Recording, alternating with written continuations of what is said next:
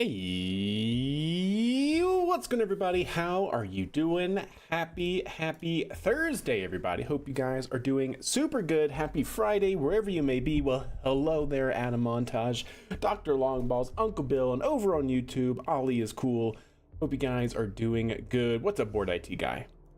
All right, let's go ahead and kick things off right into KSP as we've been doing. Mike is good, 5x5, most excellent. What's up, Boas? How are you? Hope you're doing very well yourself. We're going to kick things off in KSP. Today is the day, moon or bust. We're going to have the very first, ideally very first, fingers crossed, successful landing of a rover on the moon. That's the goal. I think last stream we finished out a mission with Kerbals going into orbit. We also finished out, oh, that's right, we got to get the station going first. That threw a hiccup in things. All is good. What is Nightbutt saying? Nightbutt is being a butt. You got mentioned, yeah. Nightbutt, I'm gonna turn off your caps protection, but you're a little strong there.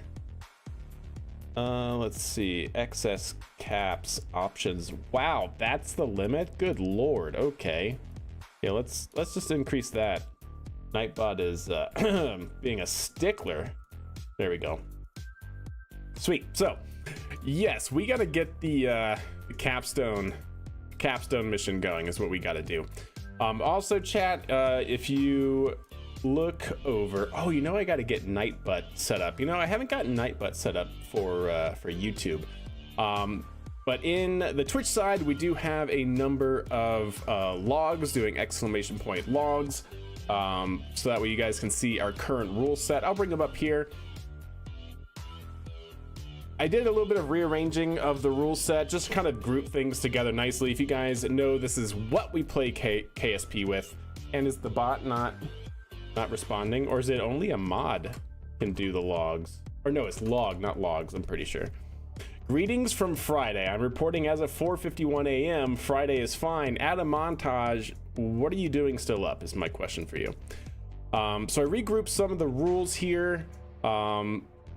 These are the rules that we pretty much play our hardcore. It's what makes it hardcore, if you will. One of the things that we really need to make sure that we start doing is setting up all of our infrastructure for pads. Now, I'm not saying that we're going to be like building like we did in our last career mode, building the rocket on the pad and stuff, but I still want to at least have the pad structure. And we have that already for our current launch vehicle, but not for the human rated variant. We don't really have a way for Kerbals to like ingress and egress out of the rocket. So that's another thing that I want to make sure that we keep adhered to at some point when we get back into human flight missions. I'm testing the new volumetrics config for JNSQ. There was a new version released yesterday or the day before yesterday. Gotta test it first. Yep, fair enough. All right, so let's go ahead and see what trouble we can get into, chat. We go back to the space plane hangar. We should be able to see exactly why our vehicle did not perform correctly. If we go to flight ready, so we're trying to launch our first space station module, and I think our space station module is just slightly too large for the fairing. I think it got clipped somehow, not exactly sure, but that's what we got to find out, because as you guys can see, it is definitely very close. Also, what is the ejection? Ejection is fine, I think. It is definitely very close to the edge of the fairing here, and if it's too close, then it's actually going to be clipping through, which actually, is it right there? Is that a seam? No, I don't think so. I just want to see how much room do we have here. Oh, there you go. That would be why there's like hardly any room in the fairing shell there. Not great. Man. Stand by, chat.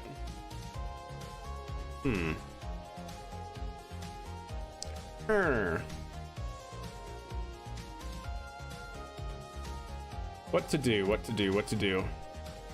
Here, let's go ahead and save this real quick, and let's see. Let's actually open up our capstone station. You see how wide it is? It doesn't actually have to be that wide. So I'm wondering if it just shouldn't be. Yeah, maybe it just doesn't actually have to be. What we could do also is... Okay, so that's a plate. Ah, so that's all attached to there. Okay, 1 second. I don't want to overwrite that and mess up where everything is placed or what's connected to what. But we could do, let's see. Yeah, so we have that. That's a little tall. It doesn't actually even have to be nearly that tall. We actually have a lot of room to work with this here. So I think that's exactly what we're going to do. I think that's exactly what we're going to do. So let's go ahead and actually take this, move it down. Yeah. Oh, it's all of that? Son of a gun, chat. Trying to figure out which part is which. Like, which part is connected to which for the hierarchy. Are aerospace nozzles in this game? Yep, they sure are. We only have one type, but there are mods that give you more. Oh, I don't have it unlocked, but yeah, there is a toroidal aerospike in the game. All right, let's go ahead and do that. Yeah. How many parts is it total? Only 81. So what I actually want to do here is bring this down a little bit to like the actual level. You know what? Let me get our jigs in place before I do anything else. I know. I keep like unloading and reloading. Just bear with me. I want to make sure we do this right, so hopefully we avoid any future explosions. Because we do definitely have some room there. I could even get rid of that part, arguably. You know what? I think I might do that. I don't think I actually want this part here. We could actually make it like so much speeder. EJ coming in with a raid. What is good? Bring the panels, all you got. I'm here for it. How's it going, chat? Raid, bring it on. How are the workers and the resources going in EJ Bliat? In EJ Stan? How is EJ Stan's thing going? Could you give me some tips for making good SSTOs? Absolutely, Ali. First and foremost, know that an SSTO...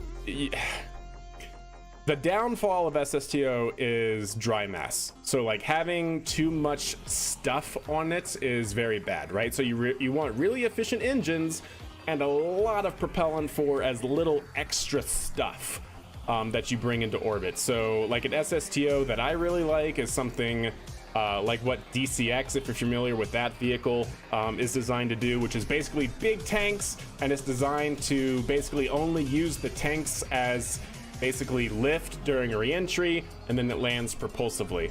Or, you know, if you add wings to it, then that can certainly be useful as well, because you can actually land it back on a runway without propulsion, which gives you a little bit of wiggle room for the propellant margin you need.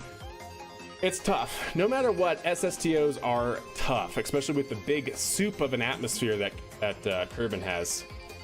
Bakalakadakistan. Ah, of course. Yes, very good. Yeah, the raid and run, understandable, absolutely. Well, welcome Raiders, hope you guys are doing well. Happy Thursday or Friday, wherever you may be. We are getting into our hardcore career mode to really try and see if we can't put our first space station into orbit, a first space station module, I should say, so we could both complete a contract and we can start doing space station building, because we of course want to start getting our science module up and running as soon as possible, all that jazz. But we noticed that our current module here is slightly too big for our current launch vehicle fairing. And, well, I try to play this game as close to real life as possible in terms of, like, plausible deniability in terms of design and stuff. So we have a very set standard fairing for our launch vehicle that I do not change, and this does not fit. So we have to change the payload, which is a little bit unfortunate. We missed it by that much, chat. It's like actually just touching the outside of the fairing or the inner wall of the fairing. which is not good because then that can cause explosions on separation. So we're gonna just make some changes to this. And before I get started with that, let's go ahead and get our handy dandy rulers out.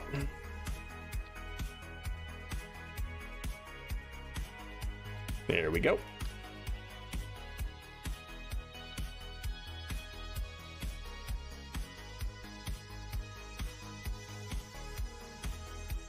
Cool. All right. So what I want to just do here very simply is trying to put this somewhere. It doesn't really matter where it goes. There we go. Then I'm going to use this as a guide to really tell me how big my current system is. So we know that we got to come in pretty significantly under it. So that is there. And that looks to pretty much be on point. Yep, that's right on the bottom. So we're going to take this and gizmo it out. And now I know that that is where we currently are. I'm going to get rid of this 3.75 meter section because I think our fairing is like 3.8 meters. So even this is like slightly too big. So I'm going to get rid of that part and then we'll see what that leaves us with. Of course, that is going to be attached to that. You know what? That's fine. That is, of course, fine.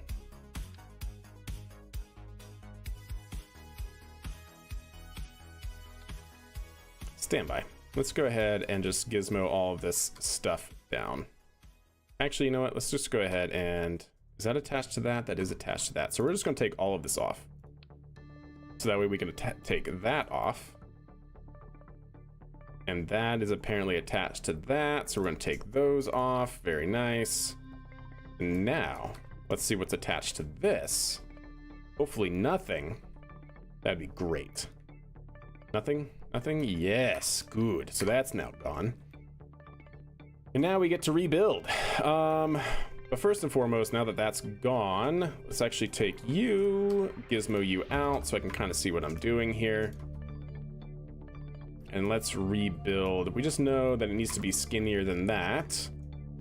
Let's take our last guide rail off here and attach it here.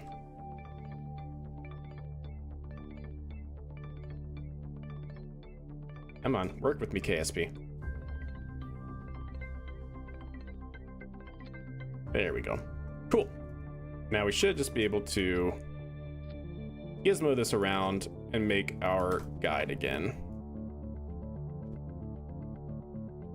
So again, I'm doing this so I can kind of see what is my maximum limit that I have to come in under, and I want to come in under pretty significantly. We have plenty of room. I try to use the very bottom portion. That's pretty solid. Okay, very good. Hey, what's up, Bubba? How are you? All right, let's go ahead and also figure out this one as well. Because I might just make it that size. No, I don't want to make it that size. I might want to actually make that slightly skinnier as well. So let's just go ahead and figure that out.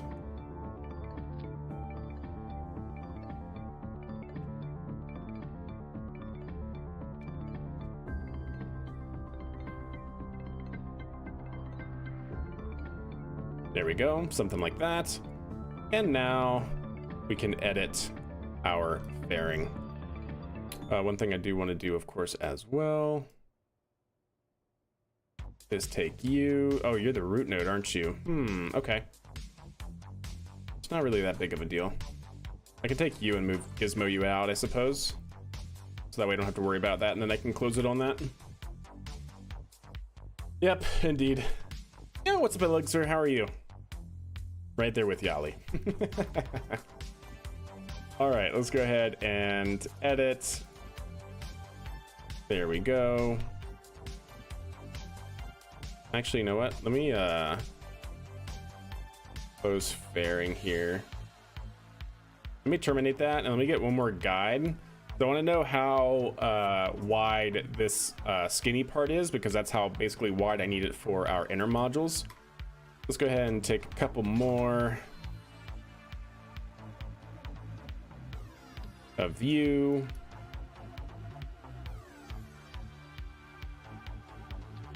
There we go.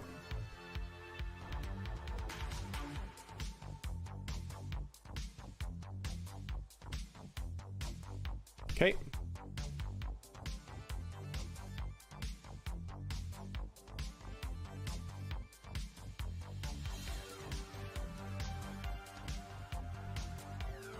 There we go. So you to the right on the inside of that. Then I need another one. Oops.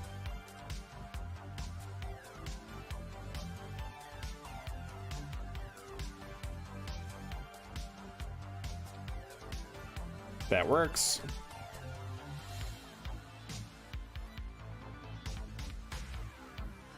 Okay. Again, using these as a guide, so I can see just how long our fairing parts need to be. Right to the inside of that.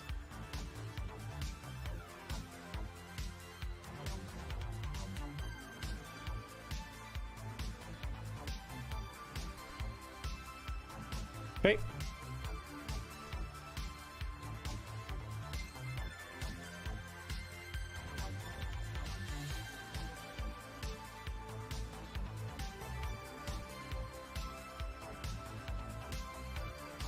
That seems good. All right, now we can go ahead and edit the fairing.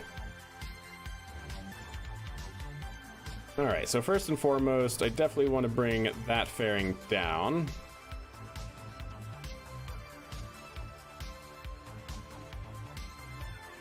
Somewhere like right about there.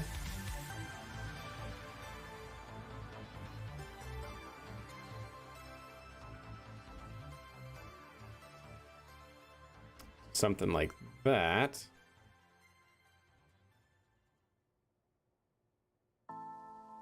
Something like that.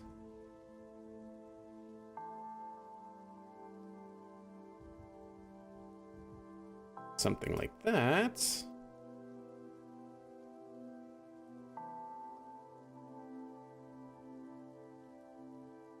Are you really not going to give me a closed fairing? Well, ain't that something, chat? It won't give it to me for something that's that close, I guess. All right, we'll go with that then. Now what we need to do is take you and move you guys back into position.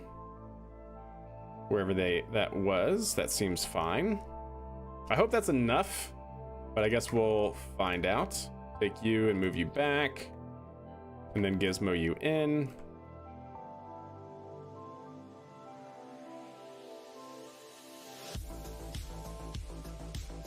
That seems pretty good.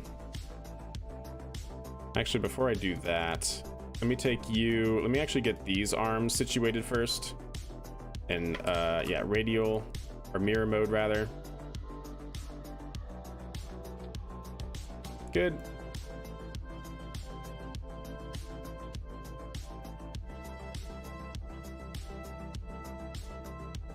Okay. That seems doable. Playing some Arcane. I'm not familiar with that one, honestly. Hope it's good. Hope it's going well. Brain is dead, unfortunate.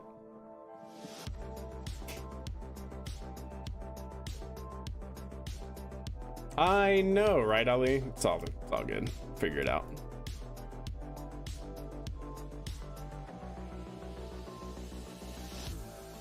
Then, of course, we're gonna have to gizmo until it's not like that.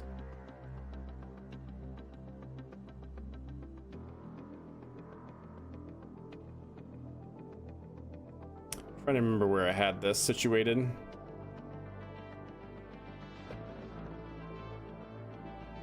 It wasn't out here, was it? It actually may have been, so long as it's not interfering with the RCS, which it is, unfortunate.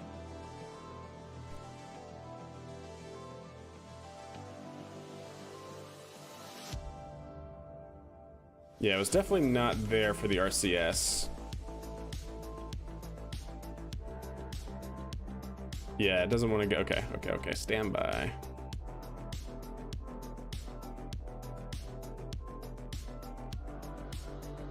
Oh, that's right, because we got rid of it, so we're a little bit shorter now, which could still be okay, but it might mean we actually need to change the design.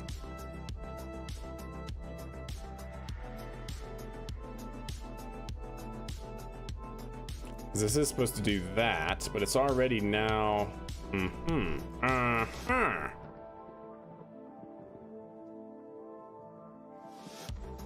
Okay, thinking mode. It's always something, chat, right?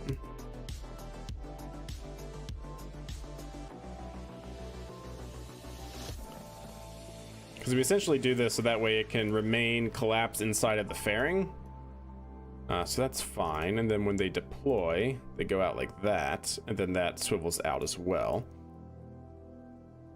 I don't think I did, Andy, no. Hey, what's up, Shock? How are you doing? Let's see, what can we do here? We could actually take this and move it up some. Yes, that actually might be... Oh, let me see. Move that down a couple, and then move this back up. That might be the move, chat. Because now we should be able to put this like that, and now it's not going to interfere. How about that? Well, looky there. That actually is pretty solid. And then we still have ever so slight room to actually bring that even more.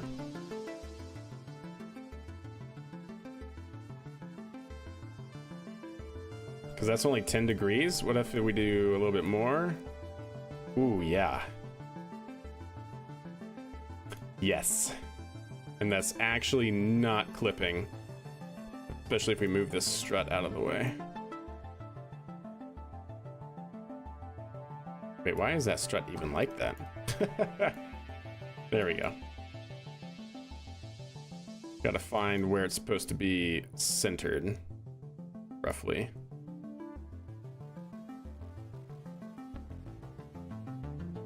Yeah, that's good, that's fine. I've been banned from saying all right in the Kerbal voice. Apparently I did it enough to annoy the crap out of my family and get it struck from the vocabulary. That's an accomplishment, I think. Yeah, you shouldn't be mad about that at all. That's an achievement. Look at that, chat. We actually, oh, that actually fits perfectly. Okay. And I'm hoping that that helps us with the fairing as well. Okay, I'm pretty happy with that, chat. Let's move this light back into place. Nope, not like that. Like that, perfect. All right. Go and get rid of you, and get rid of you. And save. All right, good deal. I will check it out. Okay. Oh, I need to change this though, don't I? Open editor. This needs to go from negative, or from 14 degrees. Yeah. Isn't that what I said? Or is it more than that? I wish it would tell you what the absolute limit is. Let me check. 18 degrees. Okay.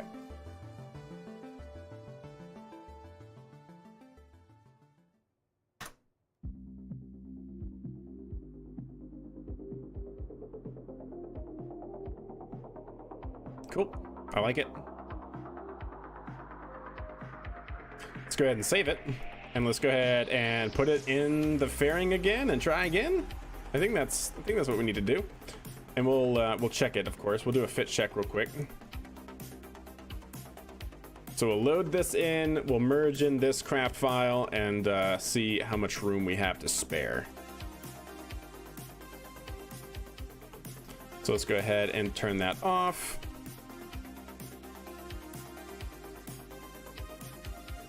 Take you off. There we go. Load. Don't save.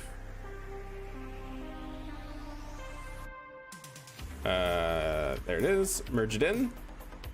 Alrighty then. So how much room do we have now is the question.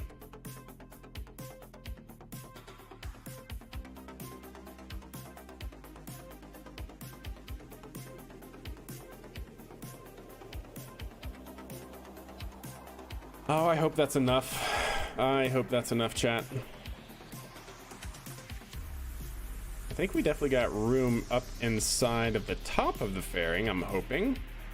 Doesn't look like those are in the way. So yeah. Hopefully, oh my god, that fairing, or that solar panel is just on the edge. I might actually have to even move it in some. Just to hopefully be safe. Ah, that's so close. Packing density is on point, chat. That light doesn't look great either. Oh, it's so close.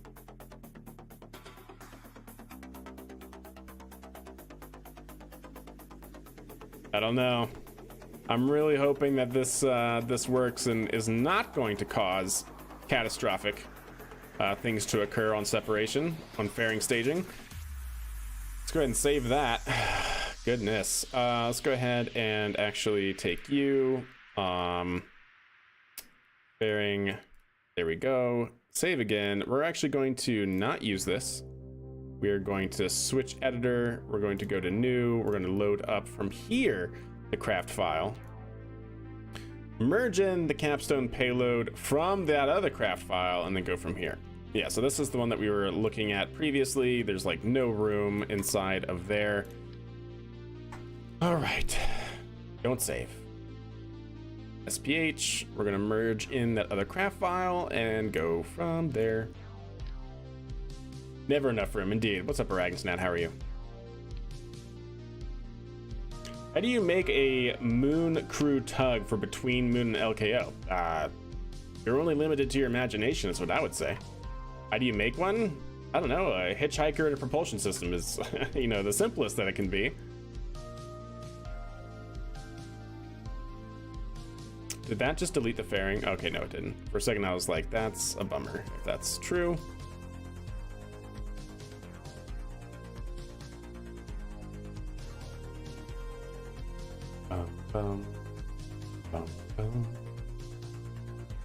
That looks on point, chat. I do like it. Definitely, to me, seems like it's on point. I just really hope the fairing isn't going to glitch. That'd be really unfortunate.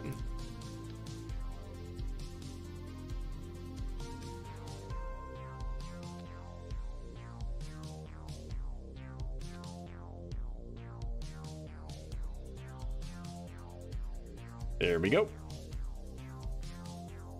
Save. Or make a SSTO refinery and dock to the station? Totally could.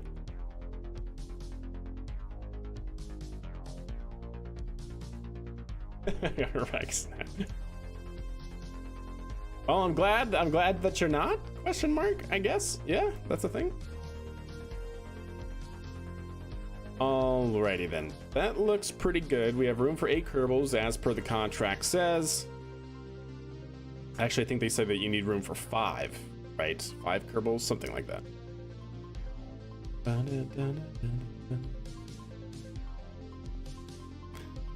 Well, only one way to find out, chat. Save it. Let's go ahead and check our staging here just to make sure. Center engine, outboard engines, add release, second stage. Okay, I like it. Do you have a Discord? I most certainly do. Let me actually get you a link to that.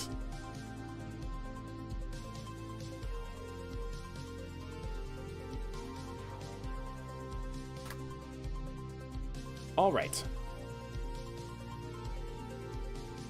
I think we're good. Let's go ahead and save it. Let's go ahead and put it out on the pad. Let's go ahead and open up our mission log here. and start filling this in. So we're going to need to see what day we're going to be launching on. This is now the 8th of August. We'll see the day. All that seems good. 316. Okay. When do we want to do it? Probably daylight, right? Definitely daylight. Let's see when daylight shall be. 4:33. All right, 4:33. Actually, we'll give us a minute here, minute and a half. So 4:35 is going to be the 110 by 110 is our destination. Okay, well, we're going to have to, in the meantime, get our flight package out. So let's see, that's DCX simple. We want Minerva 1. Let's go ahead and make sure and check everything is good. I don't think the payload actually has any liquid fuel or oxidizers. So let's go ahead and say 0. That seems fine. 96 is good. All that looks good. Where are we going here? We're going to go to, say, 110 is where we actually want to be. Yep.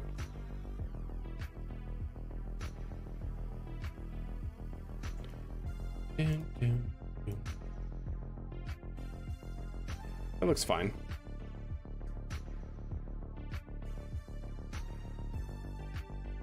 That's going to be the target heading. Okay. Yeah, I'm good with that. Package out. All right, let's roll it up and see how this goes, chat.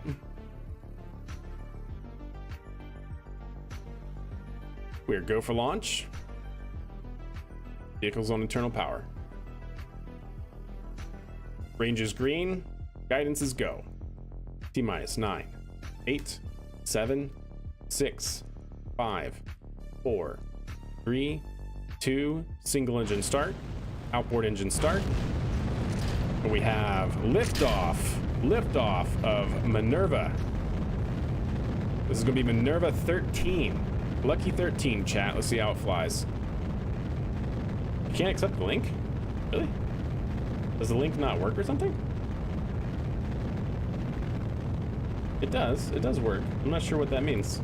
I'm not sure what problem that's causing. All right, vehicles pitching down range, chat. All systems looking good. We are throttled down, max Q, maximum dynamic pressure. Currently the vehicle should be tracking a maximum dynamic pressure of around 12,000 pascals. If we go into aero, 12,000 pascals is what's tracking. Should start throttling up here as we track that dynamic pressure. Should have a very slow ramp up on the main engines. Looking good, tracking 12,000.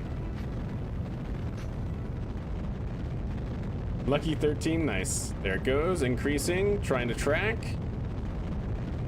Looking good.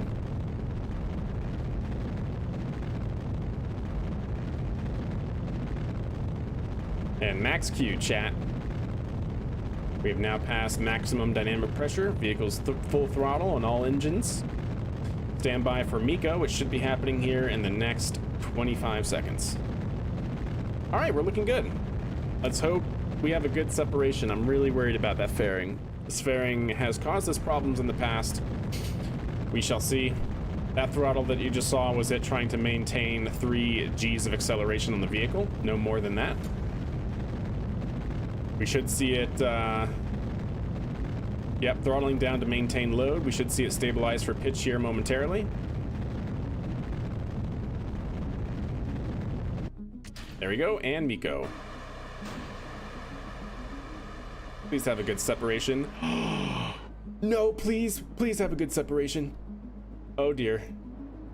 Okay, this is fine, right? This is totally fine, chat. We had an anomaly? What's it caught on? And why? We're fine. This is fine, right, Chad? This is totally normal. Question mark. Well, at least it can still separate like this. So this is still all autonomous. We're trying to track 110 kilometers apoapsis, and it looks like it's doing that pretty well.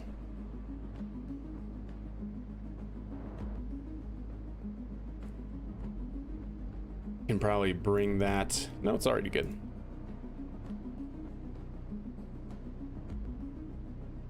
We're using that monoprop. I did not mean to use that. Oh well. We're good. So far, our Lucky 13 mission is fine.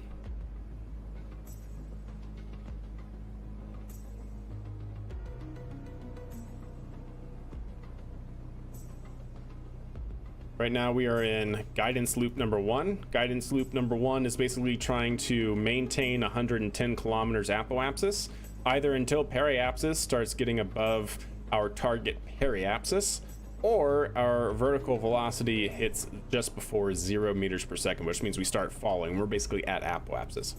So right now it's tracking 110 just about. All looking good, if I do say so. Inclination's a little bit off. We can probably clear that up pretty easily after finishing our burn here. We gotta lose this fairing if possible. Oh, I just had to talk about it, chat. I just had to mention. All right, looking good. And we have Miko, 116 by 71. Seems like a pretty good parking orbit for now. We'll go ahead and get ourselves situated. And let's go ahead and turn off all of this RCS. I should have done that before, but we're gonna do it now. We're gonna try not to use any RCS from this main vehicle, because that's all it has for propulsion if it has to do any orbital cleanup once we separate and whatnot. That seems okay. And this should be fine as well. Okay. So let's go ahead and see what we can do to clean up this orbit. I do want to try and put it into 110 by 110. So yeah, we'll figure it out. In the meantime, let's see if we can't clean up this inclination a little bit. So the way we can do that, of course, is target our moon, set as target. We see our descending and ascending node. We're 0.7 degrees off. So we'll wait to go, because the moon is actually perfectly within the ecliptic plane or the equatorial plane of Kerbin.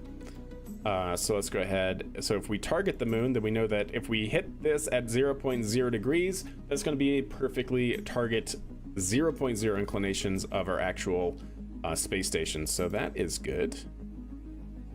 And so then if we just, oops, that is the wrong one. 0.1 and 0, that should basically get us to 0 inclination and be exactly what we're looking for. So in the meantime, we're going to rotate around, make sure we're controlling from the right spot, which we should be. And then wait for this 1 second burn to clean up this inclination. Please have a good separation. Yeah, exactly. Clip it. All good. What mod do you use to make Kerbin look so good? It's called Parallax. Parallax.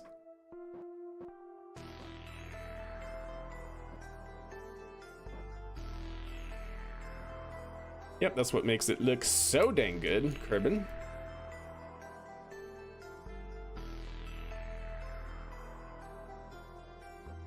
There we go, looking good.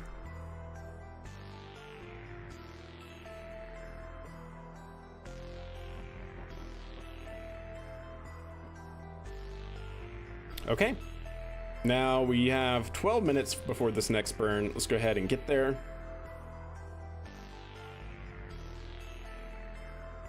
I can carry a crane, that's pretty good. Kerbin looks ugly, well, teach their own. Teach their own, Eric. Hey, what's up, Cecil? How are you? This is not a lander. This is going to be our first module of a space station, which I hope will complete a contract here. Oh, never mind. We already did, because technically we did put it into orbit, and then we stabilized. So we did, in fact, clean that that contract up. That's good. But we're not done with our mission how I want it here, because I want this to be for a future station in 110 by 110 circular orbit. So we are going to continue our mission here, even though we've completed the contract. What did we get? 258,000. I like it in 12. Awesome. Very nice. Very nice. Can a crane work on low moon gravity? Yeah, I've used cranes. I've actually used cranes on the moon to like move things around. I think EJ, I don't know if you're familiar with EJ if you're coming from YouTube, but EJSA also plays in that style and has used cranes on the moon successfully. Absolutely. Did I say no? No, Dr. Lama. Parallax. Goodness. Okay. I mean, I know you know this. I know you're just stirring up stuff, but no, it's called parallax. Ribbon can't be ugly as this is our cradle, our home world. It can't be ugly. No, exactly. That's what I'm saying. All right, let's go ahead and time warp to do this 1 second burn here. How do I find his YouTube channel? It should be EJSA. I think it might have an underscore in between the EJ and the SA. But EJSA, he has what looks like a NASA logo as his emblem. He plays lots of KSP as well. Or at least he used to. He's kind of getting back into it now. Yeah, it definitely does, Element. You're not wrong. It definitely does. All kinds of trouble is what that stirs up.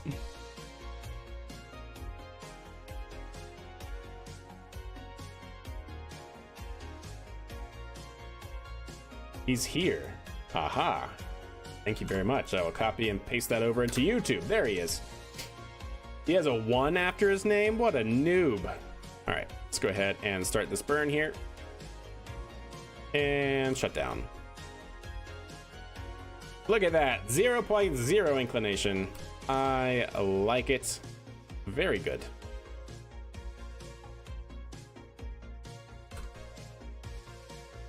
Hey, what's up, Cobra? How are you? I got into space. That's right. That is right. We just had to make it a little bit more slender. It had to lose some weight. Right, it couldn't be so people wide body, but it's fine. We're good now. All right, so we're 114 by 72. We're coming up on our periapsis. So actually, with our periapsis, we're probably going to use the RCS that we have available to us from here, using the second stage. To try and drop this down to about 110, and then once we get up to apoapsis from that point, we'll burn periapsis until that gets to 110, and then we will call that mission accomplished, I do believe. It's in space, unlike Gateway. Don't you dare put that evil on me, Ricky Bobby. Absolutely not. I've had too much heartbreak over stuff like that in this last it seems like it's been forever, but it's really only been like 13 days of bad news. I mean, you have, you know, Stuckliner, you have Gateway. It's just, it keeps going, man. Viper, oh, good lord. That was obnoxious, if I do say so. All right, let's go ahead and get this here. And we're almost at periapsis. Oh, I actually want to bring it down, so let's actually rotate. Just want to get the obvious joke out of the way. Yeah, but I can still fault you for that because that was clearly the low-hanging fruit, and you took it.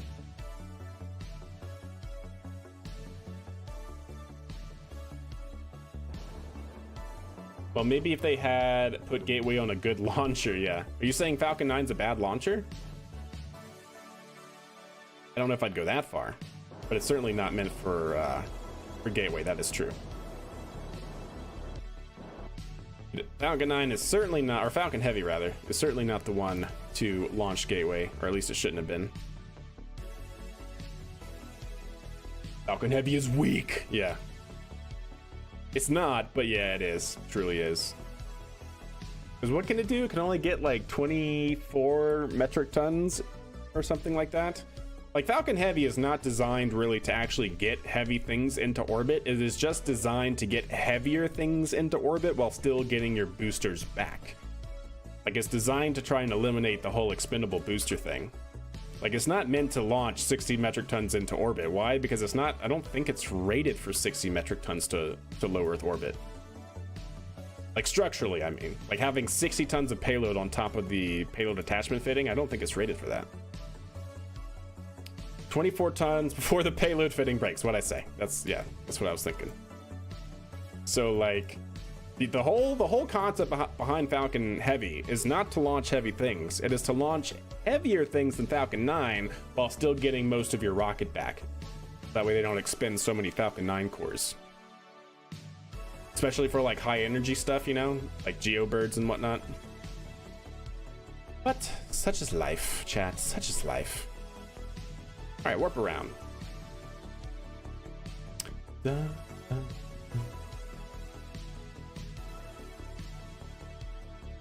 I guess in the 43 seconds here, can I get a rough?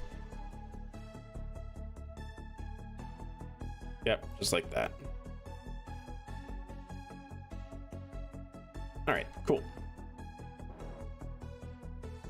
Isn't Clipper going to have to launch on Falcon Heavy or something? Clipper?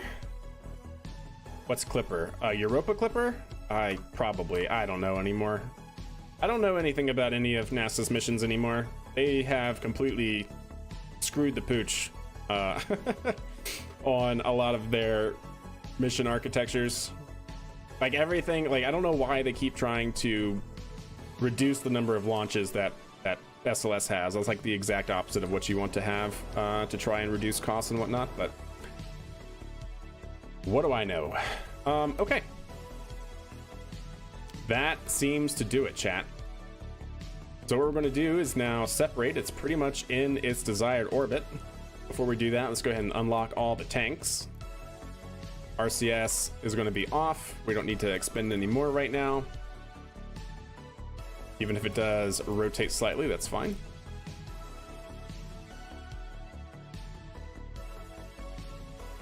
Seems good, seems good, seems good, seems good.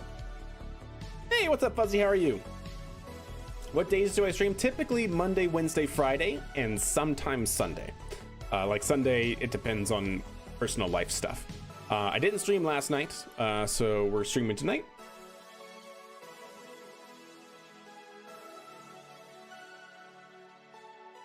Wasn't listening? Yeah, that's, you know, people are going to do what they're going to do.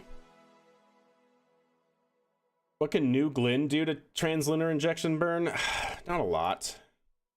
It's like, I want to say it's like 10 tons. It's probably not even 10 tons. Because think about it. Something the size of SLS can only do 45 metric tons. And New Glenn is like more than, is like smaller, is like more than, is less than half the size of SLS. And then don't forget that like Delta V does not scale linearly with just size.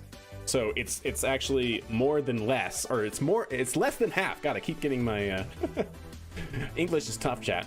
It's less than half of what SLS can carry, and that's just a low Earth orbit. So 45 metric tons, less than half of that would be on the order of 20, and it's probably not 20. I'd say it's like 10, maybe 10 or 12, if that.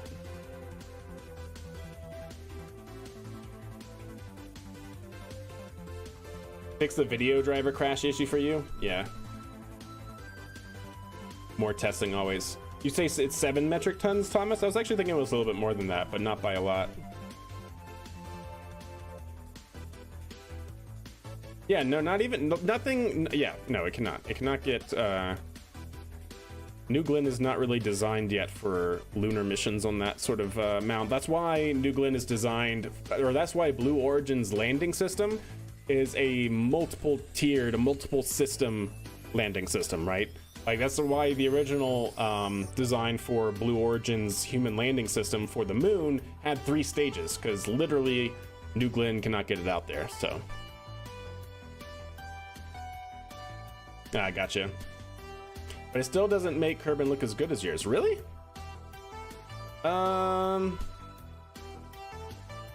Did you, so Parallax helps, right? And then I think Parallax has different options that you can download or enable or something like that. I don't think I did anything in particular. Like I definitely don't use another mod for it. Maybe Scatterer, but I think Parallax forces you to download Scatterer, doesn't it? So I'm not sure. Let me actually check my mod list again and I'll post it in YouTube chat for you. Yeah, this is my mod list here. So parallax, scatter, and then within parallax it uses like the ultra quality, I guess. If I remember correctly, it's been a long time since I played around and like downloaded parallax and installed it and stuff. Yeah, indeed, Thomas, indeed. Yeah, I'm really psyched with the way that Blue Origin's going. They're starting to look like they're getting their stuff together, if you will. All right, we're looking good, chat. Nope, that's the wrong way. Yes, performance issues. I've thought about doing it, and I'm not against it, but every time I've tried it, for me, clouds are nice, but it's not like that big of a deal, if you will. And on top of that, the last time I tried it, it definitely slowed the game down noticeably. And you know me, all of my craft files are like multiple hundred parts, so I need as much performance as I can get it. So yeah, thanks, Bose, appreciate it. There we go.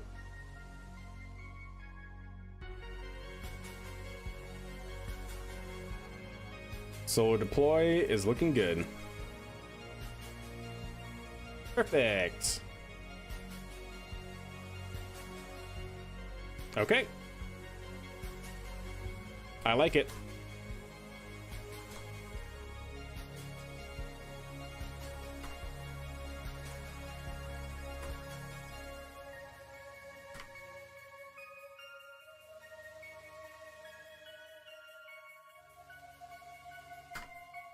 I like it. Also, one of the things, chat, that I think it was Andy. Yeah, Andy on YouTube side. I totally forgot about this, and we're gonna start doing it. Part of my rule set is to put these vehicles up on Kerbalex, because I'm playing with similar rules and got some ideas from EJ's last playthrough for his mission mode, and kind of made them my own and made some different rules as well. But one of them, which I like that he had, was putting the craft files onto Kerbalex. So I put my shuttle up there on Kerbalex last night, or the day before last, if anybody wants it. So, but more of that to come as I can. Is this for a space station? It certainly was for a space station. All right, let's go ahead and ride the stage through entry. You made a space taxi LKO to Moon with some lifting body capabilities. Well, that sounds pretty good.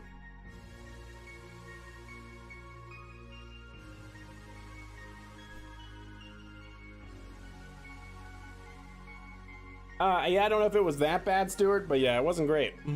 Yeah, what's up, Sea-Kraken, by the way? I don't know if I said hey. Hey, do you mind if I ask you a question regarding Starliner, or would you rather talk about that stuff on Space News? Smoke, I love talking space. Ask away any and all times. If you see me live, you can ask me about space at any point. Anything. So yeah, go for it. All right, let's go ahead and bring this in. I don't expect this to survive, although the fairing might actually weirdly survive, because fairings in these games have amazing heat dissipation, but we'll see.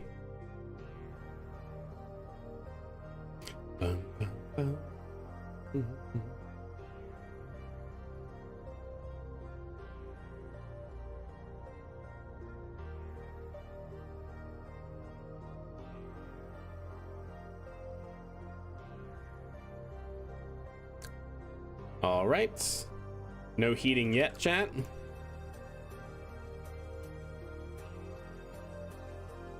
Uh-oh, there goes the heating.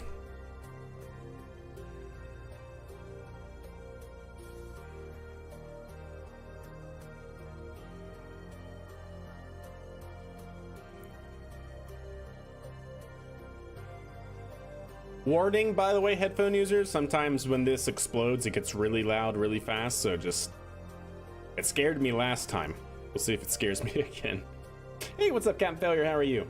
Kerbalex is down. I know, it's been doing that more and more lately. You get, like, the Heroku fail thing. Heroku loading fail or whatever. Sometimes you just have to refresh. Or, retype out the address.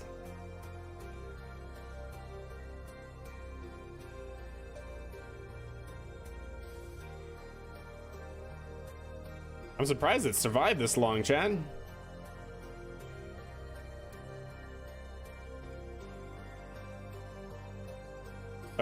No? Yeah, I'm really surprised it survived this long. I mean, it's definitely toasty. How in the heck did it survive? Genuinely curious.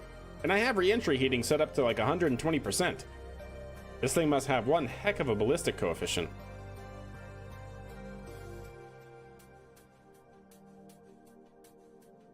The New Glenn landing vessel is going to arrive near the end of the month. That's wild, Thomas. I can't wait for that. Regarding the 2 astronauts from Starliner, if worse comes to worse, if Boeing doesn't manage to somehow fix fix the issue with Starliner capsule, would they be able to collaborate with SpaceX to send Dragon capsule to bring astronauts home? Yeah, Smoke. So NASA did a press conference a couple days ago, and one of the contingency plans they actually have in place is to actually push 2 of the astronauts that are currently scheduled for Crew 9, which is in late September currently. Basically push them off of Crew 9 to a subsequent crew mission.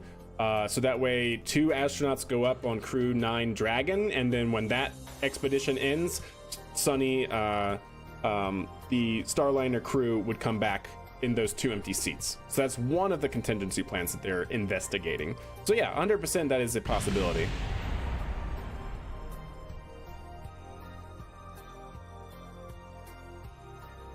Huh.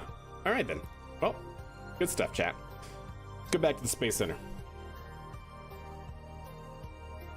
For some reason, it took your follow away. Well, welcome back, Everest. Good to see you. Hope you're doing well.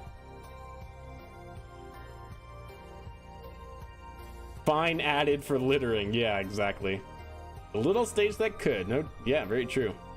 Did we already complain about Burger today? No. Why? Did he do something? Did he do something else?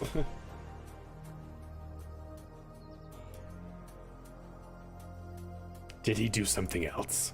All right, well, that was pretty good, chat. Pretty happy about that. That means that we can go ahead and get another mission under our belt here. Do a complex scan with the rover arm. I definitely want to do that. New surface outpost. Build a new outpost that has an antenna, has a docking port, and can generate power. Have a facility supporting 5 Kerbals. Oof, okay. Have 1,000 units of monoprop in your outpost. Wait, do we have to have 1,000 units on the outpost when we land it? Oh my god, that's actually going to be huge. Why did I take that? Okay, well, we'll see. We'll see. Nothing out of the ordinary. All good. Yes, pay your taxes. Much appreciated. Much love. All the meme taxes. All of them. So we have a couple position satellites around the moon, and we do have explore the moon. We're definitely not ready to explore the moon. Although I do already have the vehicle that I want to use, chat. Let me show you. Let me show you the vehicle that I want to use for future outposts on the lunar surface. What contract pack are you using? Stock contract pack. The one that comes with the game. Akalish is coming with the meme tax. Remington coming in with the meme tax. This guy. I want to use this guy. Can we use this guy, chat, please? I want to use this. Please? Yes, good. Good. Good. Good. I like this guy. We built this in our career sandbox a while ago. It's missing the engines though. We got to figure out what engines we're going to use now. But yeah, this is what I want to use. Never seen the GG flag? Yeah, the GG flag. GG, chat. It's also an emote. There you go. GG. GG. I talked to a buddy of mine today because the 2 astronauts won't be home before November.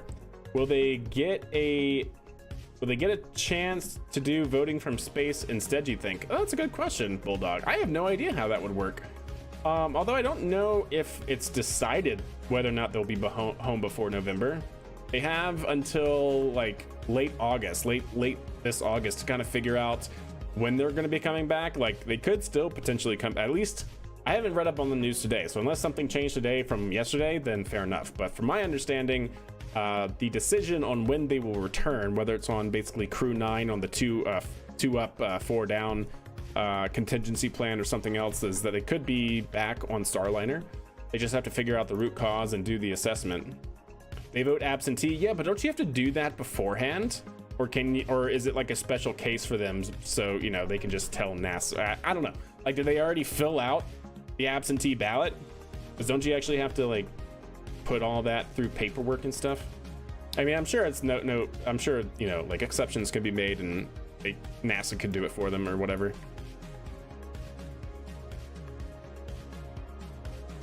But yeah, this is what I want to use.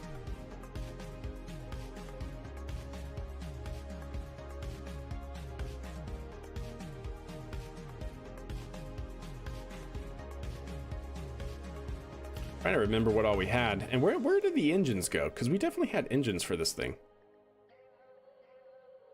They're not here, chat. They aren't here. We have plenty of fuel, right? Yeah, we got the fuel. We got no engines. Where are my engines, Ted? I'm pretty sure there should be engines here. And there should be engines here. Not so much here or here, but right here should be where engines go. But fair enough. Terriers? Yeah, it'll probably be Terriers. Especially for the moon. Bless you. But yeah, that's what I want to use. But we're not there yet, of course. We're not there yet.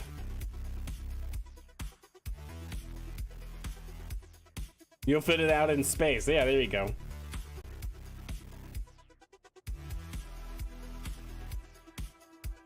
Yeah, I don't know how that works, Cairo, because I always thought that you had to fill out an absentee ballot, like, form, and then, like, mail it in or whatever. Like I said, it's not like it's something that's insurmountable, I'm sure, but I just don't know how that would work. Or can you do that all online now? Probably just do it all online. Okay, so let's figure out what we're going to be doing next, chat. Let's actually go to innovations. Oh no, it was actually under I2 orbital. I want to see what we have at our disposal to launch to the moon as part of a rover mission. Would be great.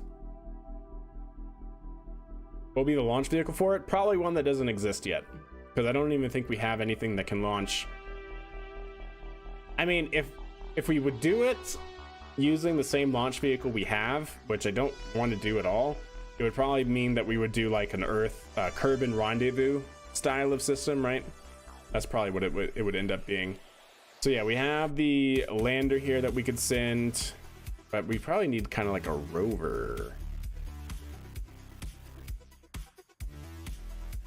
I don't remember if I have one here or not. I was thinking I did.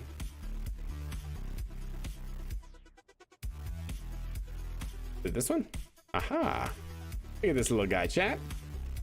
Look at that little guy. It's Viper. This was a CLS contract. Was this? I don't remember who did this though. But it's so cute. It's so good. I want to use it. I want to use it. Your local registrar would send it to NASA and they would make sure they could fill it out by sending it to sending up with a resupply or authorizing by proxy. Yeah. Do we need something like Ares 5? Yeah, something like that, or at least like whatever is going to be the next larger system beyond our current guy. I've never done a career mode. I hadn't either until I started adding rules to playing it by, because I've never been one for the stock career mode, like how the progression plays out. So yeah, that's why, like, if you read my rule set, we actually started the game with a certain amount of funding in science. So save start. So these are the rules that we started this career mode by, right? The save shall have a fixed starting amount of science, equating to unlocking all level 2 research up to 500 science on all tech tree. And then 5.2, the save shall have a fixed starting amount of funds of 300,000 Kerbucks. So that's how we started. So that way we can actually get somewhere early and actually have like a full launch vehicle developed without having to start off with like just launching a thumper with a crew capsule on it. God, the stock career mode contracts, like the start of them, is just gross. Spaceflight Simulator, I definitely know it. Yeah, YouTube does have emojis. Yes, indeed. So I was kind of thinking about using this guy. It's very Viper-esque. I wish it would tell me how much Delta V we have. 319? Oh, is that in the atmosphere? It's at, yeah. Ah, that's good. Very good. That's fine. That's fine for sure. Okie dokie. Well, I think that's what we're gonna roll with, chat, and see if we can't get this mission underway.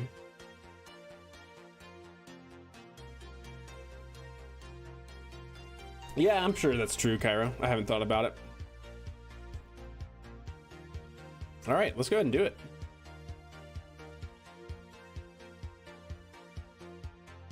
Okay.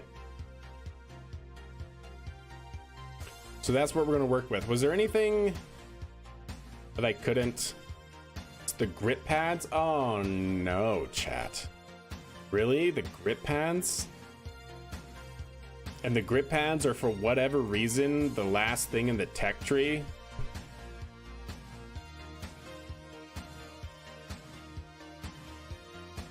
So I can't use like these grip pads, can't use those grip pads. Bummer. It's alright, worst comes to worst, we'll just do it Kerbal style.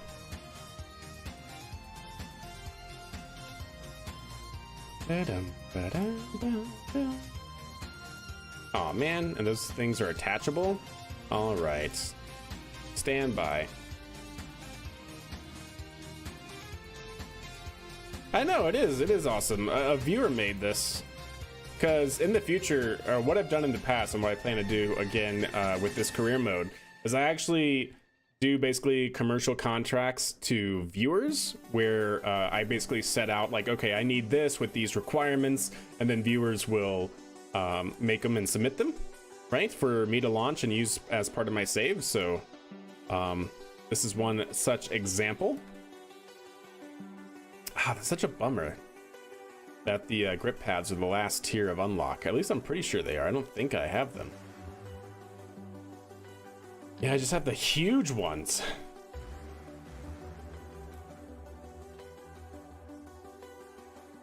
Yep, that's true, Cairo.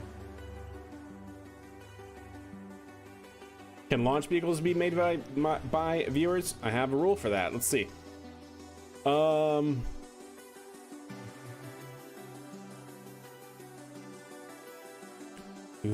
So yeah, craft files. All craft files used for missions shall be built in-house. Support vehicles should be contracted out to viewers, but only as non-critical or autonomous vehicles. That's a negative. Launch vehicles are out of the question. And no Kerbal rated stuff. So things like satellites, rovers, exploration probes, support vehicles for Kerbals, those can certainly be applicable, but nothing that's going to carry Kerbals or anything like that. All right. What is it going? Yes, launch facility. Because like, where in the heck, chat, is the grip pads? Like, I find it so odd. Are they here? There they are. The stinking grip pads, chat, are the last tier of advanced motors. Why is the tech tree like this? How are grip pads in the advanced motors section at 550 science that you can't even unlock unless you fully upgrade your research facility? Unbelievable, chat.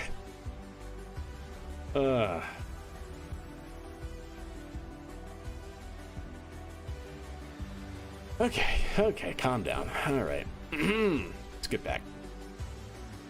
What if someone makes a jetpack? Only if that jetpack can be used in space. Otherwise, no jetpacks on like terrestrial that could potentially be used to kill a Kerbal. Because the stock tree makes no sense indeed. 300 million. Wow, 300 million. Nice.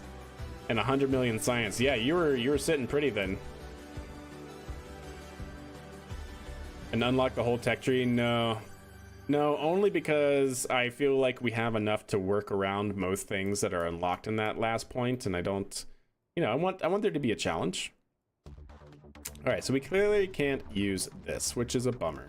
But let's start. Let's take that off, and we don't need these, unfortunately. Because I'm wondering, depending, the only thing that sucks is that it's so heavy for like the size that they are. But I was thinking like worst case scenario. Oh, wait. How heavy are these little guys?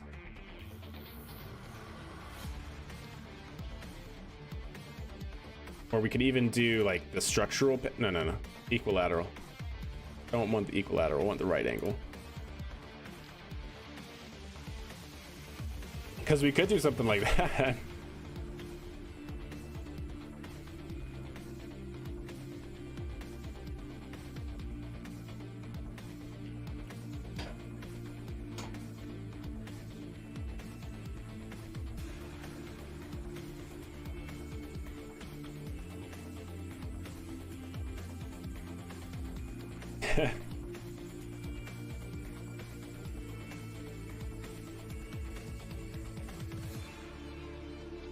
Because we could, Chad. I'm just saying, we could do something like this.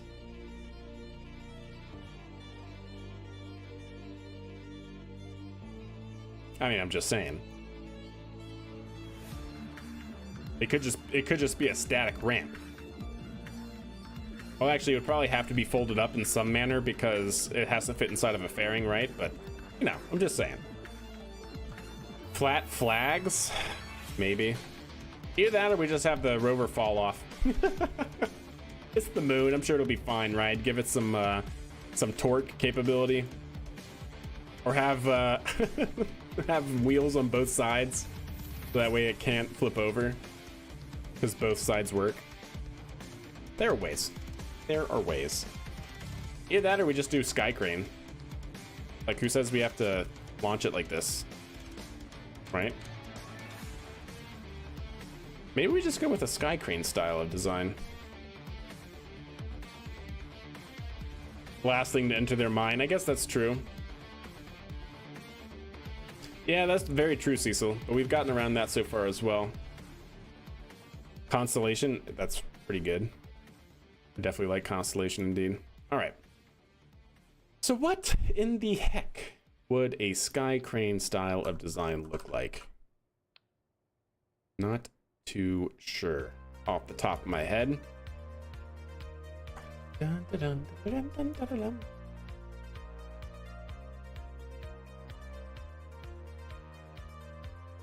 I think I got it.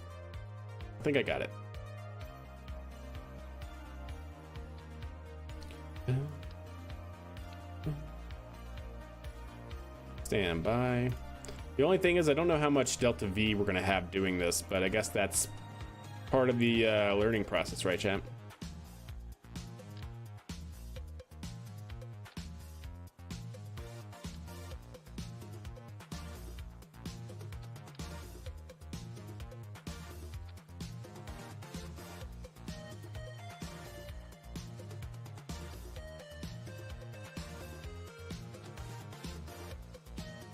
Hey.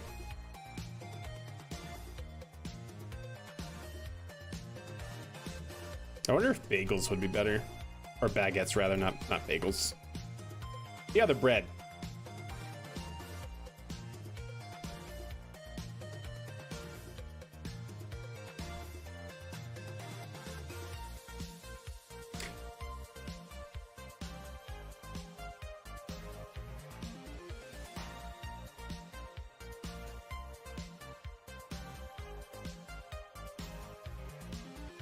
Okay. We're getting there. Gemini to Apollo, or even like Apollo applications. Bagels are delicious, that is true. This is called a bagel, right? No, it's called a dumpling. Don't we have one that's called the bagel? Or am I just thinking of baguette? Yeah, just a baguette, okay. These are the donuts. They're not the bagels, so fair enough. Because we could do something like that, depending on just how much delta V we need. I don't know how much delta V we're gonna need, or how much delta V we're gonna have, rather. But we could start off with that.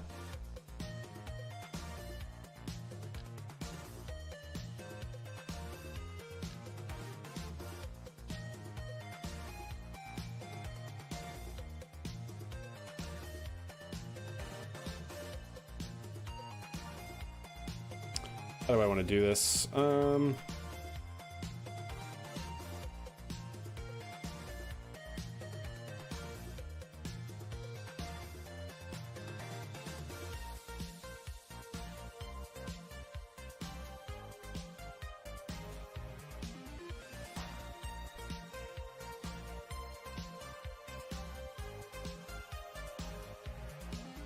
So actually, one second. Let's see.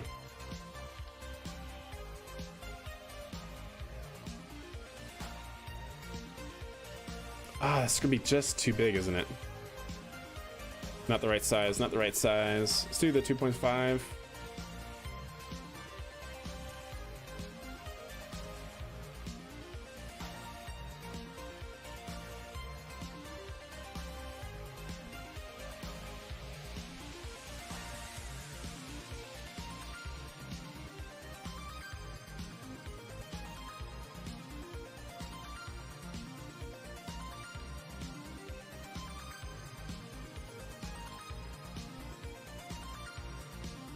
Actually, what am I doing? I want it to be like this.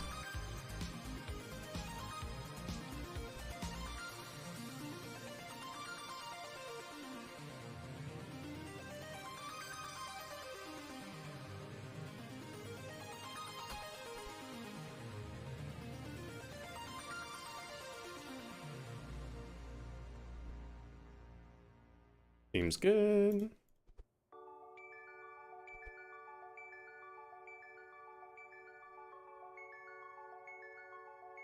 Okay. Solid. Let's go ahead and see. So what to do now, chat? Oh yeah, we could do that actually. Okay. Still working it, chat. How many thrusters are we gonna need and how big? Perfect. That'll work. And then the rover goes right here, right, chat? Yeah, 100% that'll work. Don't want to use that. Definitely gonna need something small. Probably not this small though, right? That's gonna be 2 kilonewtons, 2 kilonewtons. Ooh, these. Yeah? 16?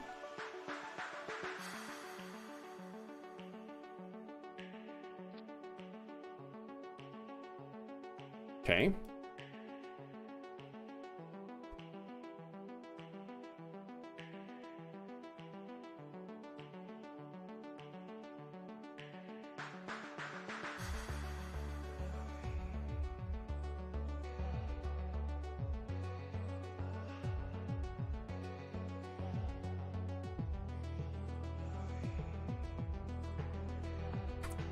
Oh my goodness, chat. Brilliant idea.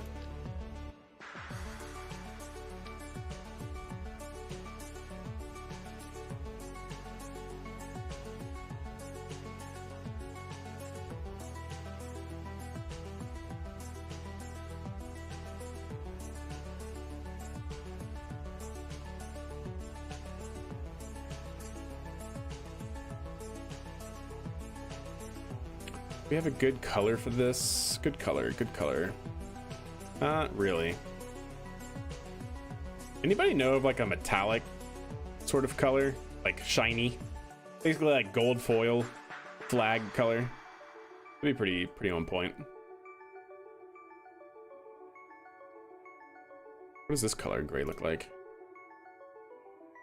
It's more white. Okay.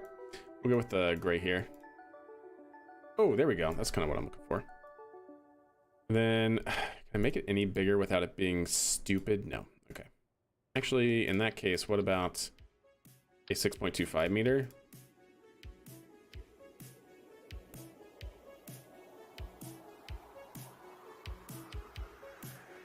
Aha! That's what I want then. Good.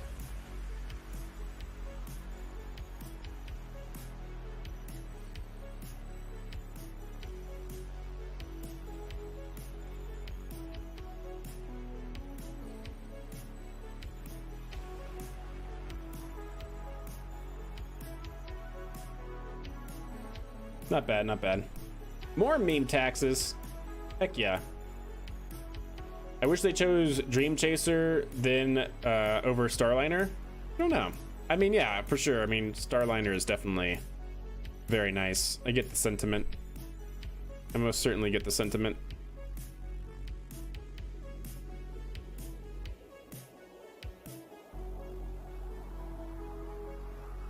I think that does need to be dark. Maybe even darker than that. Yep.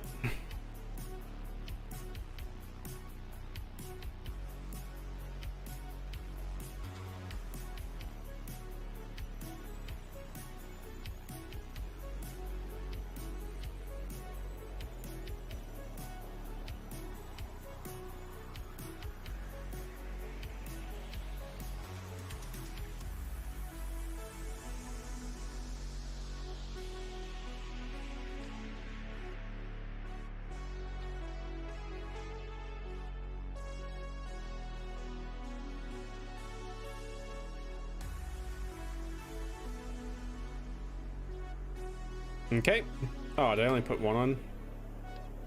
Yeah, sorry, chat. This part's just for fashion. There we go.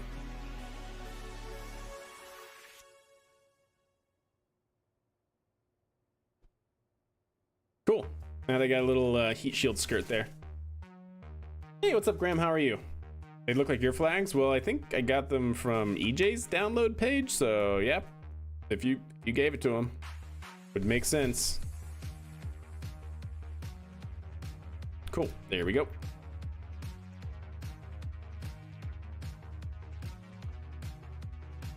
Alrighty then.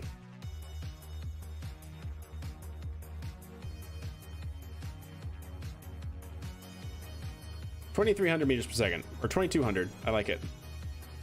Now let's significantly make that smaller.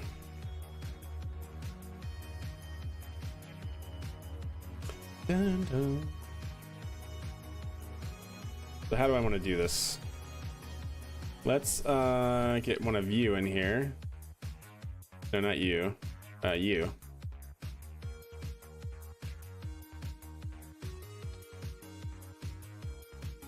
All right, that seems fine. We're gonna need a reaction control system and batteries.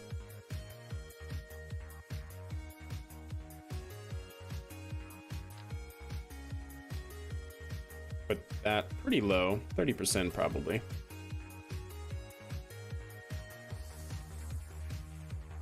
And then batteries when the morning's long and you can't go on. Batteries.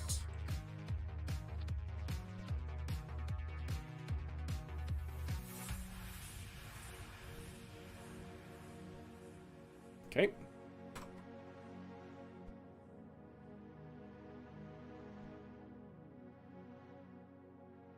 Let's see, is there anything else that I'm blaringly missing? I know power generation, that's definitely something. You make creating these things so easy, Smoke, I appreciate it. Many hours in the game. So let's not, you know, get that wrong. Many an hour. Let's go ahead and do that. That seems fine. Okay, docking port. Small guy. There we go.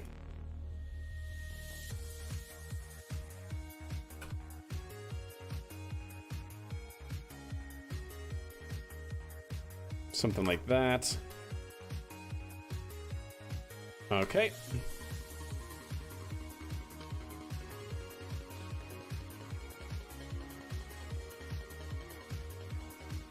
Maybe?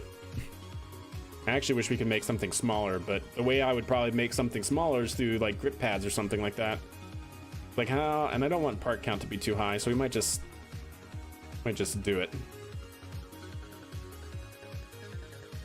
1 second, chat. Let me see something.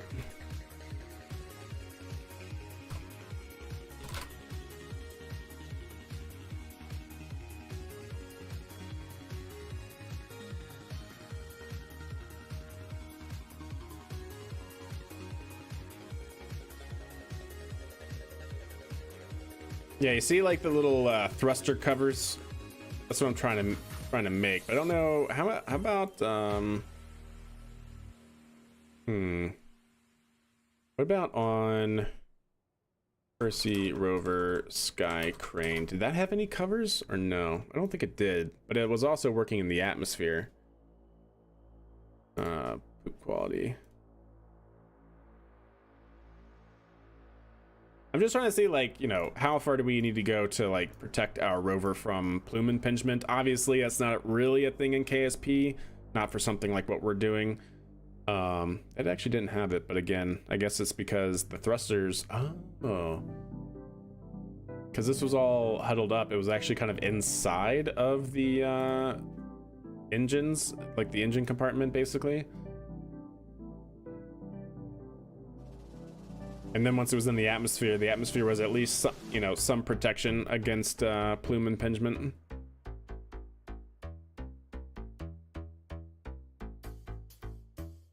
Percy rover, aeroshell. I want to see how this thing was compartmentalized.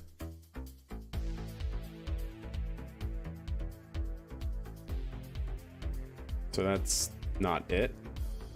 There's the aeroshell. Can we find one of it being integrated? Aha! Yeah. Check that out, chat. Oh, NSF. Yeah, so the rover actually fit inside of like where the engines were basically protruding from. You see that? So at least during the initial landing burn, the rover was for the most part completely out of the way of the thrusters. Okay, well, let's kind of run with that and see what we can do. Because does that mean, oh, man. Yes, indeed. It's amazing how compact they can get these things in real life, you know? Because in reality, this would have to be like down here somewhere. Which I'm not against. Stand by.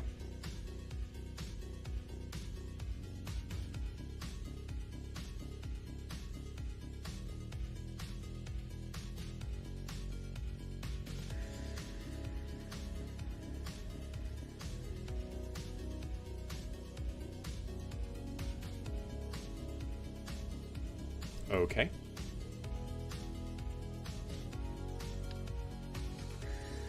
Too big. Too big, too big, too big. Ginormous.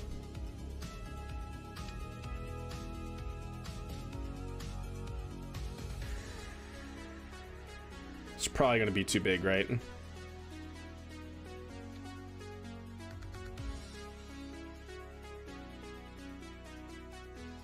Yeah, it doesn't look right. Too big.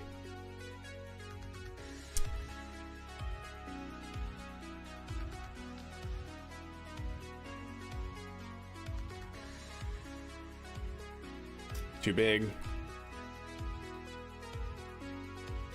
I'm trying to find a piece that will bridge that gap and make it look like it's actually integrated to something. You know, not just floating.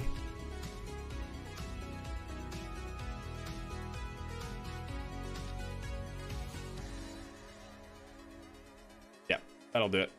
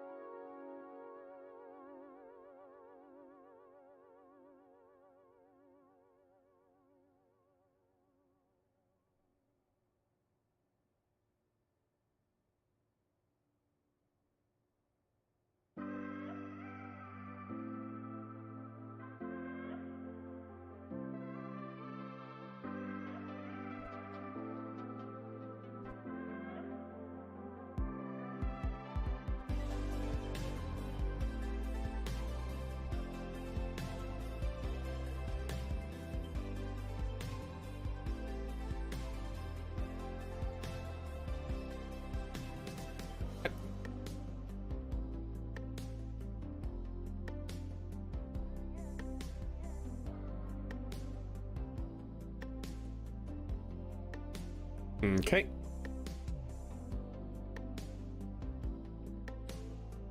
Getting there. We're getting there. Actually, you know what? I wonder if it would just be better if these were just underneath it.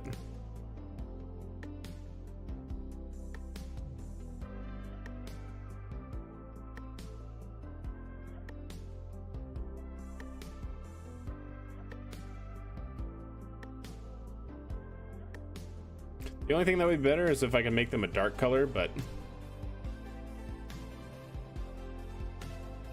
Alright, that could work. Let's see if there's anything better.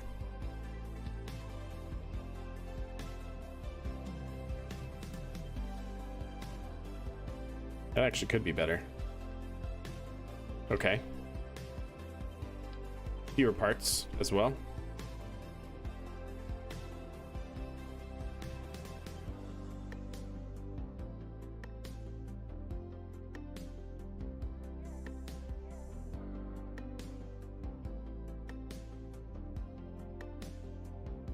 That actually, I like that. It looks like it's integrated on the side panel too, and that it goes around the tanks. That could definitely be. I'm not, yeah, no kidding. Ooh, we could also use these. It might be a little bit big though. Okay. Well, the last thing I was gonna suggest doing, I don't even know if I have them unlocked though. Oh, I do. Would be these. And just making them look like brackets, essentially.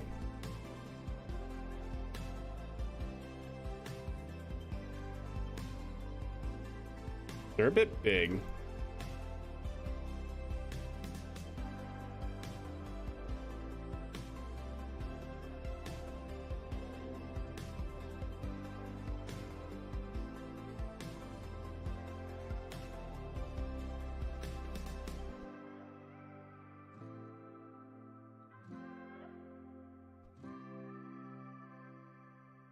They are a bit big, but I kind of like that. I do. I actually really kind of like that. Okay, stand by. Make that into 4x symmetry.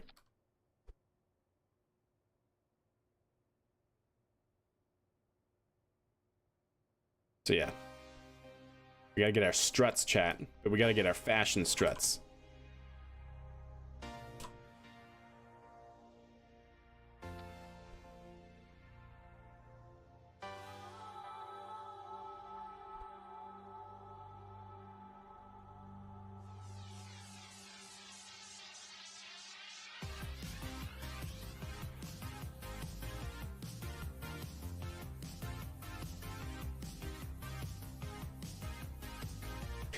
No!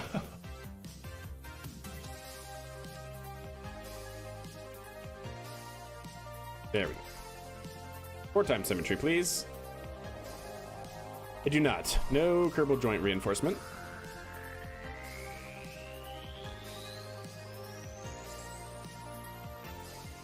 Ooh, that actually looks pretty good.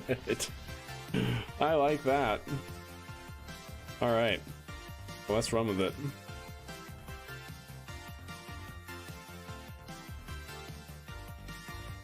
So that part moves, but this doesn't? Okay, stand by.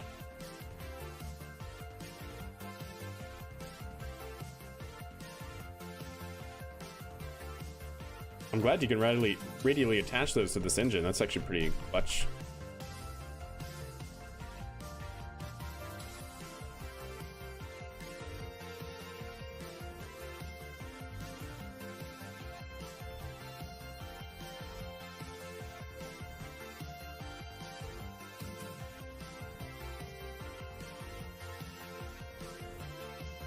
Okay.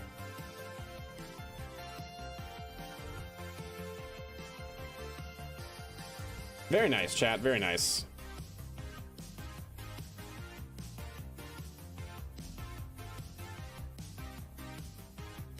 Okay.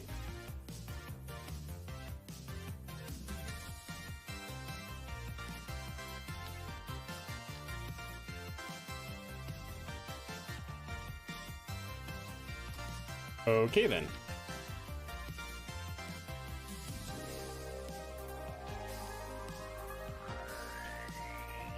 Ah, dear, oh dear, oh dear, chat. Well.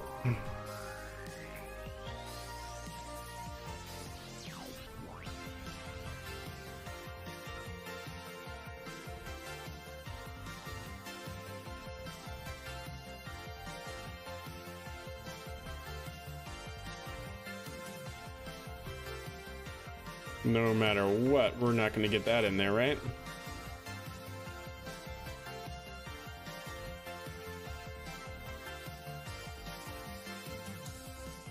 Nope, negative.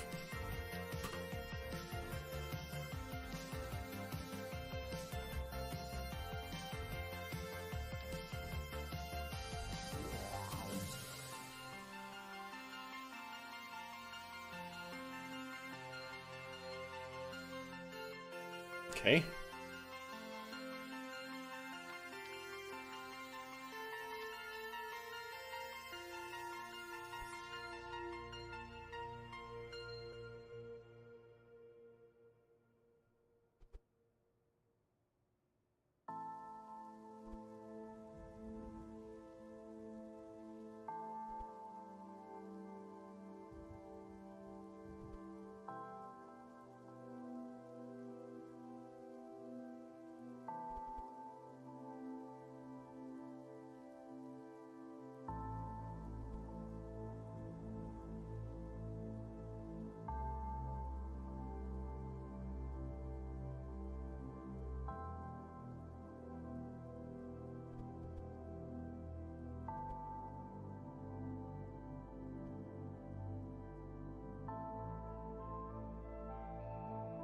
Not bad.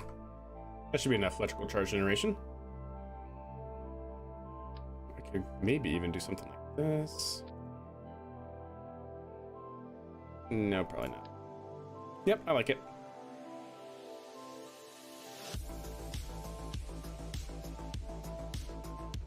Oh, you know what?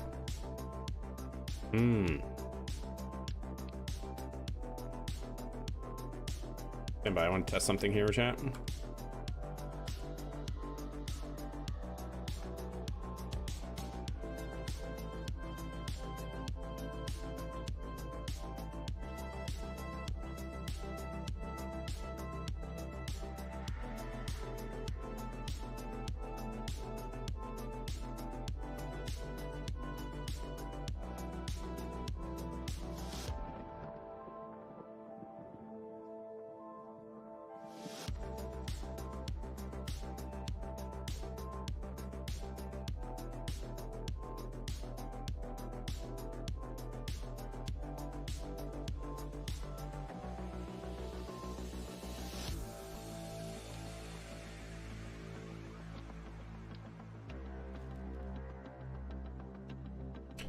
I mean, I guess that's one way to do it.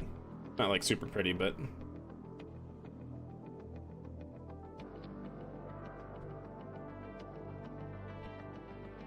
so if you're wondering what I'm building, chat, I know I've been kind of in the build mode recently, but Perseverance, I butchered that. Cruise stage. So if you look at the Perseverance cruise stage, it's basically one big solar panel, or it's actually probably, you know, multiple smaller panels, but in like one concentric shape. What? No, stop it. See? So it's like one entire ring of solar panels and then the attachment fitting for the launch vehicle at the top for the payload attachment fitting. So that's kind of what we're going for here. Trying to, anyways.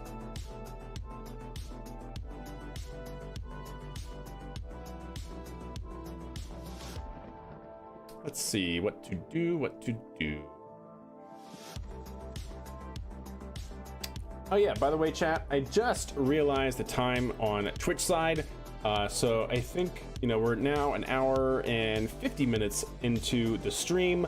I'm going to do a quick ad break so that way we get rid of the Twitch mid-roll ads and pre-ads or pre-roll ads. Not going to be doing anything, just going to be figuring out placing these solar panels and whatnot.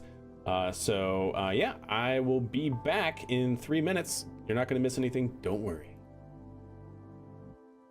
Have you considered installing some part mods with parts you can resize? I don't like part mods because I like playing the game in a way that any viewer can basically recreate or download and use my creations on Kerbalex.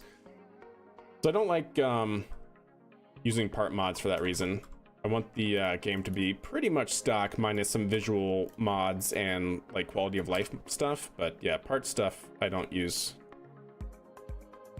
for that principle. Wait, why did that? Oh, did I not put in standby? Do you play with Kerbal? Oh, as for subs, yeah, as for subs, you'll stay right here and not worry about it. That's true. 100%. So now that we have that, can I fit one more here? Probably not nicely, right?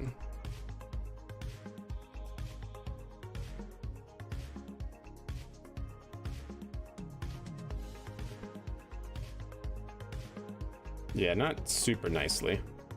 But I can, and I think that's fine. That's as close as I think we're going to be able to get. Yo, Turbo for the win as well. What's up, Figgity Figs? How are you doing? Okay, that I like, chat. Let's now start working on the rover. So first things first, we're going to call this the front. And hopefully the front doesn't fall off. That would be unfortunate. We're going to add a docking port at the front here because I want that to be my control point.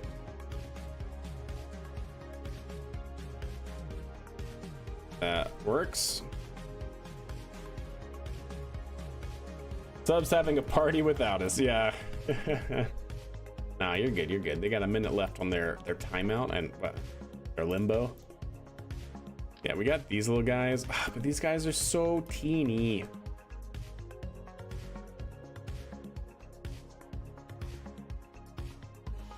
Like, I almost don't know if we can use these on this. Maybe we can. But man, does it look weird, chat. Let me just tell you what.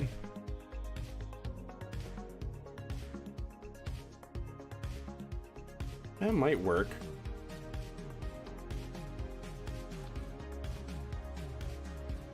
Yeah, that might be okay.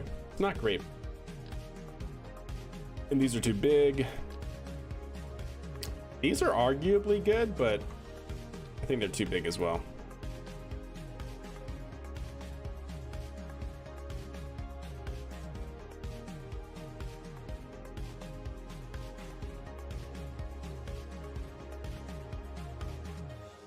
I have no idea how much spring strength we're going to need, so I'm just going to bump it up.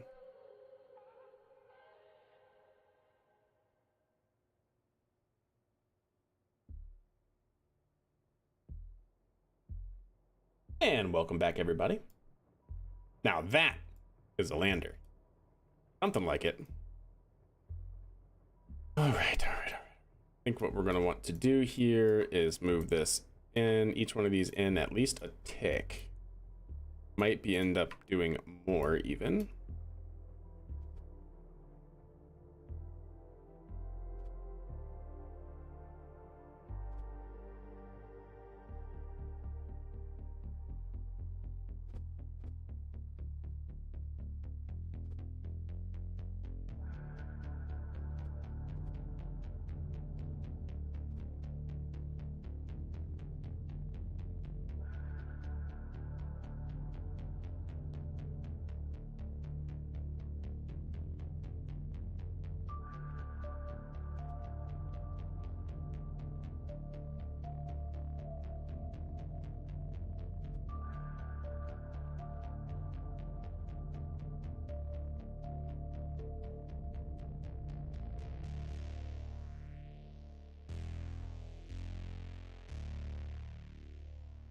Seems good.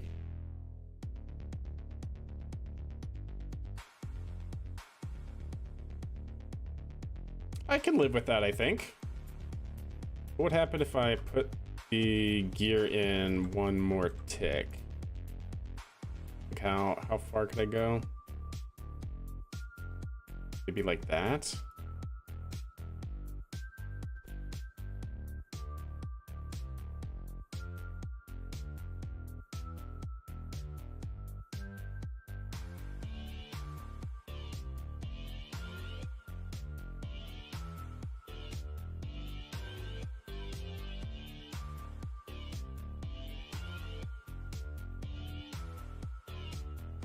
Okay, I'm actually pretty happy with that. What's up, Isaac? How are you? Thank you, appreciate it. The Apollo style ones can be retracted. Yes, that is true. They can be retracted. I just feel like they're slightly too big. Even like when they're deployed and stuff. And they also don't sit quite as high on their attachment point. I'd have to do it like that if I wanted to be kind of snug. I think they're kind of off. It is great that they can retract like that, though. I forgot about that. Thanks for that reminder, Starlink. Turbo cost me like 50% more than Prime now. Yeah. What is it? Like, because I have Turbo as well. It's like 12 or 11.99 or something like that. Alrighty then. That, I think, is good to go. Alright, so what else do we need? We obviously need science, chat. Hello. We also need a scanning arm. Oh my god, the scanning arm is so big. What are we gonna do? We don't got a lot of room, chat. Let's see. What's the contract? With a rover arm of a moonstone.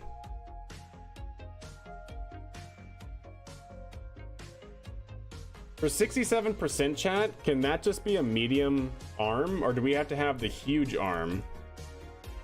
Oh, that's the light scanning. Can we use a light scanning arm, or does it have to be the huge arm? Yeah, sounds good. It has to be the medium? Oh my god.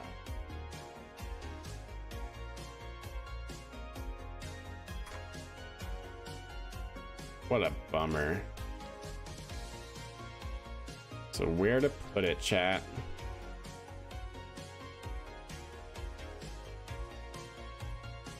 It's definitely gonna have to be on the top.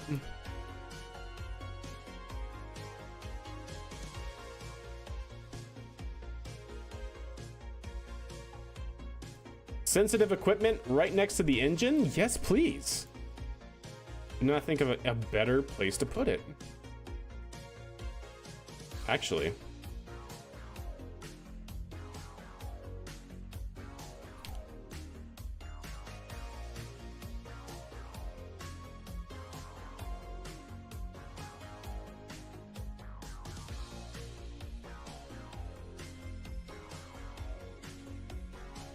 Just gonna have to think here.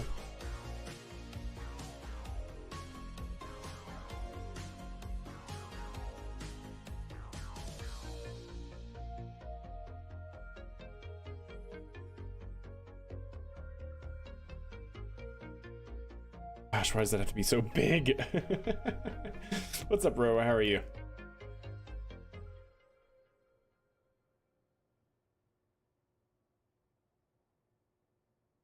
Because, like, arguably that works minus the engine placement. And we could do that, but then that's clipping and I hate it. Is there an angle that works here? Or I can maybe move the engine out a little bit?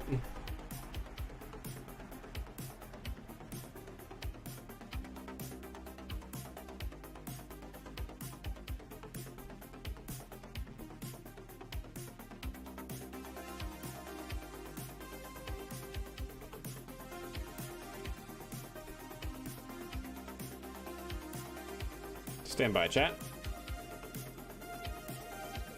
Hey, welcome back. Hey, what's up, Buzzcat? Could be the large scanning arm. That's true, I suppose. All right, so that does give us a little bit of room. We can also bring these up a bit. Probably one more tick. Stand by.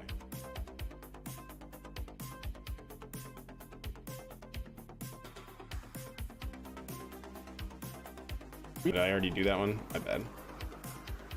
Yeah. Well, that certainly gives us more room.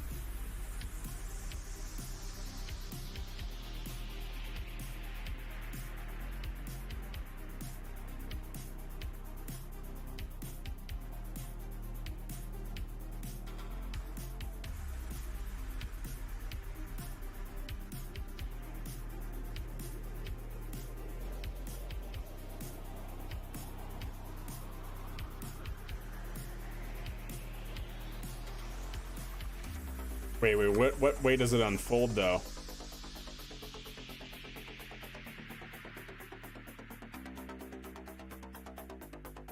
Well, that ain't great.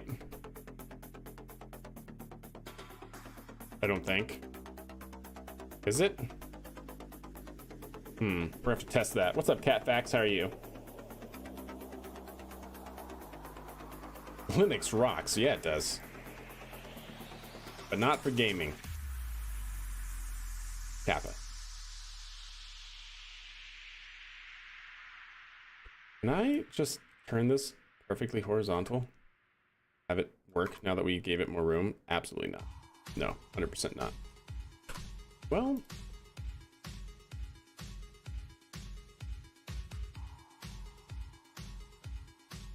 no, definitely not.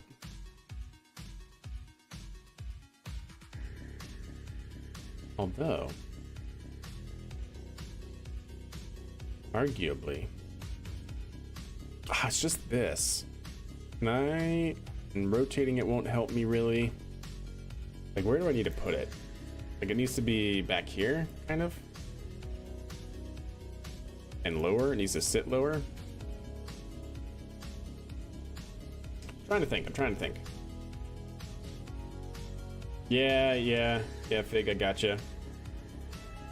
It's come a long way since Valve started helping out with Steam Deck. Interesting. That's good to know.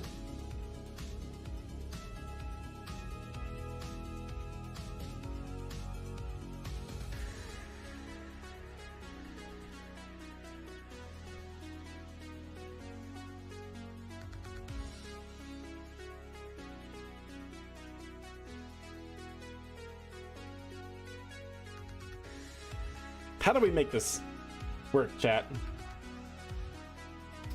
Let me see what you got, Boat. What is with the scanning arms being impossible to fit into a reasonably sized fairing? Like, when I put them on a rover, I have to angle it so it can actually deploy. I know, right? That's what I'm saying. I'm worried about putting this somewhere where, however it's going to unfurl, it's not going to actually be able to. I'm a little bit worried about that. We're definitely gonna have to test the rover and everything. But such is life. All the testing, chat, all the testing.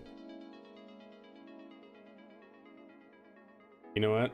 I wonder if we just have to, say, get rid of these?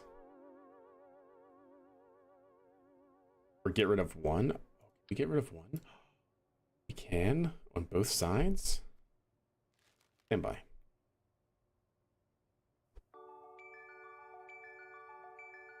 I mean, that certainly gives us the room, right?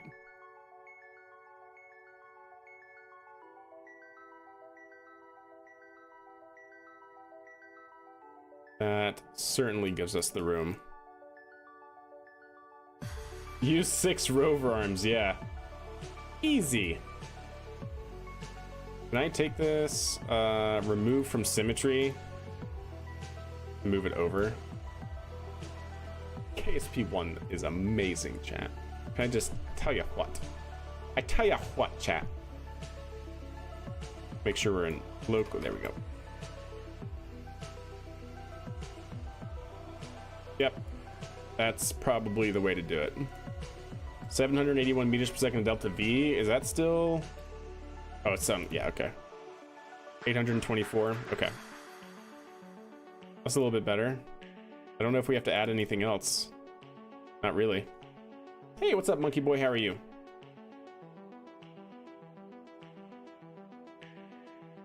Maybe some lights.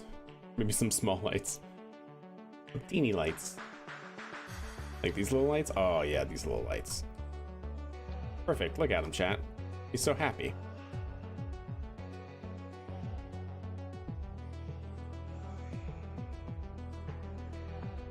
And obviously, we're gonna need some antennae.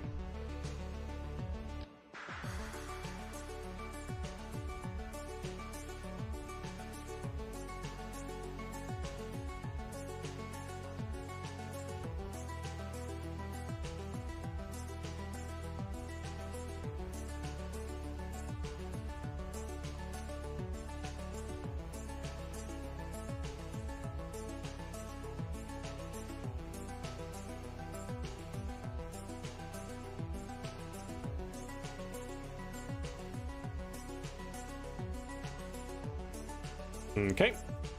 I'm doing pretty good, Monkey. Thanks for asking. All right, what else? What else do we need, chat? I mean, we could always do some more science, I guess.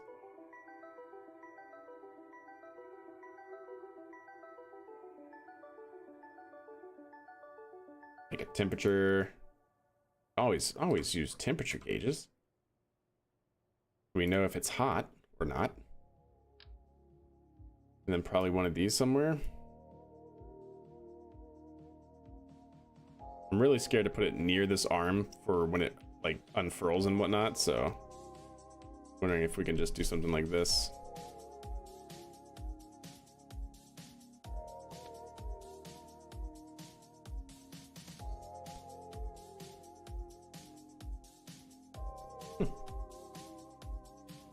Does the rover have power? The rover does not. Great call, Xenotechnic. What would I do without chat, huh? What would I do without y'all? This little guy's unmanned, yeah. Yeah, here I was like, what are you talking about, Xeno? We have plenty of solar panels. Yeah, for the Sky Crane and cruise flight, but not for our rover here.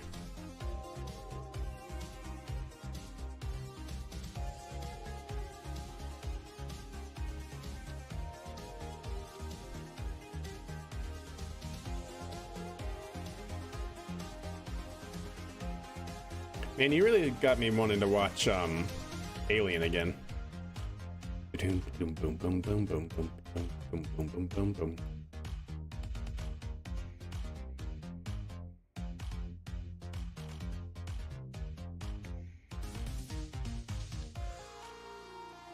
Why is the solar panel so large, chat? Oh, you know what? I got an idea. Stand by. Science. We are just going to put that covering up the logo, and we're just going to turn. Oh, that's right. Ooh, we can make it. Yeah, okay. Toggle flag. No flag there. Because what we're going to end up doing is putting up a flag up here, which I should work and not get in the way.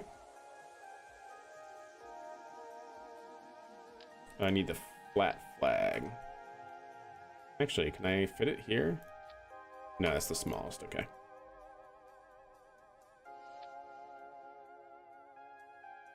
Oh, wait a second. Actually, but if we do transparent background, how we pretty much can. We can fit it right there on the side. Maybe. No, I don't like that. Yeah, it's going to go up top.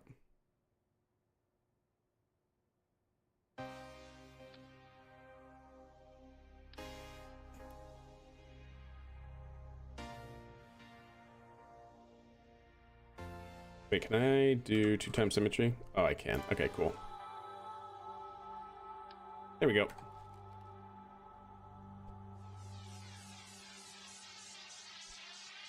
Perfect. This is going to be Lunar Exploration Rover. Lunar Exploration Rover. Save it. And we're gonna go ahead and put it out on the runway and hope for the best, chat? Question mark. I think that's our goal. Hoping for the best. Oh, standby.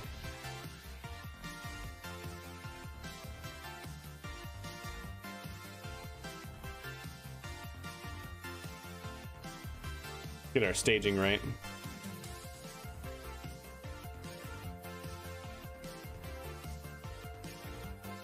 Cool. Yep, I like it.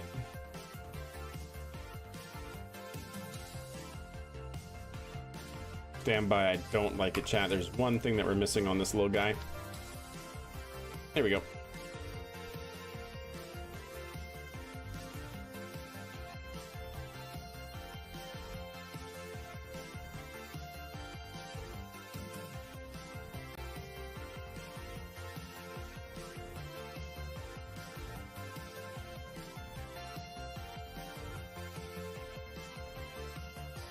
Okay, save it. And go ahead and actually we do want that disabled to start. We're gonna put it on the runway and see what happens, chat. Do you have the robotics unlocked? Yeah, if so, using a small boom with a big solar array. That's true, we could do that. Not sure if that's necessary yet. The rover itself is the battery, yep. Ooh, nice. It's actually... All right. So maybe these don't need such spring strength. Especially on the moon, it probably doesn't, right? Okay, but we'll figure that out. Cool. Well, chat.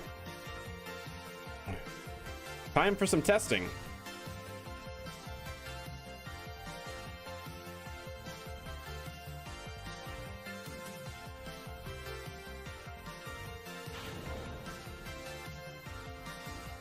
What can possibly go wrong? Oh, we don't have any RCS thrusters on here, chat. Well, that's gonna have to be a thing.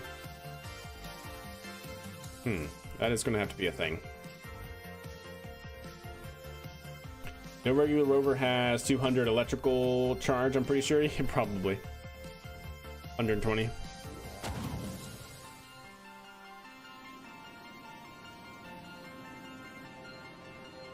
All right, well, we're up. So this is to test simulated moon mission here. Make sure nothing explodes or anything like that.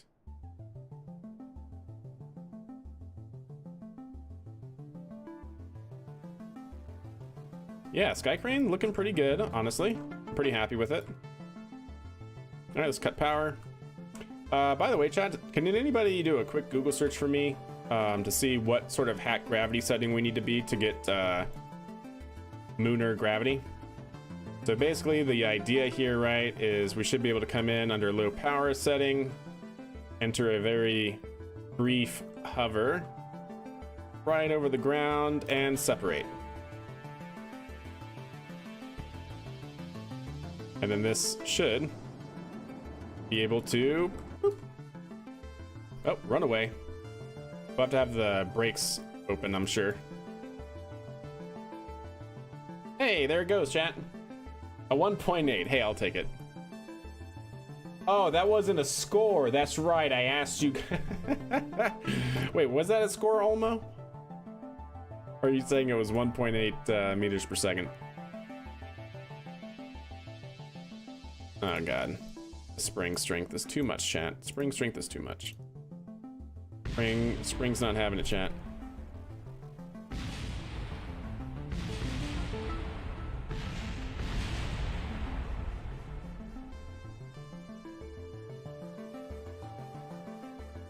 Oh.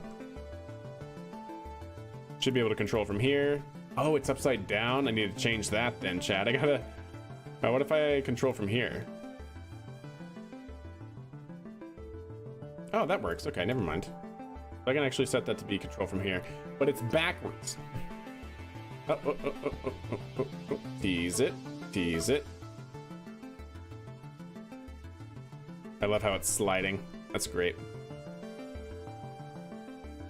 Anywho, stand by. There we go.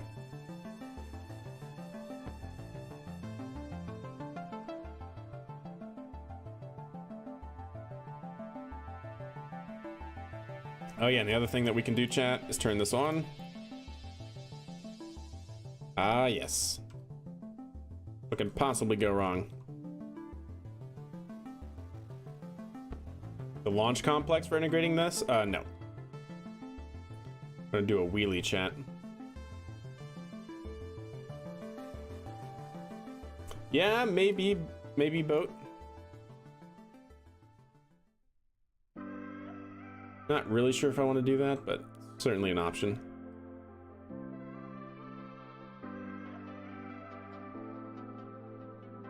Yeah, you gotta do the wheelie, chat. Or the, what do they call this?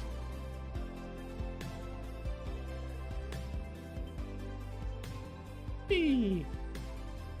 NASA if it was cool. NASA is cool. It's just, okay, they're having a rough time of it right now.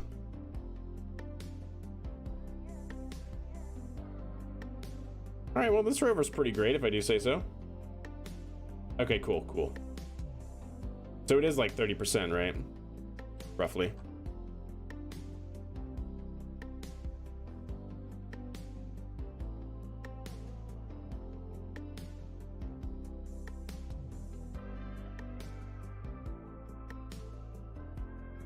I dig it. We did something pretty cool here, chat. Oh, that was less than ideal. He's breakdancing, chat. Don't worry. Don't worry about it. He's breakdancing. Well, I hope we don't do that on the moon, because then we lose our rover arm.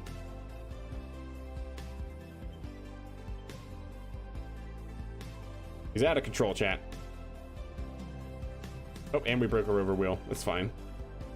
We have redundant rover wheels, right, chat?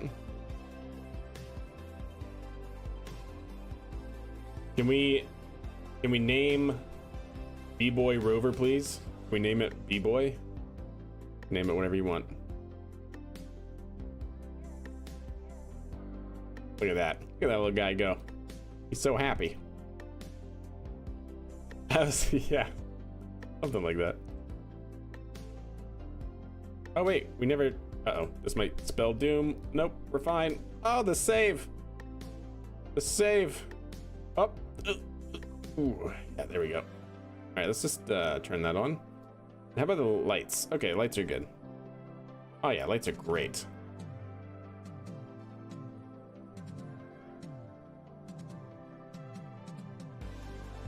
Well, this is one way to get around the moon, chat, is just a somersault. This is fine.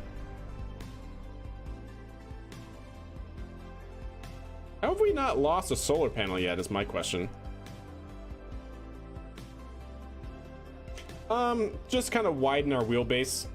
That's really the reason why. Explore. To give us some additional wheels to take the load and to widen the base for stability. Yeah, it is pretty adorable. Oh, he's missing an eye, chat. That's unfortunate. All right, moon crater. Oh, he handled the moon crater like a champ.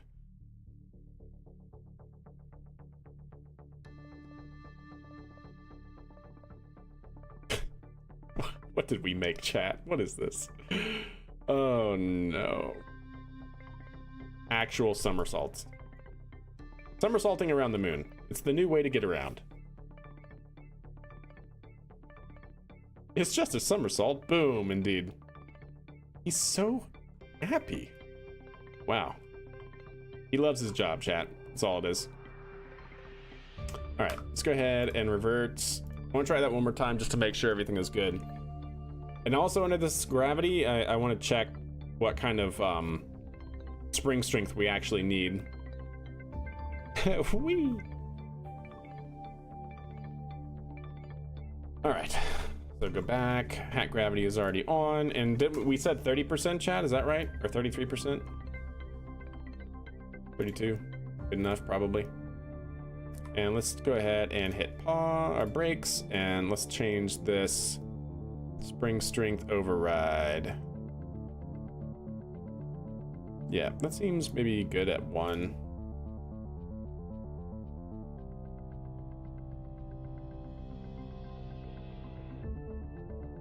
Okay.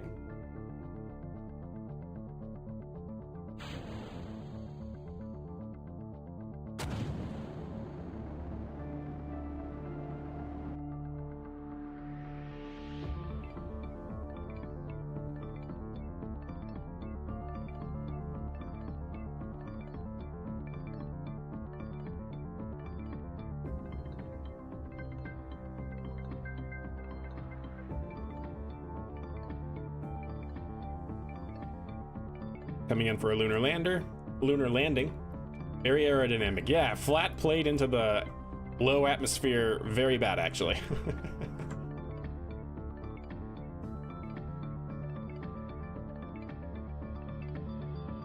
He reminds you of TARS moving. Ah, that's true. He does remind me of TARS now that you mentioned that, when he like somersaults. All right, let's go ahead and bring it in nice and easy, chat. I really got to add RCS to this as well somehow. Not sure exactly where, but we'll plan that out.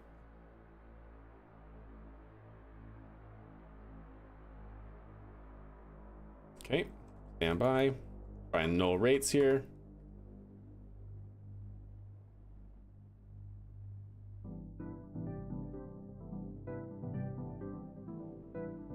And release. This is not me doing that, by the way, chat. I don't know why it's spinning, but It's now becoming a flying saucer. Perfect. Really? Can't switch back? You let me switch it back before. Why not? It's in render range.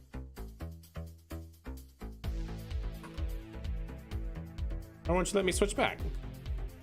How dare you? It is stable.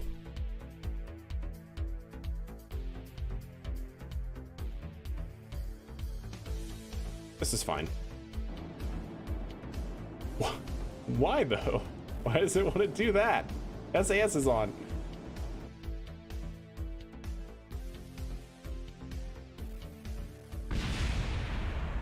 Perfect.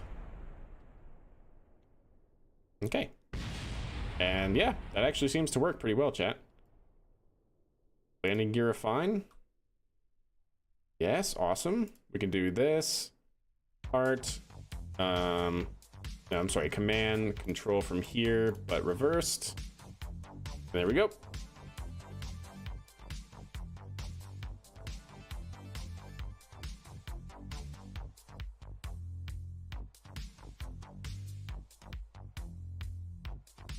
Wow, this grass is super tall. Let me tell you what. Yeah, it's probably right, Cecil. Yeah, when the control point is reversed, things get weird, for sure. The crash is perfect, yeah. You know it. Yeah, this thing handles things like a champ, let me tell you. I just realized that this building over here is being held up by 2x4s and lean-tos. This thing likes to drift. Look at that. Drift-do. I'm impressed. I think we're gonna have to do an actual mission, chat.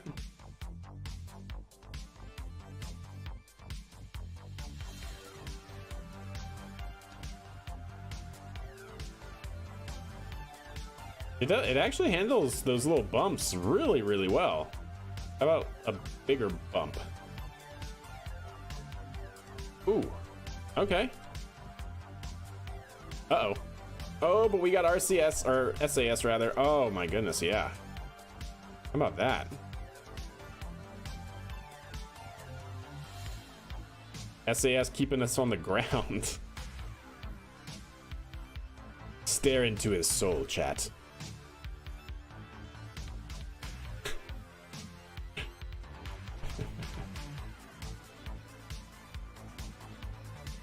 Stare it. Stare at it. Yeah, I got you, monkey. Skirt. All right, well, let's go ahead and set this up on a mission.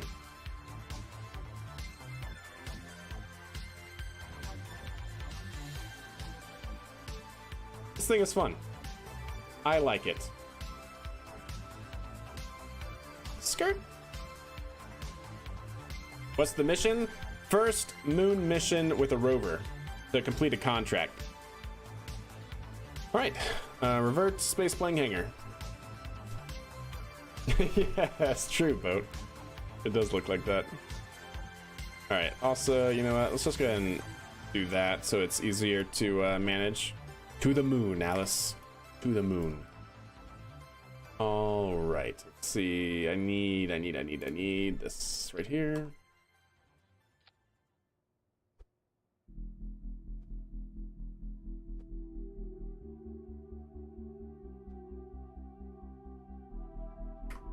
All right, well, now it just needs RCS. So how are we gonna do this? Probably, I think this one can just use a very simple RCS block, right? A small one, 0.1 or 1, probably just the small one, right? I don't know, it's actually a little bit bigger than I was thinking. Ah, but that's actually like too big, isn't it? Yeah, let's go with these and see. And then monoprop can probably fit there under the engines, like in that compartment. Yeah, we got plenty of room.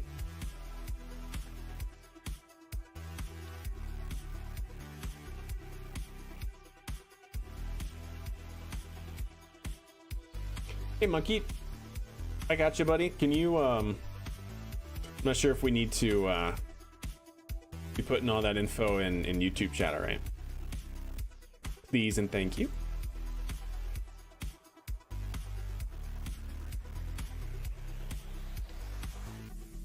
All right, that seems good. How do we want to actually implement this, though? Because I'm pretty sure my fairing... Is my fairing 2.5 or is it 3.75? Hold up. Save. This is actually very important for me to know right now. Is it 3.75 or is it 2.5 meter fairing? Probably 2.5, right? Yes, it's 2.5.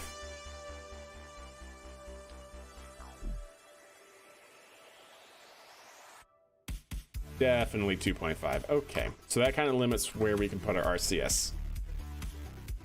I appreciate it, Monkey. All good. Let's see, because where is our center of mass? It's low, so that's good. It's like midpoint right up there. So what do we want to do? How do I want to do this?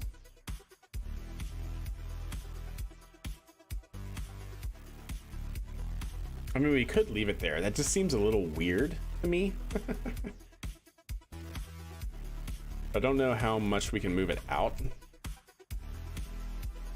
with that before it starts hitting the actual fairing.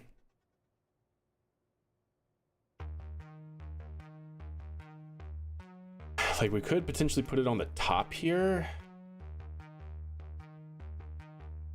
That might work. Put it on the top and angle it. Maybe that'll what we'll do. Take you off. You know what? We can also just move these in like that. Yeah. Ooh, that actually cleaned that up kind of nicely, if you ask me.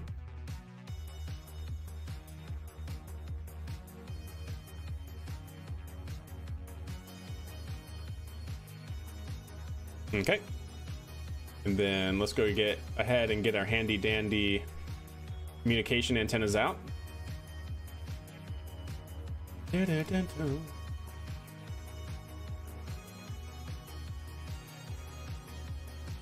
These? Maybe these? Oh, might actually have to be the other one. These are too big.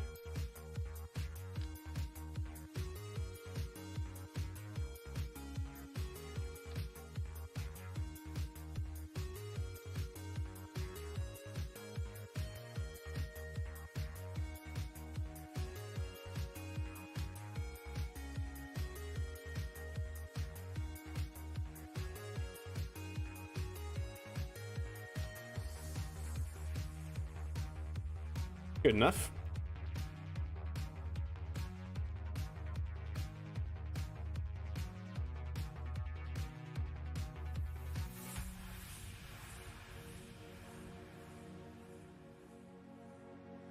Ah, gosh dang it, every time, chat.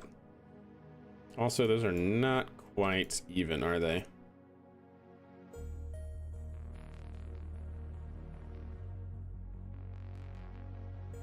Actually, you know what? I wonder if I can just rotate it. Might be better. Better look, rather.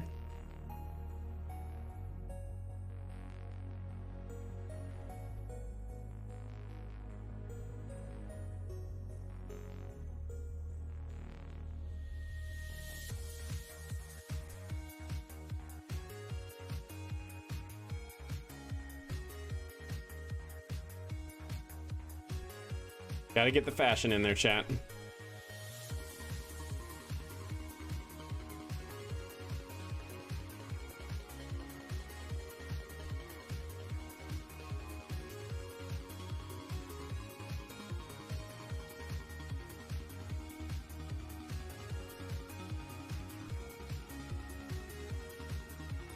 Something like that.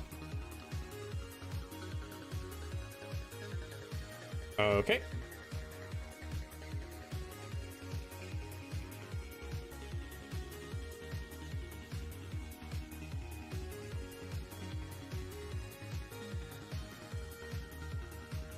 There we go. Now we have a midpoint to aim for.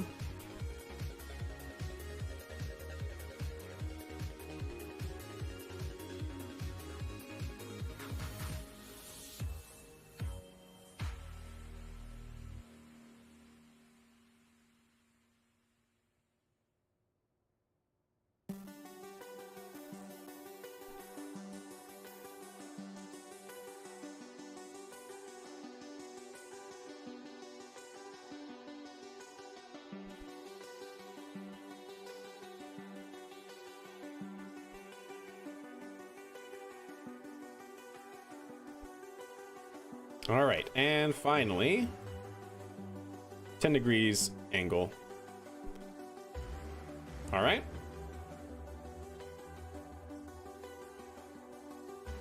Actually, can I do the same thing that I did there? 6.25 meter flag.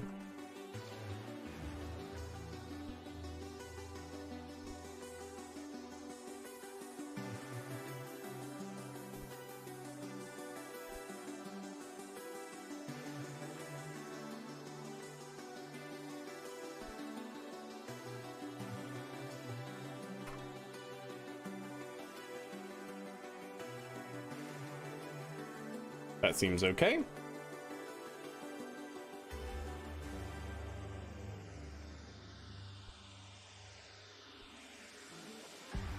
I hope they don't plume and pinch. You're gonna steal this idea? Good. That looks baller. Thank you. It's not four times symmetry. It is now. We should be okay now. I think. I hope. I'm not sure what you're referring to. Did I fix what you were referring to, Olmo? The RCS? Yeah, okay, we're good now. Good. Use the one way and put them two together. That could have worked as well. How do you... I needed to log into Discord. How do I share my link? How do you share your link? What do you mean? Or how do I... Or do you want me to give you the Discord link again? Is that what you're saying? All right, save it. All right, let's test this again. Oh, we need RCS, of course, chat. My bad. We still need RCS.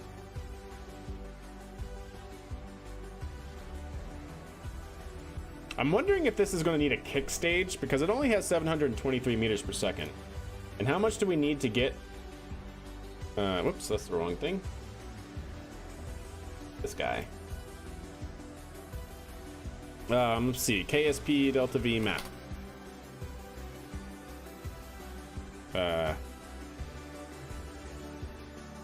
Updated. Oh, come on. You can do it. You can do it, interwebs. I believe in you. You're firing up RSSRO? Nice. You should make a lunar sample return one in the future with a hinge connected to a rocket. I'd like to do something like that in the future for sure. That way you never forget antennas again. Yeah, using them for fashion. Absolutely. Oh, okay, there we go. Because to land on the moon...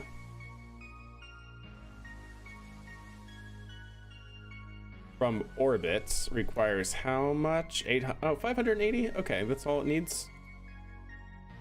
580, huh? So it can definitely do it then with some margin. If we can get into a 14-kilometer orbit, and that's of course assuming like perfect descent and whatnot. So we're not going to be able to quite do that. So maybe with that we'd have like zero margin. If the upper stage can help us out, or if we can develop a little kick stage for this thing, that might be pretty good.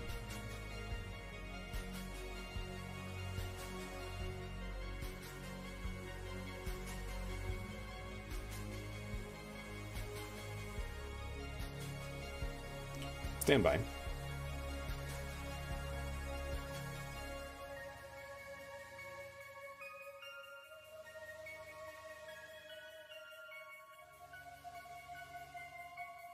Where's that other thing that we just had? Did I save it here? No, I didn't. It's an I2 orbital. Yeah, about 800 for with margin.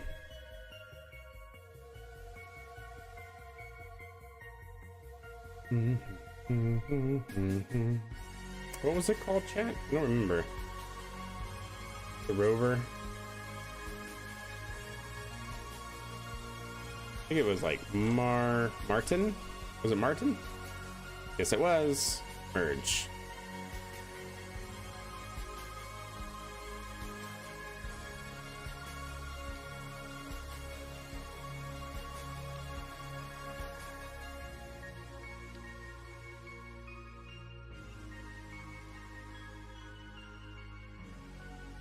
That actually looks really good too.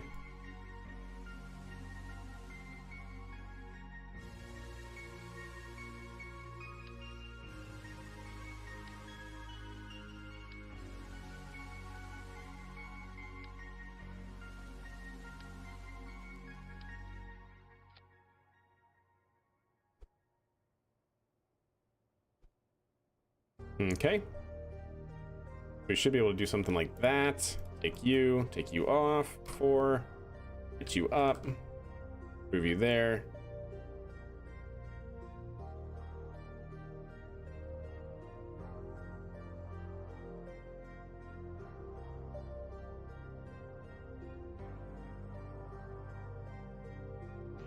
Yep. All right, boat. Have a good night. Thanks for hanging out. Really appreciate it.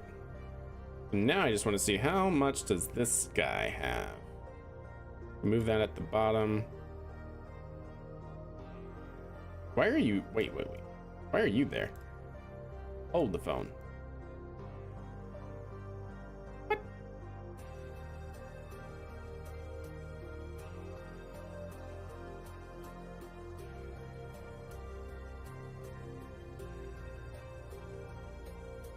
Okay, that looks good.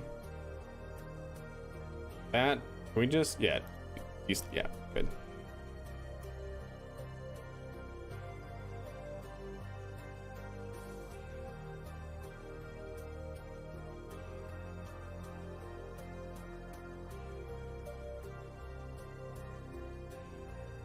Okay.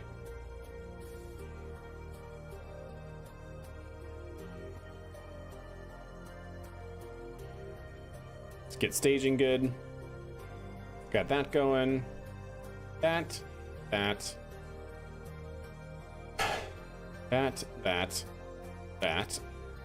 Okay, good.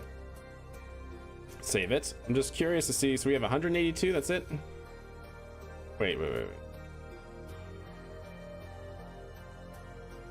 There we go. That's more like it. Because these are the what? These are the ants.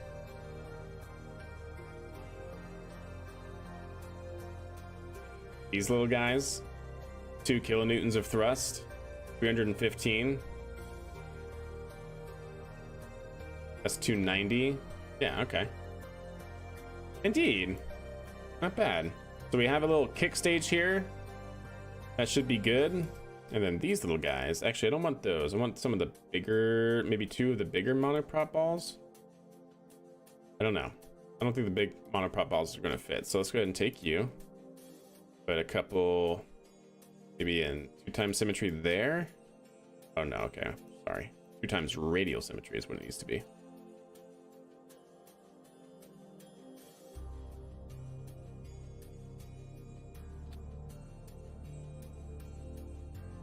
Yeah.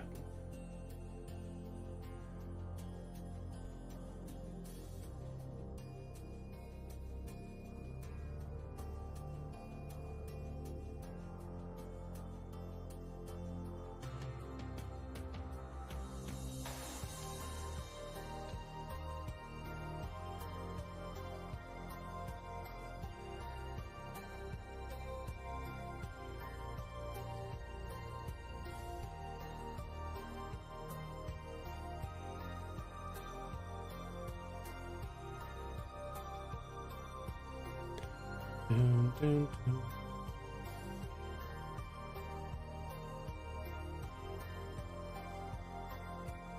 that's definitely not hitting that, right? But it's hitting that, so that means that this is in the wrong position by a tick. There it goes. Glad we figured that out. And these are all going to stay closed to start. Yep.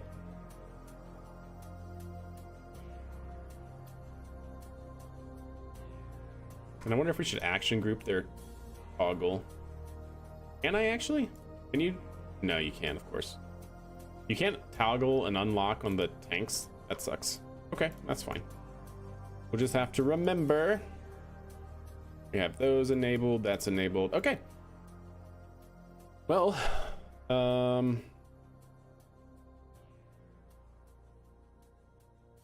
we have 691 meters per second of delta V at a TWR of 0.8. That's actually higher than I was thinking. Okay, well, that's cool. All right, let's go ahead and save it. Let's go ahead and kick it out there with Hack Gravity on. You sent a pic of your SSCO in Discord? Solid. I'll check it out after stream. Actually, do I have Discord open? I do have Discord open.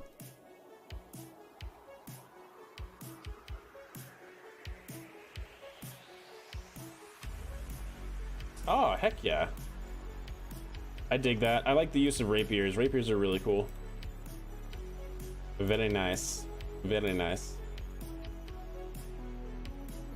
All right, well, let's see what happens, chat. So first, that should pop off.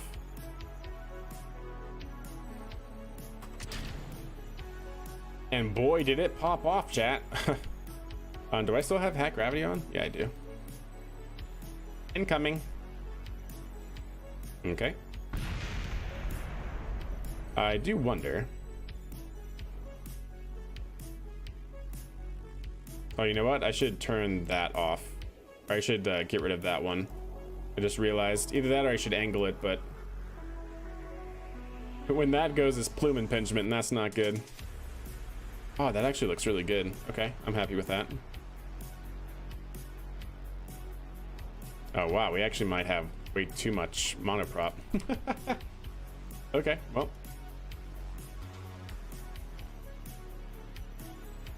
Let's turn, toggle that torque on.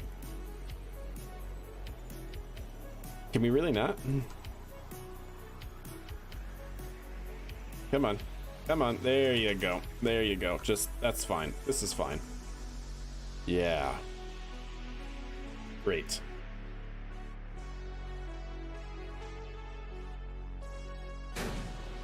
Yes, of course. What's our TWR? 0.2. Yeah. Well, I guess if it's on the moon, 0.8, it's definitely not taking off here now, right? But those all do work. That's fine. It's a birthday cake, chat. Look at that. It's a birthday cake. The candles. It's a two-tiered cake. Heck yeah. Okay. I like it.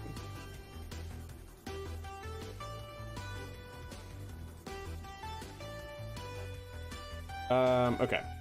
Let's go ahead and separate. Good. Later, nerd.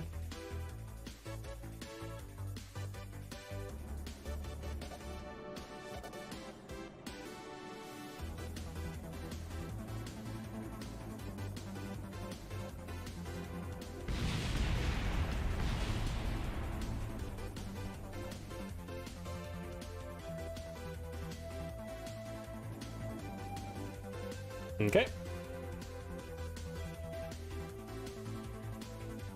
We're gonna need fairing, separators, and fuel tanks. That's right.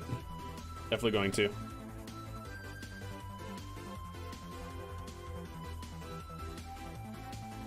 And perfect. All right. That's what I gotta not remember, or not forget to do during landing.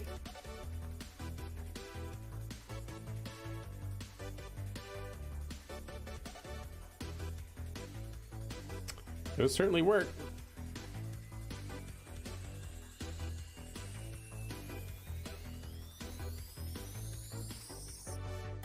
Oh wow, they're actually even enough to slow us down? That's crazy. Well, I guess we're mostly out of fuel, but... And we're also in the thick atmosphere. So it could be drag helping as well. But in space they'd be more effective, so I wonder.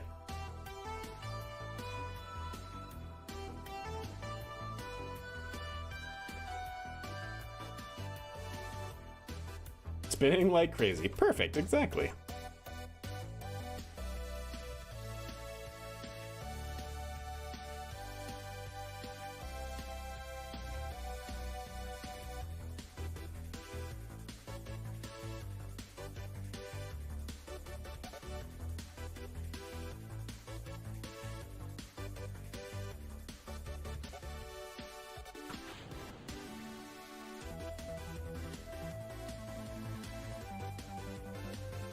Yep, it's just because of the control point difference.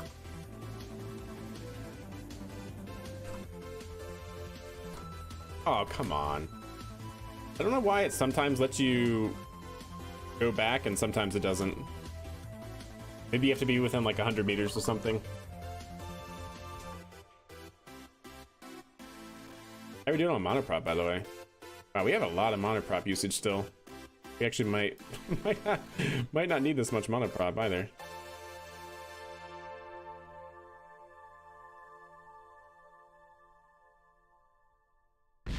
Perfect. And then this should be good, right? And we should be able to just control from here. Good. And drive towards the wreckage, investigate the wreckage. Oh, you know what? Can I do something with this? Must be stationary. Why is it doing that? Oh, I forgot to change the spring strength. That's why. There we go. But yeah, no target in range. And there's no close target, is there? Oh wait, can you scan the obelisk, chat? That'd be pretty awesome if you could. I don't know if you can, though. Well, let's go find out. Unless, chat, if you guys already know, let me know. Otherwise, we're gonna take a drive over there. But I just want to make sure that the arm works. It is able to swivel.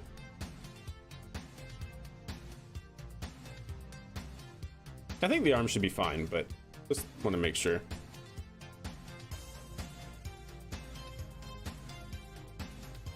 By the way, are we power positive? No. Oh, we are power positive. Going full throttle? Awesome. Wasn't that neat, chat? Well, I guess because the motor, yeah, the motors aren't actually working right now because of traction control.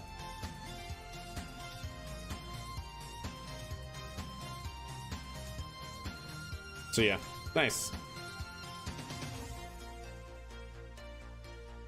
Yeah, it's probably not. I haven't ever heard of somebody doing that, but it'd be great if it is. This would be a great test. Ah, and we got science. Okay, sure. Keep. I guess I haven't gotten this biome over here around KSC before. Keep. All right. Free science.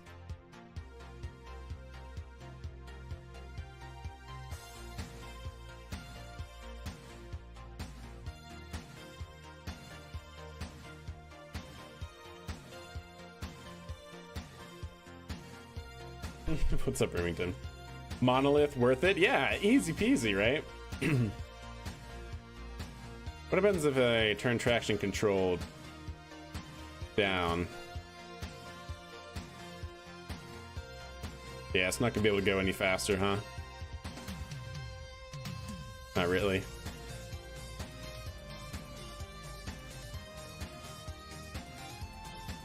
Yep, we're maxed out, chat. We're at the electric engine, or the electric wheels max RPM, I guess.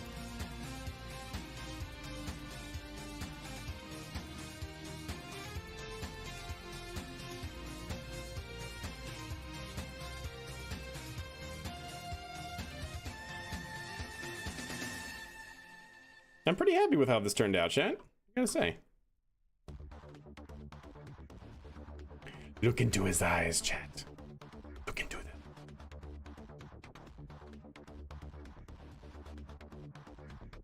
Not bad, not bad. Man, this obelisk was further away than I actually thought. I guess going 10 meters per second, yeah. Like a couple kilometers away or a kilometer away.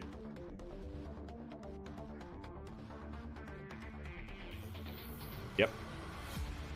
He's a happy boy, indeed. With a big schnoz.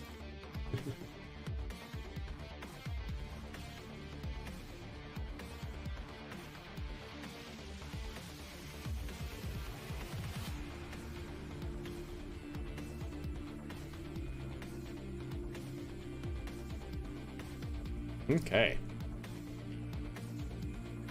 Midnight gaming. Burning the midnight oil.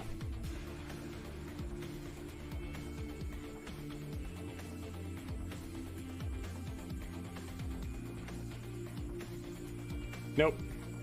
Nothing here, huh? You sure about that? Okay. Fair enough. Well, go and recover. Get a little science, I guess. And then we'll clean up the debris. We'll fit it onto a booster and we'll hope for the best, chat. That is the goal. We will hope for the best. What's the name of the happy drono again? Was it Rimington? Or Rin? That suggested B-boy? Ah, for you it's midnight. There you go. Yes, it's 10:32 for me. All right, recover. Oh. Here again would be a wonderful place to have a clear all debris. Would be certainly nice.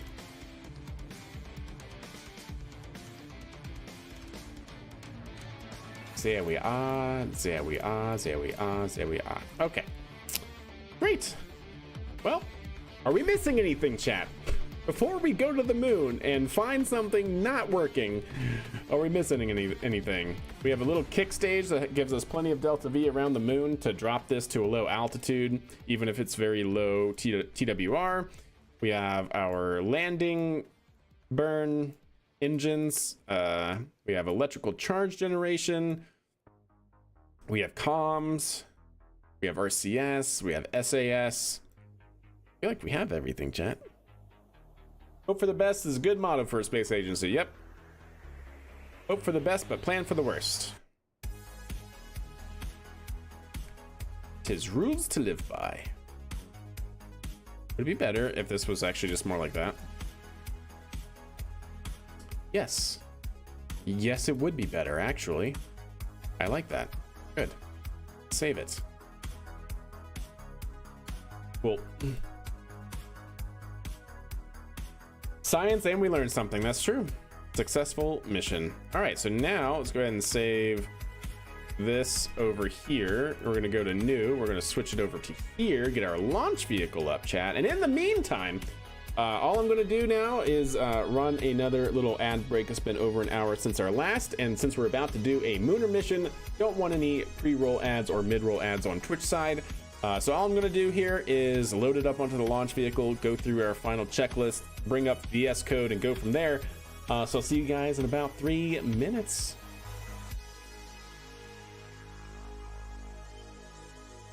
How many parts? That is a good question. Let us indeed figure out how many parts and stuff it is. It is 161.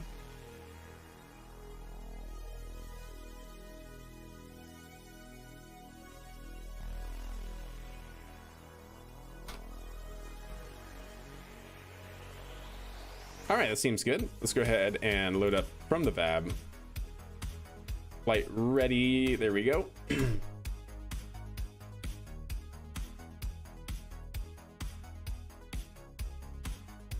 Boop. Take you off. Wonderful. Oh yeah, we never did do this, did we?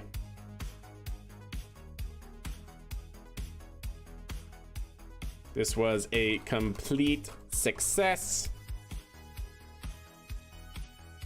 Looks good. Good. Let's go ahead and get our flight log ready. Or just prepped.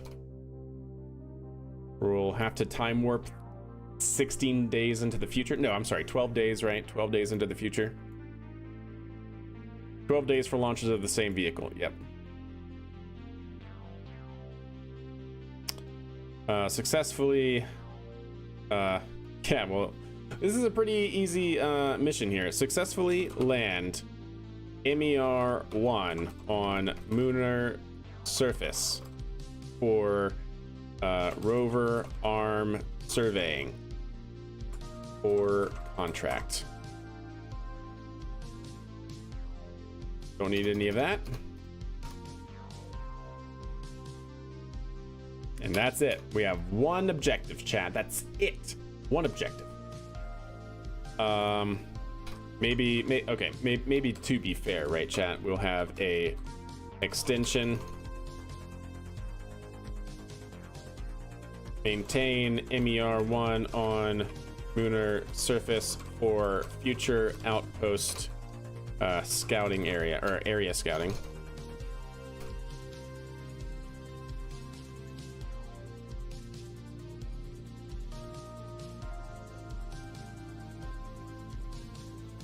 For scouting. Oh my god, I cannot type right now. Future outpost landing area. Perfect. We can get rid of that.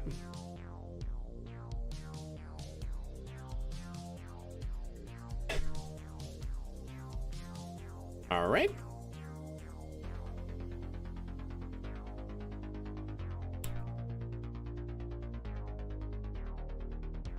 All right, payload is going to be Lunar Exploration Rover MER-1. MER-1. Let's go ahead and save it.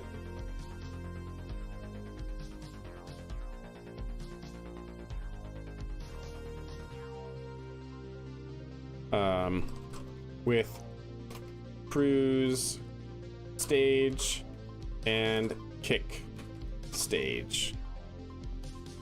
All right, that sounds good. Let's go ahead and load it up here. And welcome back, Twitch side. All right, so yeah, we're at 161 parts for this payload. Not bad, actually. We're gonna have to go ahead and see just how heavy it is as well, how much mass it has. There we go. We're gonna bring this down here like so. Actually, before I do that, let me actually check. So we're at 123 essentially, and 127. So 5. Yeah, 5.2, right? It was like 5.2 metric tons, or roughly. Okay, seems good. Imagine if we just had the Saturn V. I did make a Saturn V in one of my other saves. We could certainly pull it in at some point, but we're not there yet. Okay, chat, seems good. Good, make sure all of our... Oh, that fits perfectly, doesn't it? I hope that fit. No. No, it does not, chat. Stand by. Okay, we're gonna have to angle or bring the engines in a little bit. That's kind of a bummer. They're so close to the wheels, chat. What do I do? Panic.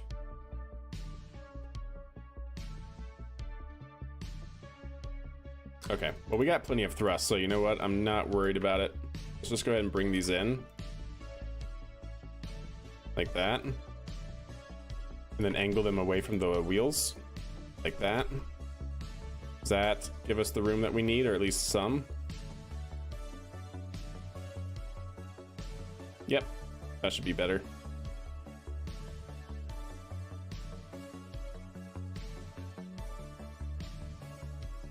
Yeah, I don't mind angling them out. We have plenty of Delta V, or plenty of TWR with this landing on the moon, so not worried about it. The only thing we'll have to do is move these a little bit.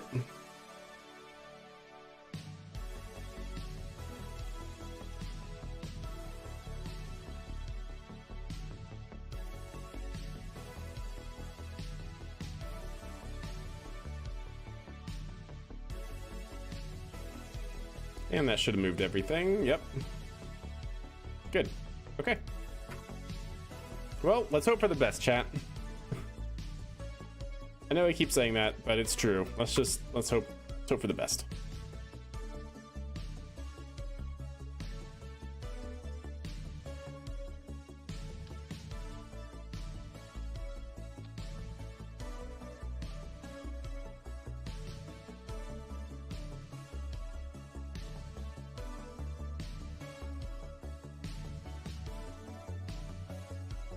Okay.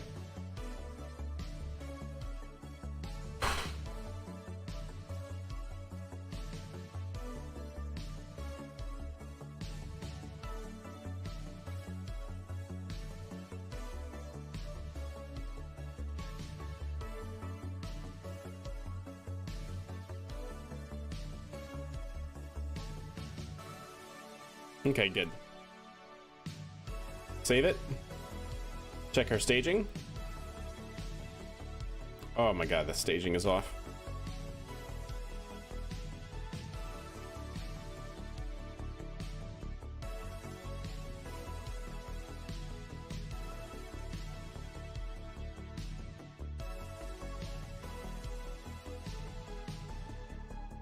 Why do you do this to me?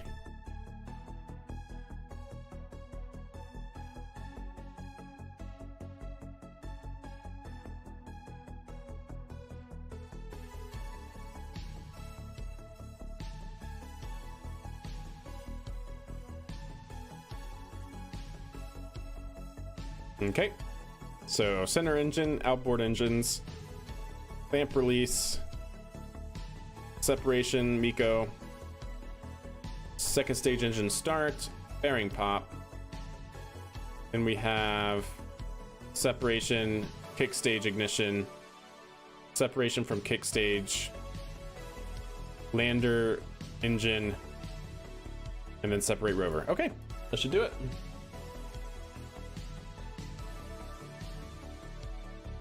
Cool.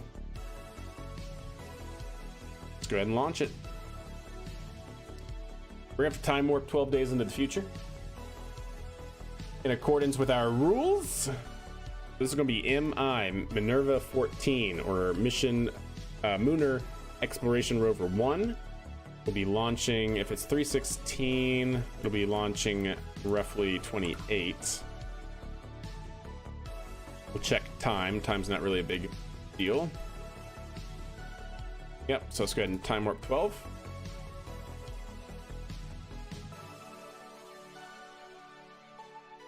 Yeah, what's up, what's up? I'm glad to inform you my kid wait, what? Oh, what? What are you trying to say? What's up? This Minerva launcher looks very cool. Well, thank you. I'm glad you like it, indeed. I tried to make something that was kind of reminiscent of a few different designs. Really pulled from like Atlas style of design, and then also a little bit of New Glenn style of design, and then finally, what was the other one that I looked at? Proton as well.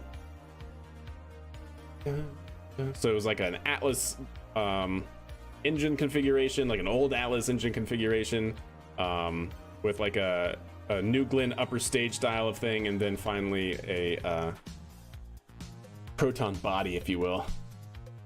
Well, I guess it wasn't really Proton. Kind of thinking about it though. Almost there. Day 328. 328 is what I want. There we go. It'll be a sunset launch, Chad. How about that? Ah, ADHD. Gotcha. There it is. Likes this video. I'm glad. I'm glad it's working out. All right. Oh, I did not see the launch cost, Chad. Did anybody see the launch cost? I can't speak. Too many things. So we're gonna be launching at 0, 37, call it 39.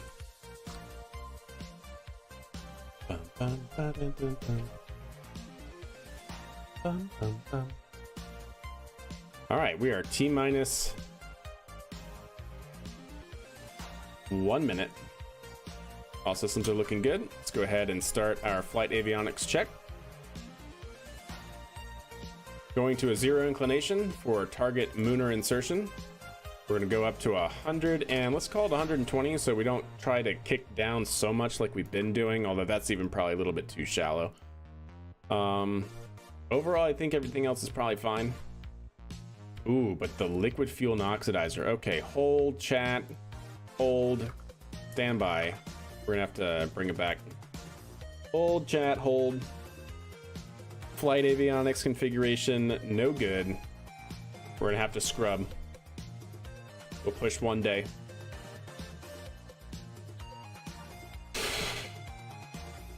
I need to figure out how much fuel we have in the payload so we can add that to our flight avionics.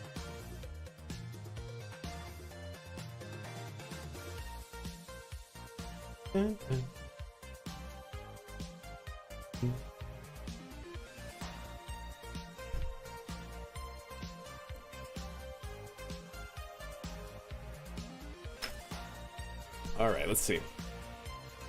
Because we got a lot. You got into orbit in KSP? Heck yes, what's up? And Nightbot, seriously. How is Nightbot? I thought I changed his settings. Stand by. Excess caps. You know what? Just go ahead and disable that. I don't know what you're doing, Nightbot. Like, seriously. Cool. Here we go. Sorry about that. I got you, though. What's up? I don't think... Should be okay. Most streamers don't even seem to listen to their own music, but here I too is humming along. I'm glad you like the interaction. All right, so let's figure out. First, it's going to be 84,000 Kerbucks.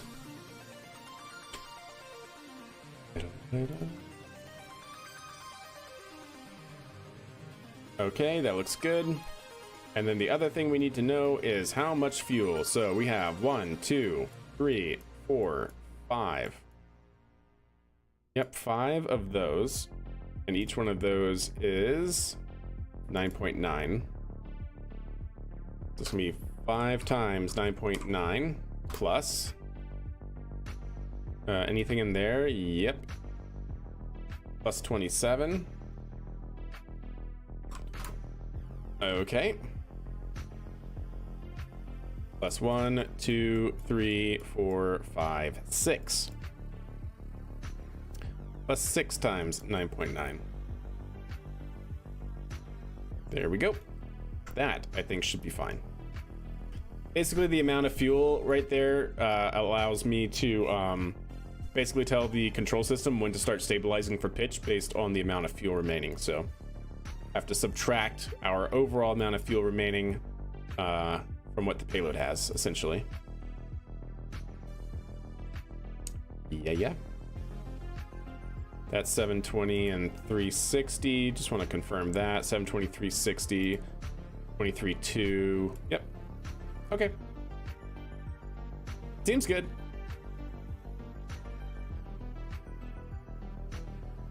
Cool. I like it. Go ahead and save it. Now we can launch it, and we'll fast forward to the next day after the rollback. Make sure we have everything good on our staging. Center engine, outboard engine, pad set. Miko, second engine start, bearing deploy, separate kick stage engine ignition, separate kick stage, or I should say separate landing engine start, and then separate rover. Okay, should be good.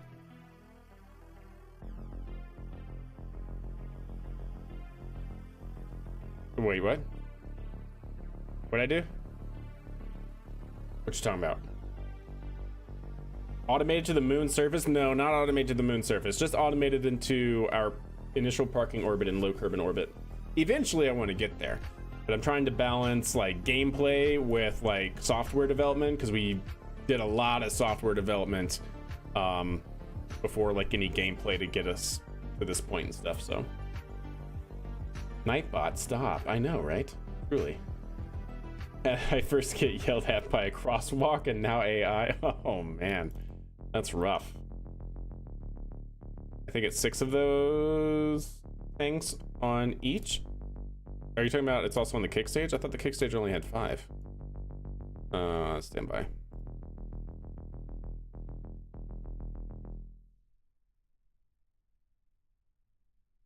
All right, Kev. Sounds good, bud. All right, so let's see what we got. All right, so we have 2, 3, 4, 5, 6. Is it 6? 1, 2, 3, 4, 5, 6. It is 6. Okay, cool. How did I get 5? And I counted it twice, didn't I? Let's see. 1, 2, 3, 4, 5, 6. Yeah, definitely 6, right? 1, 2, 3, 4, 5, 6. Okay. Cool. I stand corrected, chat. Wonderful. Well done. Well done. You're doing your duty as chat. 6. Cool. All right, let's go ahead and time warp to next day. In here, we're gonna have this at Scrub.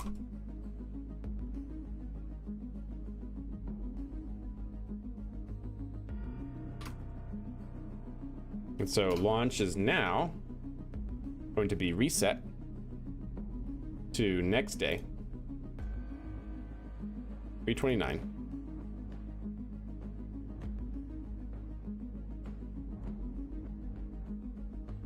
At 4:35.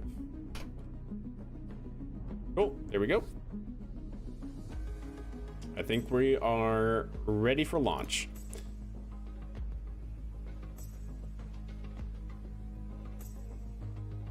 Yep, I think we're ready for launch.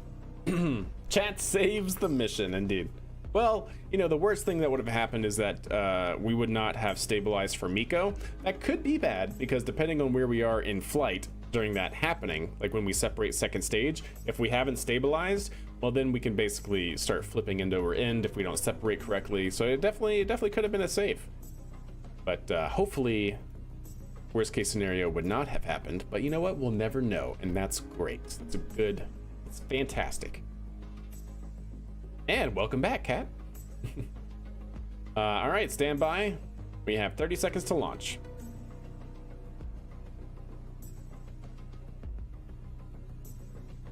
Oh, is something happening on my end or something?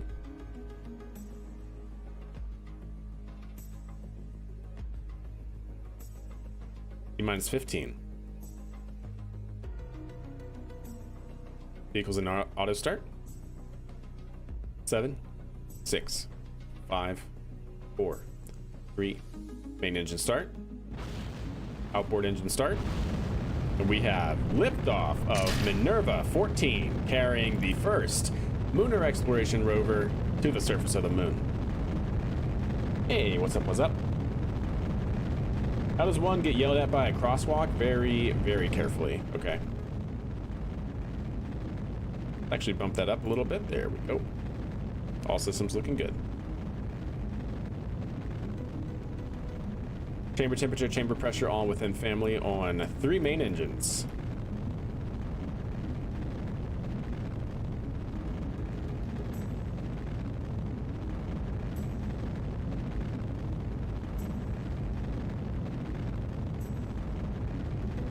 Scary crosswalks indeed. All right, vehicles pitching down range, should be throttling back up as we exit max Q condition. Stand by. And exiting max Q, throttle up. Perfect.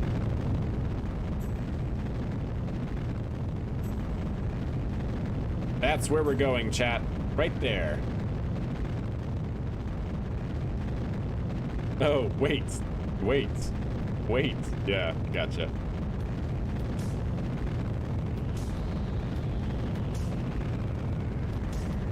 Woo, this thing is going to go fast, chat. We have such a light payload. Uh-oh. Interesting. Stand by. Once it stabilizes, I'm going to take over control because we are going super high with such a light payload. Oh my gosh, chat. Oh my lord. Chat, where were y'all? Huh? Y'all had one job. Y'all had one job. You know what y'all did? Do you know what you even did, chat? You didn't tell me to turn off hack gravity. We were flying that booster at 1/3 gravity. Oh my goodness. Yeah, let's I was like, how are we going this fast with this much fuel? It doesn't make any sense. I was like, the payload is just super light. Nope, it's because we're cheating. We were doing some tests, but we're back. All right, let's just pretend that that never happened, yeah? Great, wonderful. What's our flight time? 4:35. Oh yeah, we gotta go to the next day. All right, let's just, yeah, nobody panic. Everything is fine.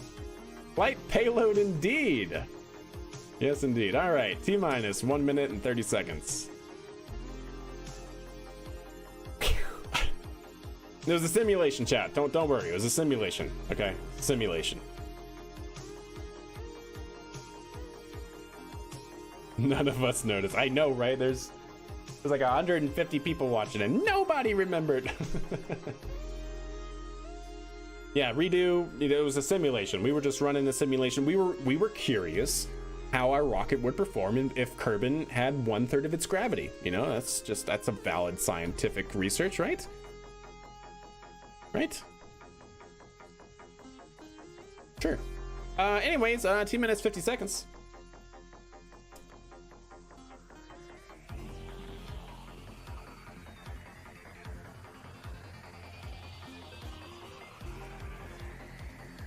We now know how well this rocket would perform. Exactly, that's right. If we were to launch it from the moon, exactly right. It would even behave better because it wouldn't have all the aerodynamics taking effect. Yeah. T-minus 25.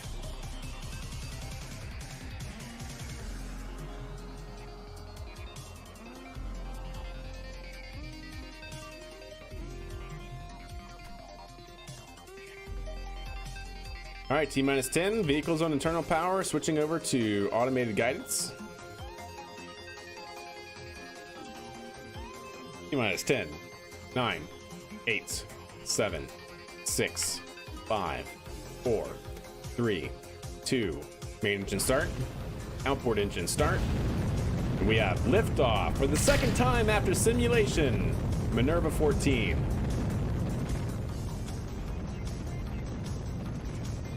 All systems are looking good. Vehicle is rolling and pitching down range.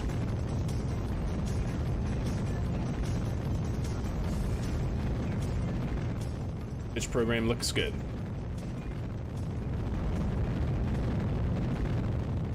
Vehicle is now throttling down for max Q. All systems nominal.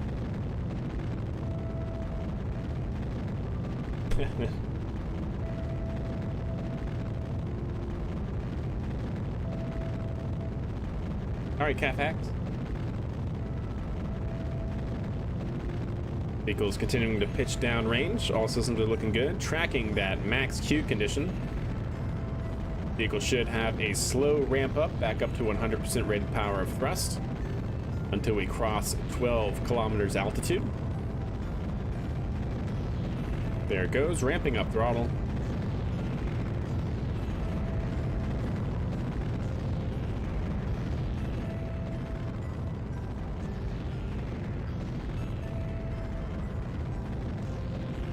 We're on the moon, almost. Vehicle's back up to 100% rated power of thrust on all engines. And continuing to pitch down range.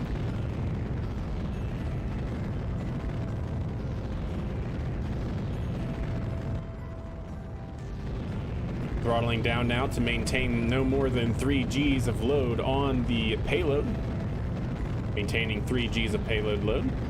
Payload load? Yeah, I guess that's a phrase. 1,000 meters per second. Stand by for stabilization of first stage.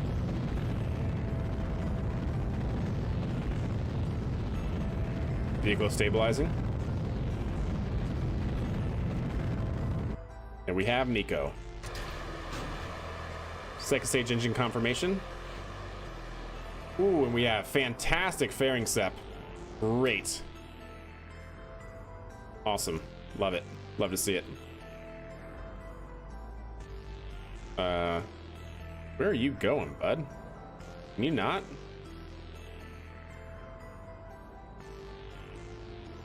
There you go.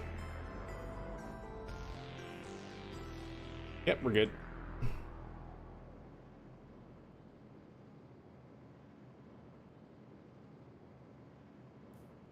Just gonna clean up this inclination change that we have here.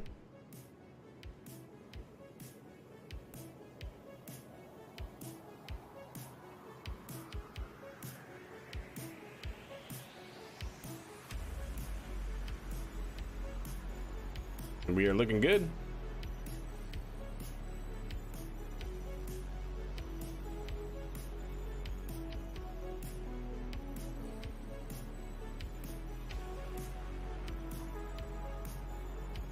All right, vehicle is performing nominally, heading for a nominal orbital insertion.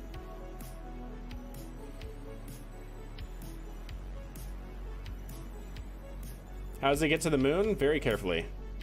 With a big second stage and a kick stage. That's how it does it.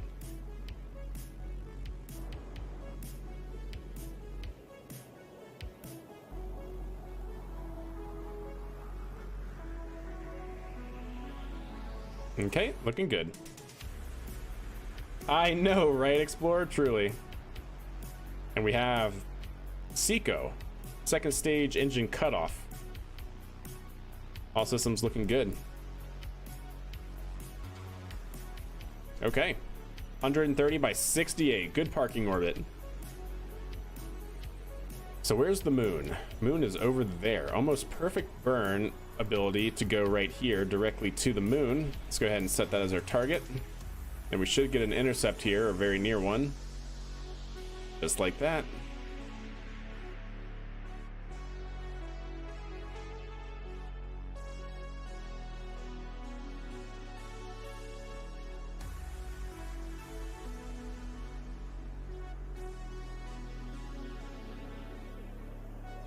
Ooh.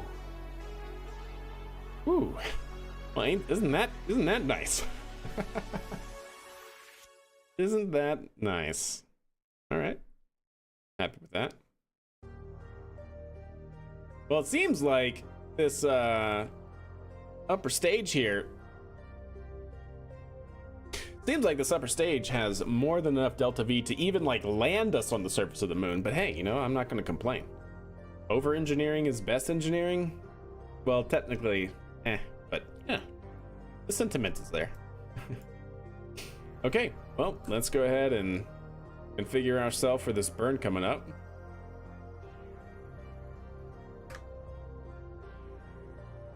Yeah, that's pretty clean, actually. You know you can do it. I think we're. Oh, you want me to put myself into a 15-kilometer periapsis? I don't think I'll do that. Just, I mean, maybe we could actually.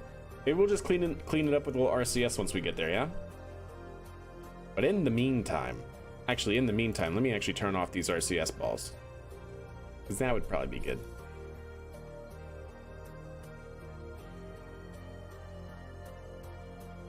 Also, I hate that the landing gear or the wheels spin. Like, stop it. Stop it. Okay. 3? Yep. And these should already be shut down. Good. Good. All right.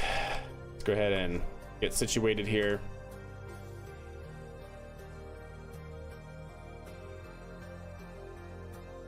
I mean, I could go ahead and shut these all off, but whatever.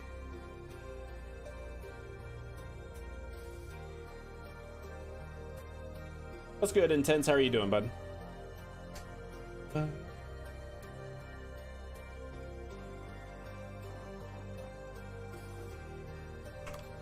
Cool. And let's go ahead. It's gonna be a 36-second burn. I'm doing pretty good, thanks for asking. All right.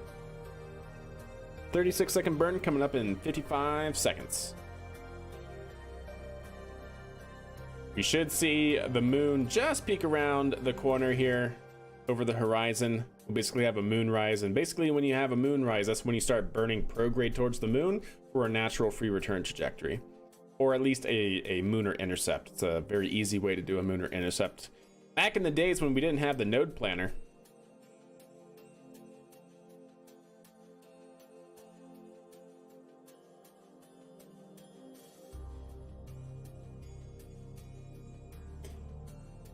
Yeah, I don't doubt it. Spaceflight simulator. Looks difficult for sure. It looks real. And real life is hard. 4 seconds. And we'll go ahead and start our burn. Yep, there's moonrise. You burn right on moonrise. Look at that. Easy.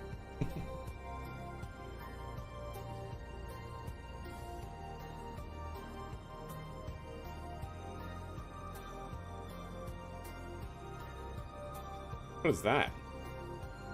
Is that Minmus? Or Duna? No, that's Jewel.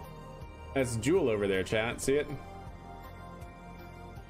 It's cool.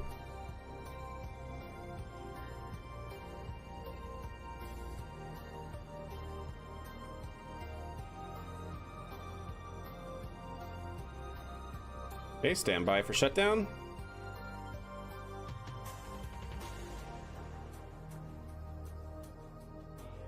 And let's see if we can't clean this up with a little RCS. Ooh, that's actually solid. Focus view. 90. I actually really like that. 90 actually seems pretty good to me. I think we're gonna keep it, chat.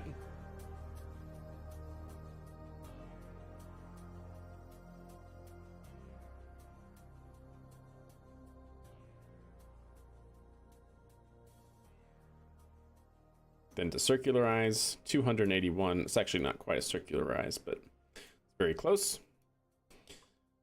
All right, let's go ahead and F5.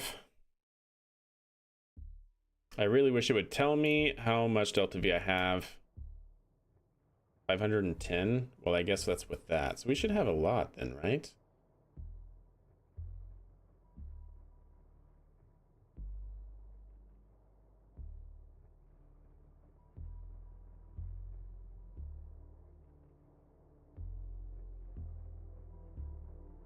Yeah, we should definitely have a lot then.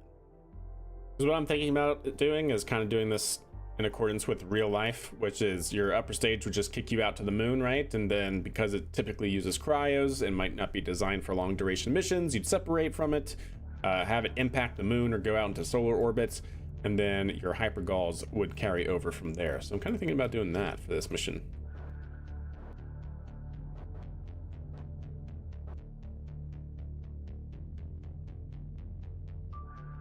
Yeah, definitely a ton of delta V, 100%. Such a light payload. Like, our lifter is designed for up to 18 metric tons, and this is 5, so yeah. Lots of leftover capability in the upper stage for sure.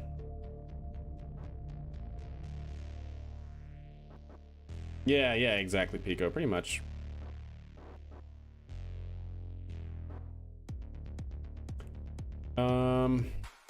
Actually, you know what? What do I want to do? Yeah, you know what? Let's just separate. Hopefully the mission doesn't get borked from here, but let's go ahead and separate, chat.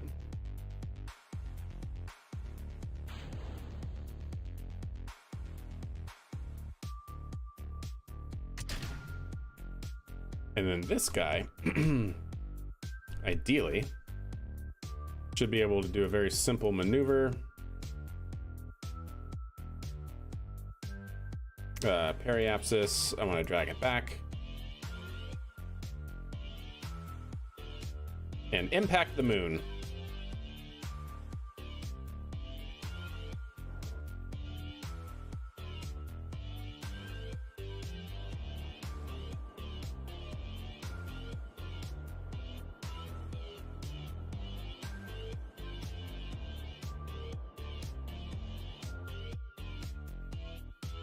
Bye. Looks like we are. And we most certainly are. Cool. Seems good to me. All right, all systems are looking good. We have 693 meters per second of delta V. That should be more than enough to circularize with the kick stage here. Yep, that's all X'd out. Perfect. Looking good. So yeah, 693, we only need 300-ish to circularize around the moon, and then that's like half the delta V that we need to land, so we should be good. Rocket Lab, what's Rocket Lab got? You see the picture Rocket Lab posted of their Archimedes hot fire? Not recently. Ooh. No, I did not. Ooh. Yes, absolutely. Look at that, chat. Ooh. What do we got here? Big old turbo machinery at the top. Looks like we got dual flow around the engine. Looks like this one has the exhaust going into the throat or bottom of the combustion chamber. We then have exhaust going back around to the side into this dump right here, or on the outside of the throat. It's looking grand. Nice shock mock diamond there. You can see the flow getting compressed by the atmosphere at sea level. Well, sea level, wherever they're doing this test at. Probably in, I guess, New Zealand? They're pretty much sea level.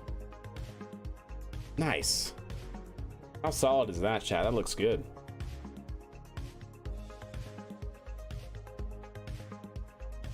It has nothing on the stoke engine, though. That's true. It doesn't. It doesn't. Gwen's retort stole my heart. What happened? What did Gwen say?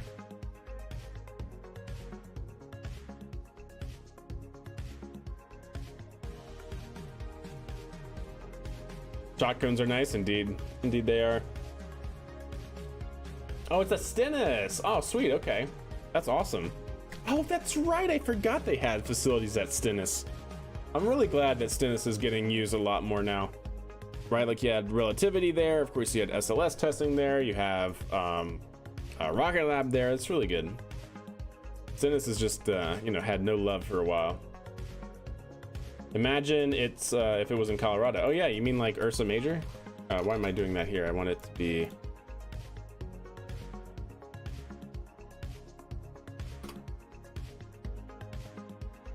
Ursa Major Space. Is it not Ursa? Yeah, Ursa Major. There we go. Yeah, like these fantastic folks. Ooh, yeah, that's at Colorado. Very nice. Ooh, sintering? Heck yeah. 3D print. 3D print your combustion chamber, chat. These guys are pretty cool as well. I like Ursa. They're doing some pretty cool stuff. Speaking about Raptor 3, that surprised me. Isn't it making regular maintenance more difficult? Yes, Captain Failure. I think the design philosophy is, why do we... Ooh. Works pretty good for a partially assembled engine. Burn. Burn indeed. I'd like to get Tori's thoughts on this. I'd like to get Tori's thoughts on this. Because I don't think what he said was really wrong. Because this does have more things on it than what the original picture showed. But also at the same time, not by much. But yeah, so like looking at this, you might be asking like, you know, they basically 3D printed and adhered more parts together. So like originally, like if you look at the fantastic SpaceX, go ahead and take this. Let's actually go back. Let's get another one. Where is that? Ooh. Ooh. Oh my. Huh. Yeah, no, I didn't see these today. I missed out on that. But anyways, going down to this picture here, right? So the you can actually look at it really well on this picture. All the improvements that they made, like even from just Raptor 2 to Raptor 1, right? So if you look at this one pipe here, the recircularization flow back into the film cooling or dump cooling, whatever you want to call it, around the throat. That's this part right here coming off of the turbo machinery. So you can see what they did was they basically made that one part. It's a pre-burner going into the turbo machinery, going into the throat. So they basically made that one part instead of multiple here. So yeah, you might be asking yourself, like, does that not make it harder to maintain? Well, it's because they're going for mass producibility, and when you get to mass producibility and you commoditize your engines and you can make an engine on basically pennies on the dollar, so to speak, why maintain it? If something goes wrong, swap it out. Just build a new one, right? Like that's kind of that's kind of what they're thinking about here, I'm pretty sure. But yeah, very nice. Very nice. Yeah. Yes. But yeah, that's kind of what they're doing. Have to really trust your welding validation to maintain that engine for sure, and then you gotta test it right. Exhibit A. I think she's underrated since Elon gets most of the attention. That's probably true. Yeah, no. Gwyn Shotwell is definitely like top tier, 100%. Yep, definitely less weight. Yeah, that's the biggest thing, right? Like if you look at the improvements here, the Raptor 3 with everything installed on it is only 1.7 metric tons. Compare that just to Raptor 2. Where was Raptor 2? Yeah, 2.875 metric tons. They shaved a full metric ton off just between Raptor 2 and Raptor 3. Yeah, just between this right here and this right here, they shaved 1 metric ton. You know, like, let me just tell you what, chat. But anyways, yeah. It looks wrong as too naked. That engine's so pretty. I really do like it. I really, really do like it. Very clean. Doesn't that make Starship 30 tons lighter? Super heavy it makes 30 tons lighter, yeah. What's the TWR on these engines? If my memory serves, Raptor 1 had a TWR of 50-ish. Raptor 3 has a TWR of like 160. So from Raptor 1 to Raptor 3 is an improvement of an order of magnitude. I think Raptor 2 was like 90, something like that. So yeah, it went from like 50 to 90 to like 160. Gosh dang right. Is it better than Merlin? I believe so. Yeah, I'm pretty sure it's definitely better than Merlin. They made Raptor lighter and the vehicles heavier, pretty much. Well, they stretched the vehicles, right? Yeah. It's just ironic that it makes reusability less important. That is kind of true, right? But it's... So this is what I said. If you guys know Astra Space, right? Astra Space. Astra Space Flight 006, was it? The one that went off the pad? Was it 006 that went off the pad? Oh wait, no, that's not the actual... Was it not 006? Stand by. Yeah, you guys remember this? Astra?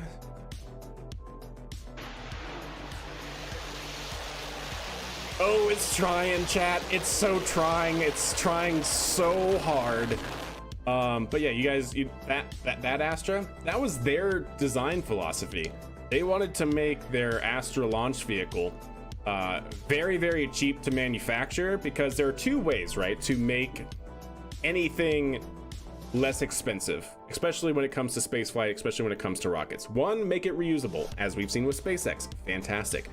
Two, make it at least partially reusable, as we've seen with ULA and what they're trying to do.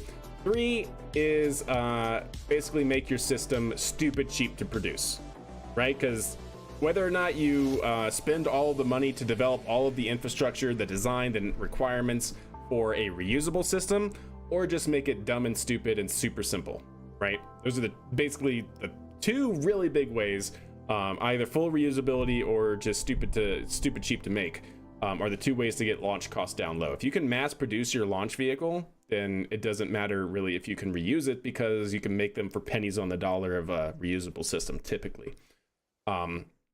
So yeah, that's kind of what they're going for with this. The other thing is, remember, they want to achieve, or they at least, if you go back to early Elon talks about like BFR or ITS, in order for the long-term vision of SpaceX to work, you have to be able to launch like 300 metric tons to Mars per flight window, just to be able to sustain one mission. And SpaceX is looking at being able to sustain full colonies, which means that you need megatons of payload out to out to Mars within every 18-month flight window, right? So what does that mean? Well, that means that if we're going to be launching super heavy, not only is that going to be it's going to be like 40 Raptor engines on just the two vehicles that are going to be doing the actual Mars transfer. But if Starship also needs upwards of 10 refuelings, then that's 33 times 10 times, you know, like plus the 3 Raptors on Starship, the 3 sea level Raptors on Starship, you can see really fast that you get into the thousands of engines required in order to sustain any sort of large colony on Mars, which is the whole vision of SpaceX right now. Or, you know, it's the very long-term company vision. So there's really no way to make it easy to maintain when speed and launch cadence is your driving goal.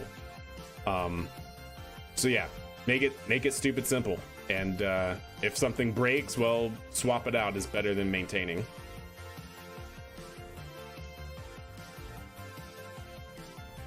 How much more they'll lose off the booster from not needing all the heat shielding?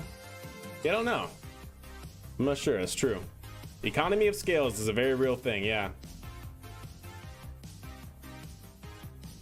It just barely crawled off the pad. Indeed. Yeah, I know. Yeah, you're talking about the Astra rocket. With the Tokyo Drift music, yeah, you're not wrong. So what is the new lifting capacity? Lifting capacity of what? Of Starship Super Heavy? I'm not sure. I mean, we don't really know yet. We don't really know what it's capable of now. I mean, technically speaking, I guess right now it's close to 0, which is why they're stretching the whole vehicle design. But yeah, they're touting at least 100 metric tons. That's what they want into low Earth orbit. And so I think that's still their design reference point.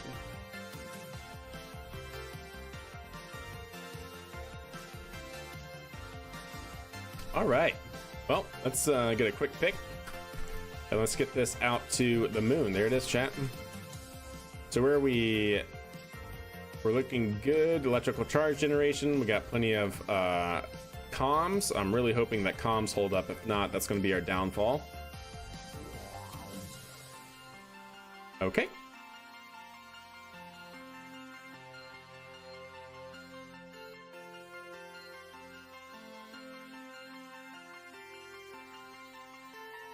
All right, well, let's see what happens.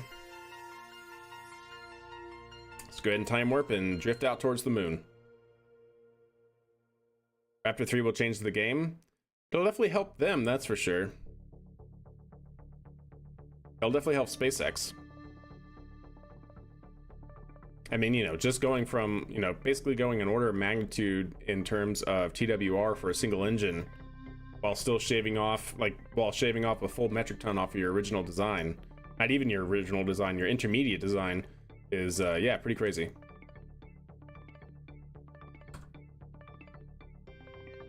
We're getting it straight from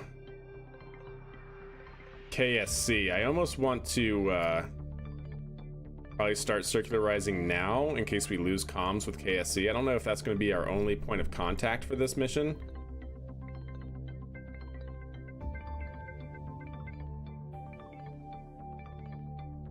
I am nervous. That might be our only point of contact. Looks like we'll be able to maintain comms here, but not for too much longer.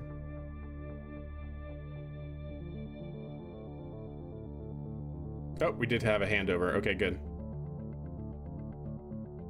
Okay. I just don't know if we have any other assets in orbit that are going to be able to help us here.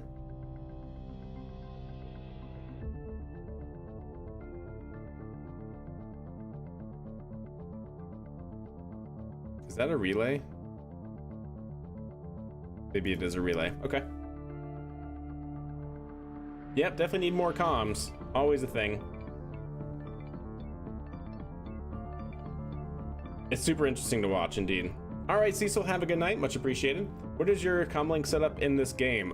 So we do have the additional ground stations, I think. Other than that, what you see, we have a few relay sats in low Kerbin orbit and medium high Kerbin orbits, and then we have, I don't know if we have any relays around the moon yet. I thought they had some extra gravity losses on these early flights to increase engine reliability after the issues on IFT-1. I don't remember names, if that's what they did, or if they did something like that.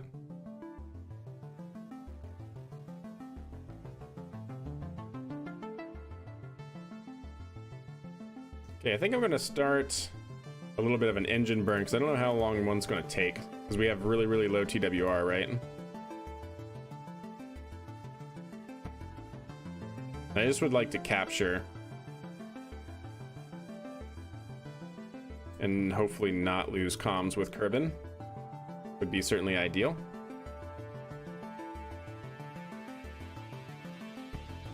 Are these activated? No.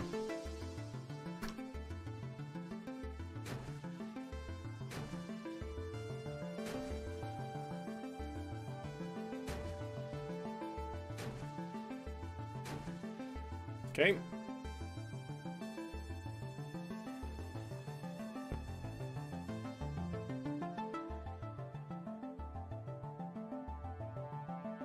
Okay, we're looking okay, I think.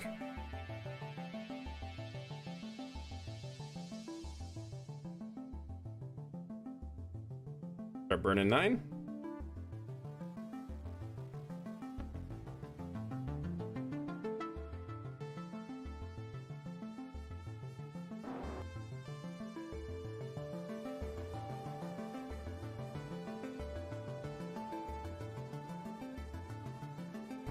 Okay, looking good.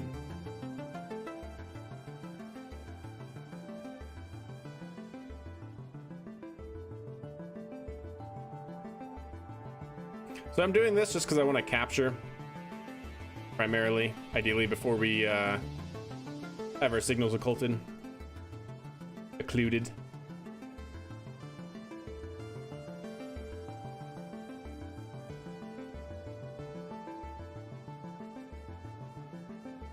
Looking all right.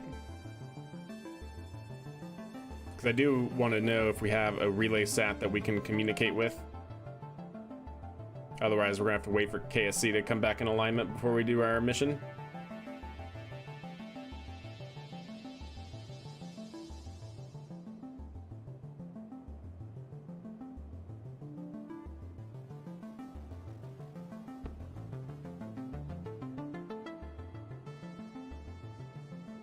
Okay.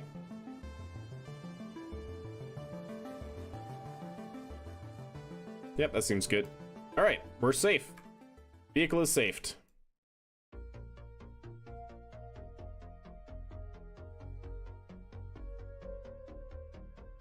I think NASA's plasma rocket will be the direction we should work towards instead of just adding engines to existing tech. You're talking about the Vasmer engine? That's an upper stage engine though, unless that's what you're talking about. If you're talking about the Vasmer engine. Or the magneto hydrodyn... What is it? I don't remember. Magneto hydrodynamic engine? Something like that.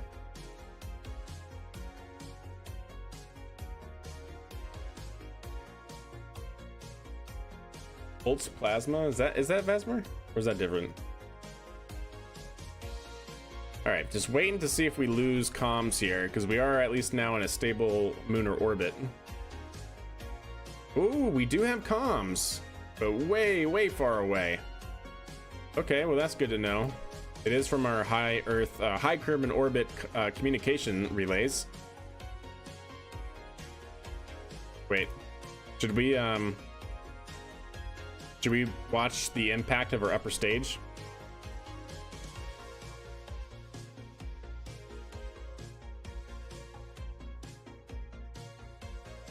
How does this have better comms than the other one? Oh, because it's still communicating with Kerbin. Got it.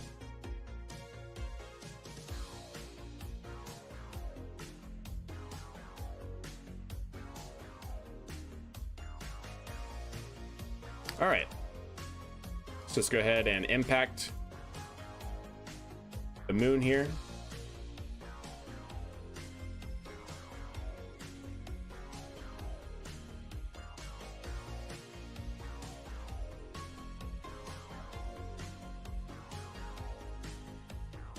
Cool.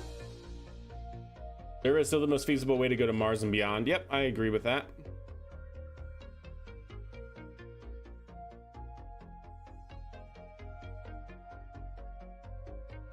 I could, but I know it seems wasteful, but I would rather not have to worry about debris or just leaving it there for no reason and stuff, you know? You want to make a moon gantry crane? That'd be pretty sick. Absolutely. Cool. Successful impact. Wait, can you really not? Oh my god. You really can't in map mode after your crash dies flip to another vehicle? You're not bitter about Viper? NASA will develop it, test it, then not launch it, and instead send a couple hundred bags of potatoes instead. Yeah, you're not bitter. It's all good. I'm not bitter either. Yep, poof goes the upper stage.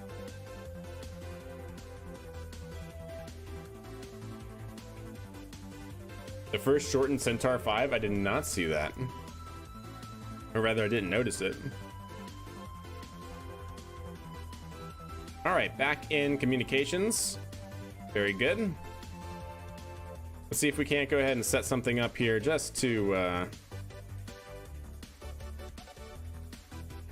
even if it's not like the most efficient.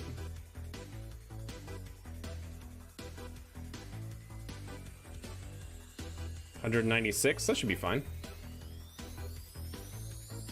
141. You know what? No.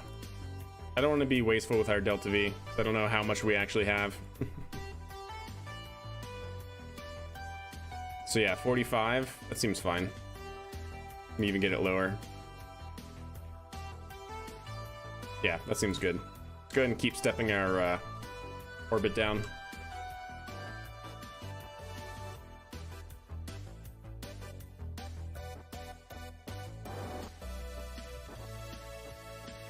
Are we controlling from the right spot? I don't know that we are.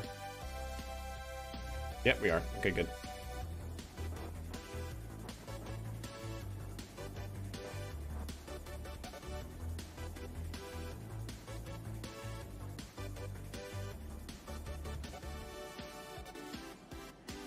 Okay. Is this KSP2? No, I definitely know how much we have, but I don't know how much additional margin I would like to have, I think is the better way to put it. Because if we just did that 200 meters per second burn and then we only have 200 meters per second left, you know, I'd like to just rather have that if we could keep it, you know? I'm greedy. I'm greedy for my Delta V. There we go. 33 seems good. Okay. Because I'd like to land. I don't know where I'd like to land yet. Probably next to the arch. I always like to go to the arch. The one that's kind of like near that crater edge. It's the easiest one to find without having to look at the map and stuff. So yeah, if we come over here and try to add a maneuver while we're still going to be in line with comms at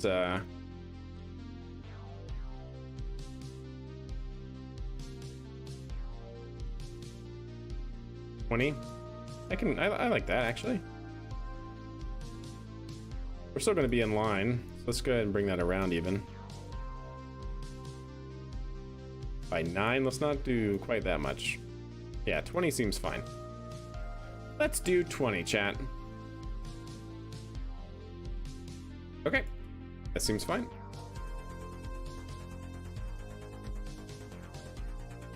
Seems good. You should have monoprop reserves, that is true as well. A bit of litho braking, hey, but all well and good for sure.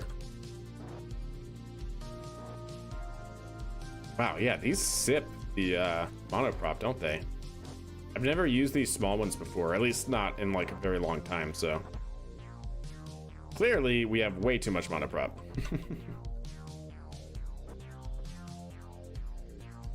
Okay.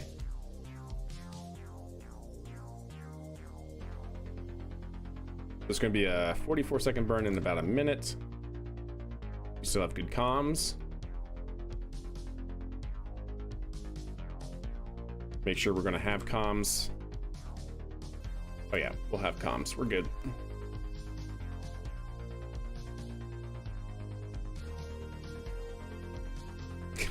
Yeah.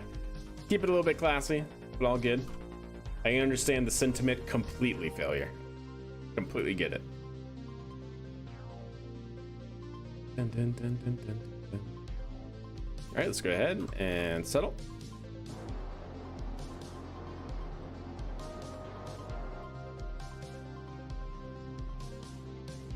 All right, looking good.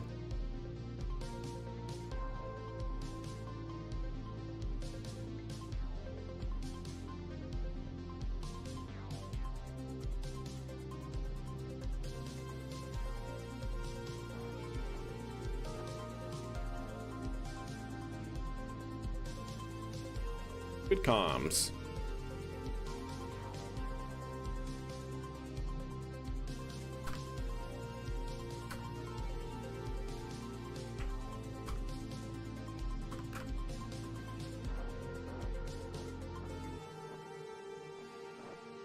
And shut down. Okay. Well, that seems pretty good, chat. I think what we're going to do now is not even going to worry about it. We are going to deorbit the systems. Actually, you know what? Let's see. Where is that crater? If we could actually land on that crater, that'd be great. It's here. Is it on the right side? Is it coming into daylight? I think it is, right? Or is it going into shadow? I think it's going into nighttime, so we might be here for a minute, actually. So I like to land right here at the top part of this crater next to the arch.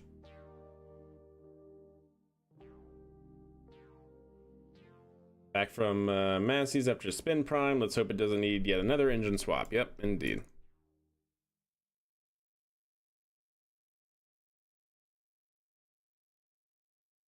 Cool. Meant to check. Do we have any comms on the far side? We do get comms. Awesome, so we do get comms from the relay set. Cool. Yeah, so we're gonna wait for that to come back around, I think.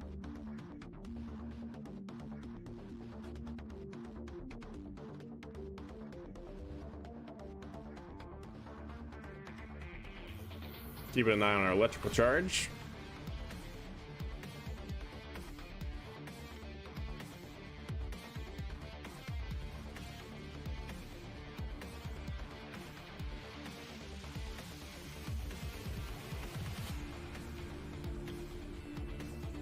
Yeah, since we have comms on the far side, I might just work with the far side then.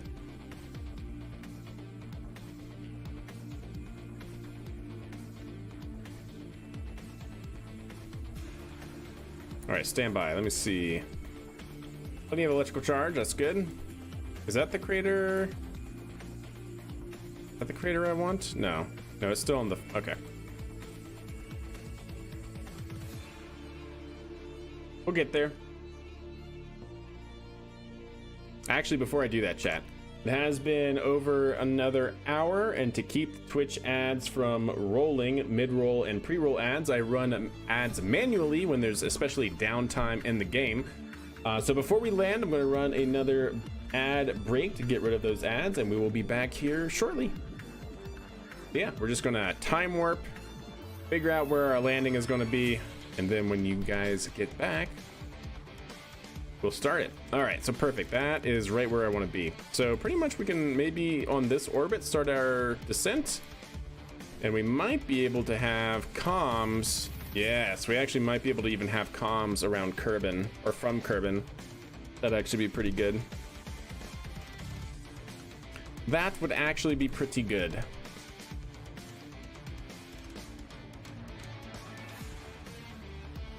You joined at the ad break. Yeah, what's up? How you doing, KSP? Hope you're doing swell. Let's actually, I don't know how slow it's going to rotate here. It might be one more orbit after this one before I can really see what I'm doing. Actually, yeah, I think we can actually do that. We have comms. We do have comms. We're getting a relay through a relay. Oh, no. Yeah, okay, cool. Navsat is doing Navsat things. I like it. Okay, well, let's run with it, chat. Let's run with it. What do you think of the Space Island project? What is that? Let out the bitters on KSP 2. Honestly, I'm not really bitter about it. I'm just sad. I'm just disappointed. You know what I mean? I'm not angry. I'm just disappointed. I do have plans one of these streams, maybe next week, to visit KSP2 again with the update they pushed before everything went to crap. Just to see what it is, have some nostalgia for what we almost had. But yeah, really just disappointed. What does hardcore mean in this context? Well, wouldn't you like to know, KSP? No, I'm just kidding.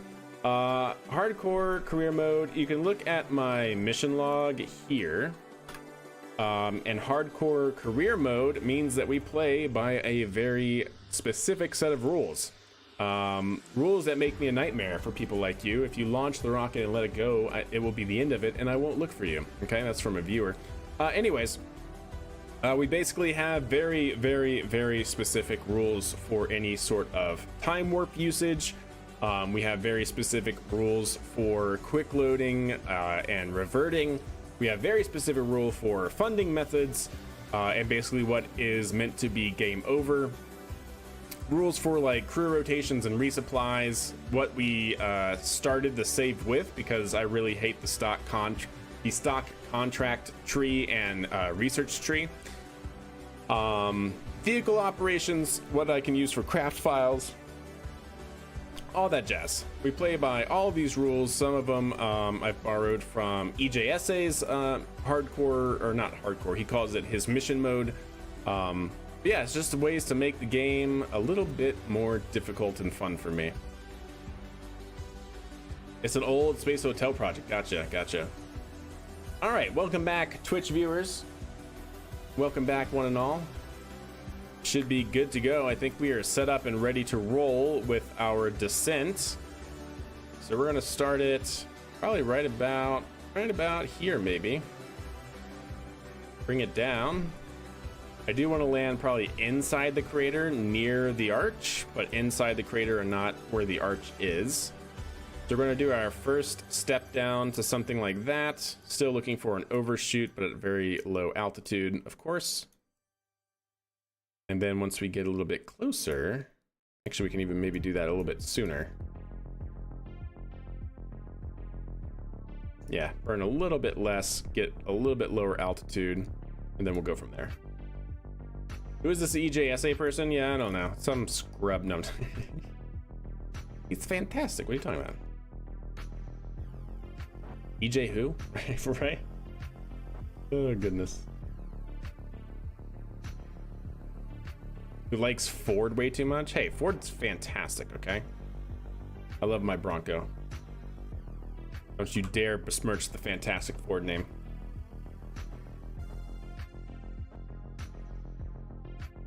All right, that looks pretty good. We're still going to be controlling from here, right? Yes, we are.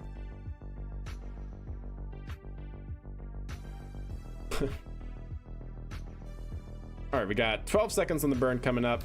Minute and a half. Is it white? It is not. Tis not.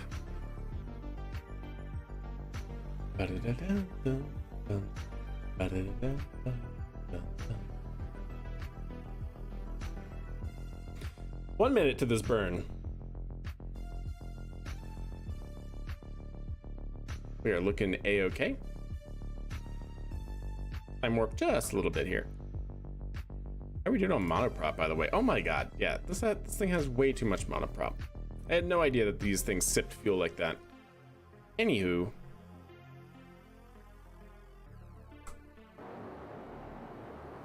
I mean, they're very, very low thrust, these monoprop, but these smaller ones, but they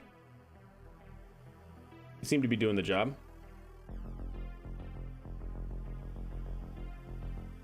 You should try KSP at some point. Yeah, I agree. Last year, 2023. 23? Yeah, 2023.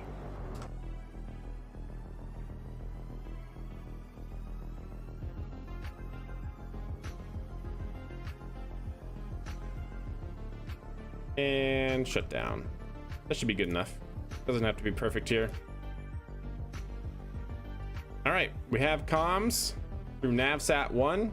We should remain having comms through navsat 1, and then we should very soon have direct comms with KSC throughout, ideally, this entire landing. Yeah, it's relatively unmodded. Yes, indeed. The mods I use, you can find here in this list. No part mods or anything like that.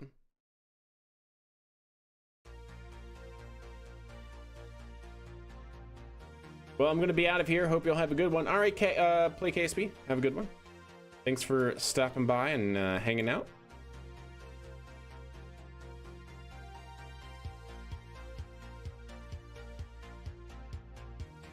And how you doing, Thailand? All right, that should be good. Let's go ahead and go to right about here. We're going to check to see if we have comms available. Should have plenty of electrical charge and all that. Good.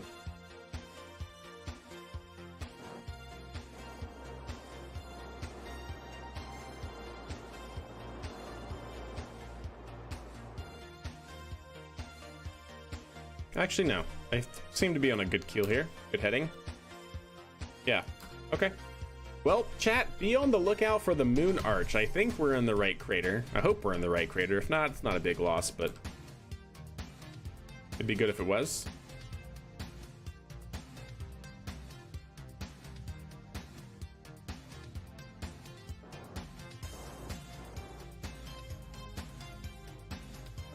Oh, that's right. I need to be aiming this way, don't I? Main engines.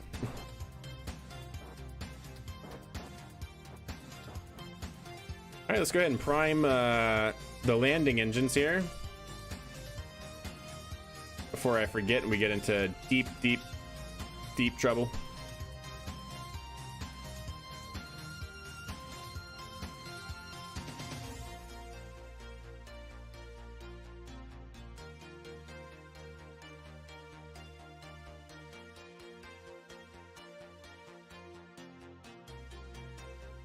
Okay.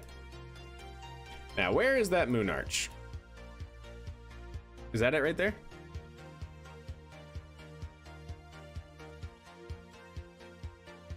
I know you should be able to see it from altitude. It should be like right around here somewhere. That might be it.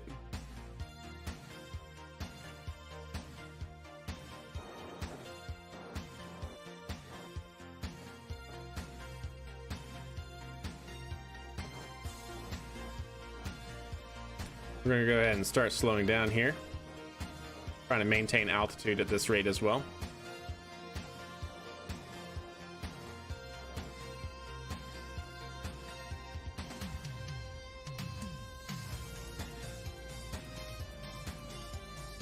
I'm not missing it, am I? Ah, is that it right there? I cannot tell. I don't think so. It's kind of hard to see it with this scatterer on.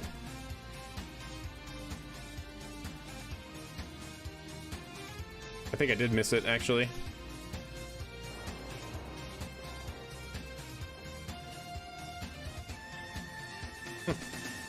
Is it possible to record the data of the mission? It is if I had it running, but I don't have anything running right now.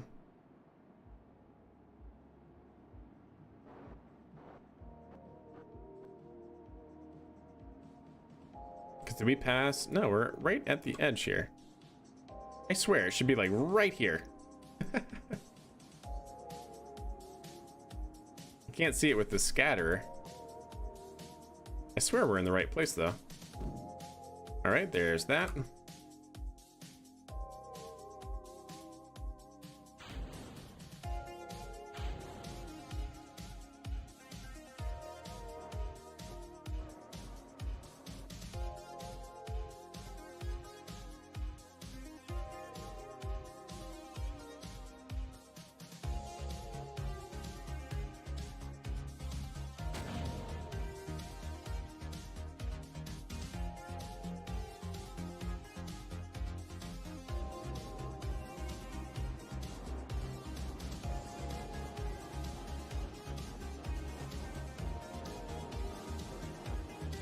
We're gonna come down right here, right at the edge of the crater.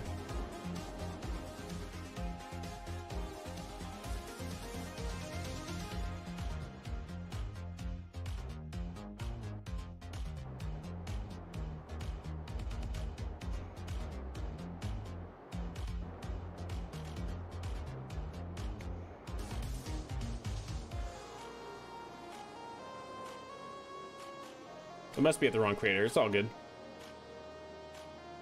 Yeah, using KSP, you can definitely record pretty much anything you want at any time.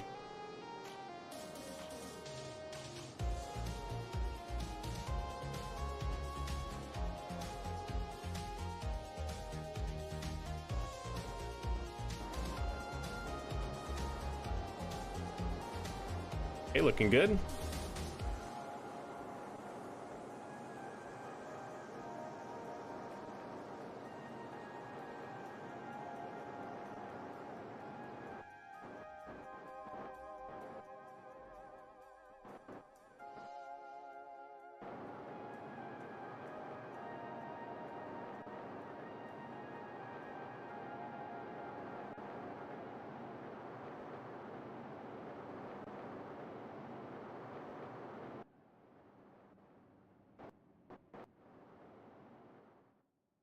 Let me get these landing gear here solved.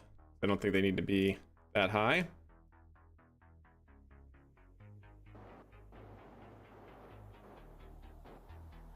Okay.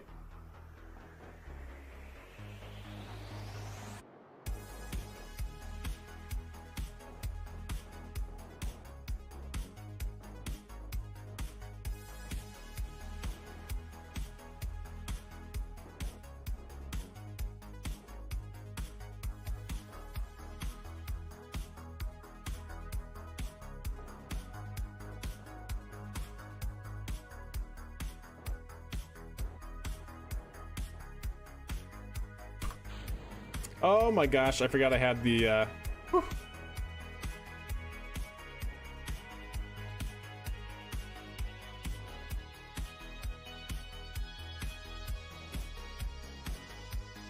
I forgot I had a blank stage there.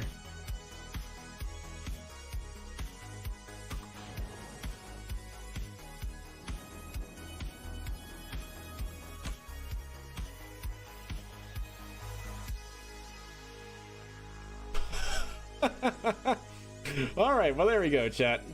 There we go. The safety stage. Yep. Sky crane is away. Sky crane is away, chat. I don't know why these are having so much trouble gripping the ground here.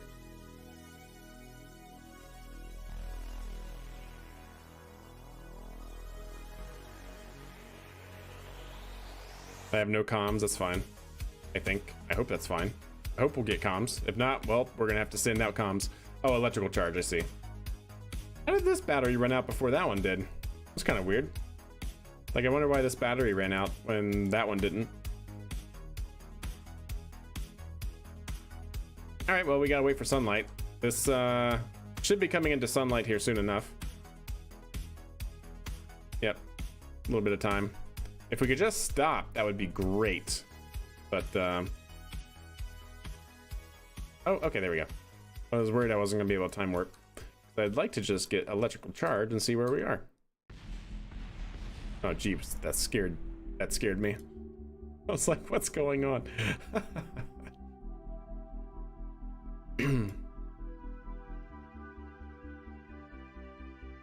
Oh, there's Jewel. Oh, there's the sun, chat.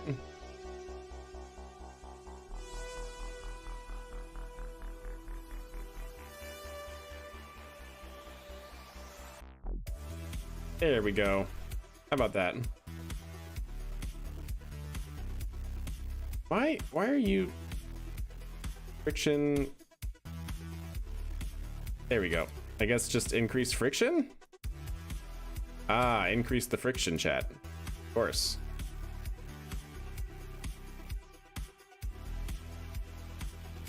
There we go. All right, well, we're alive. We are alive. We have comms. I'd say that's pretty good. I'd say we're looking pretty good.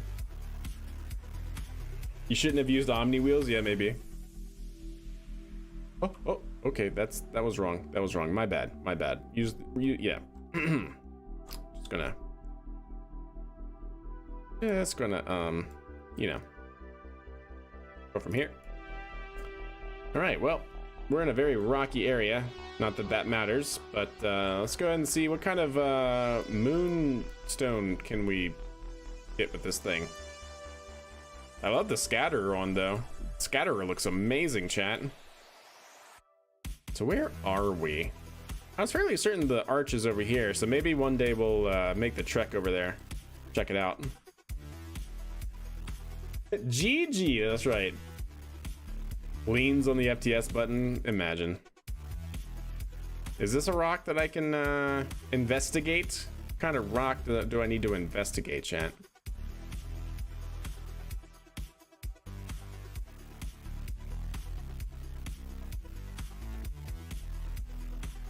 No target.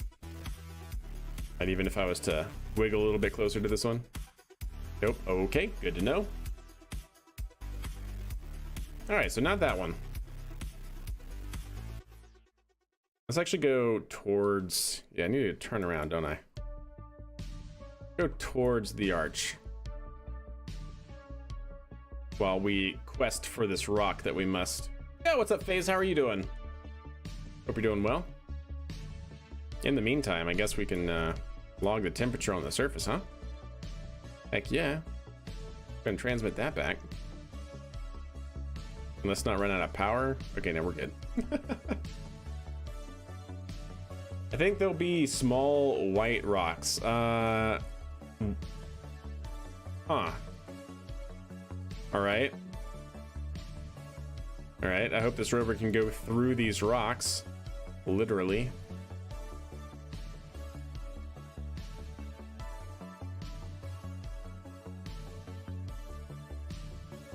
Yep, phase right through him. Not even phase, chat. So yes, I want to go towards the sun if we want to find the arch. Let's try to avoid some of the rocks, I guess.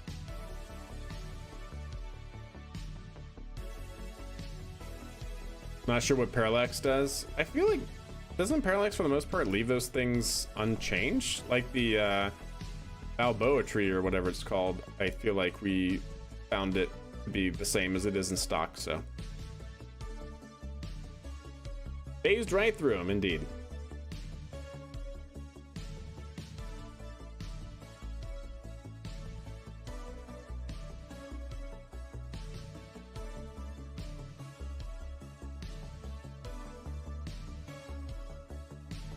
And I don't know how common they are, that's the thing. I don't know how common they are.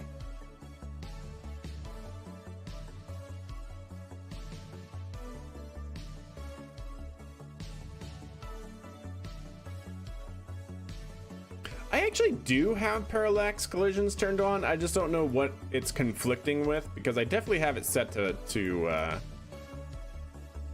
definitely have it set to scatter or to collide for parallax, but I don't know what's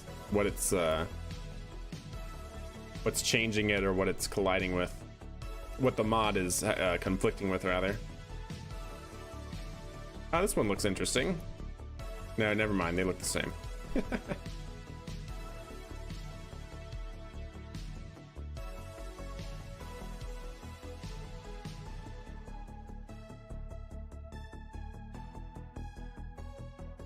Interesting. Okay, well, I guess we'll just keep driving until I see something.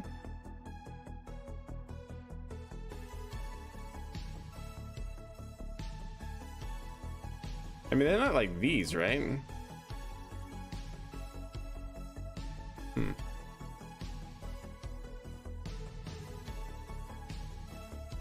Nah, we'll figure it out.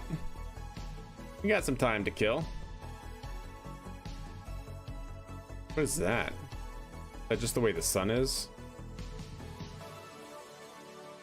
Yeah, it's just the way the sun's hitting the rocks. It's wider than the parallax scatter. Okay. Well, keep a lookout for it, chat.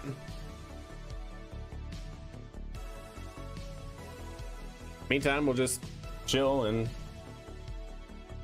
try to get some electrical charge as we coast and whatnot.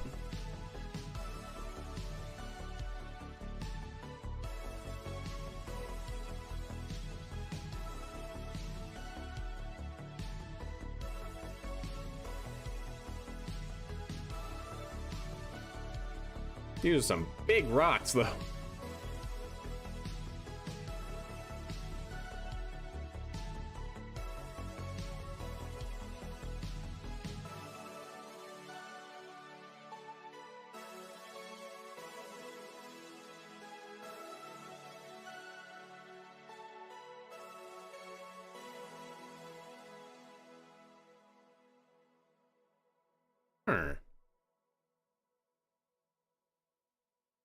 It's not there. Don't see anything sticking out here. Guess we'll just chill. And every stone had physics. That'd be tough, especially with these wheels and these rocks. I mean, there's a lot of rocks here, but I don't see any like scannable, what looks to be scannable rocks.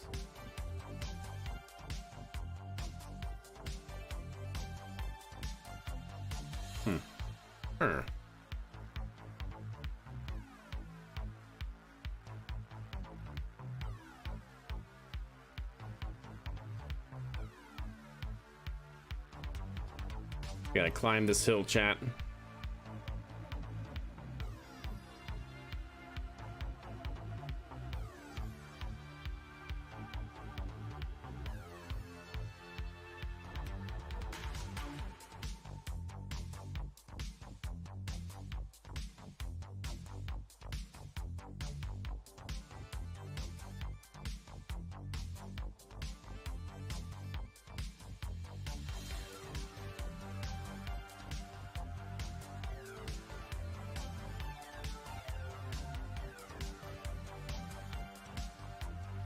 Oh, gotcha. Well, that's fun.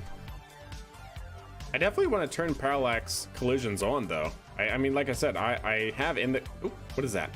Hold up. I have in the config file colliders, but like I said, I don't know what I have to do to...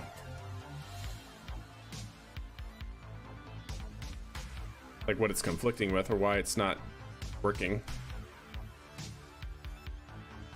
That's definitely one, right? Or at least that's definitely at least some asset. I don't know what I have to specifically, what the contract is asking me to scan for. It says a moonstone, so. Yeah, I know, I saw it. We're fine. We're fine. Don't worry about it. It's still going down slowly, but you know.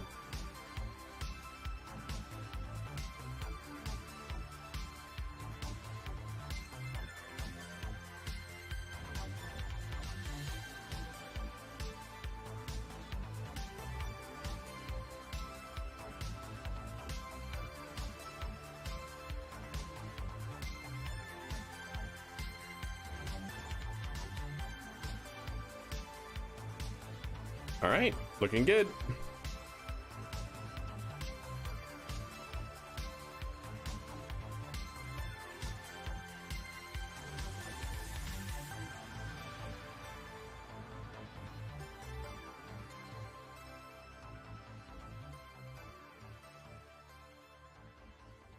right, let's just stop right here, wait for electrical charge, and we'll go.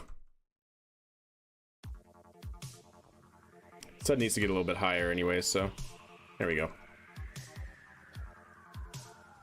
All right, batteries recharged.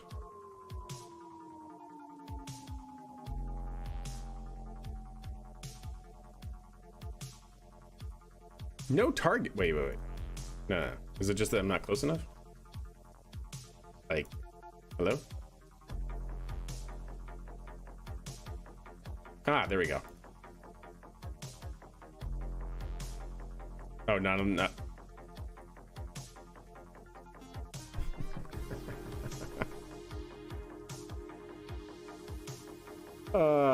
my lord, chat.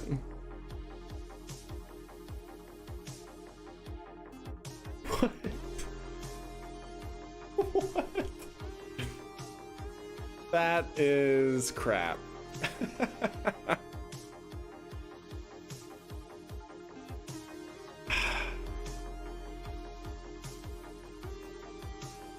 Did anybody know that to move the arm you have to have a certain amount of electrical charge? Anybody know that? If so, why didn't you say anything? What? You need 249 to move? What is this arm made out of? Tungsten?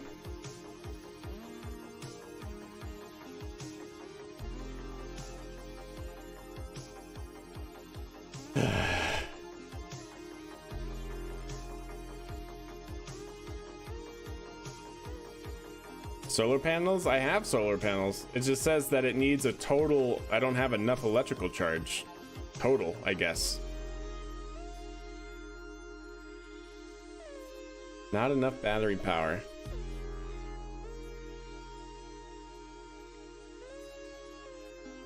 Is keyboard and mouse better than PS5 controller? I like it better.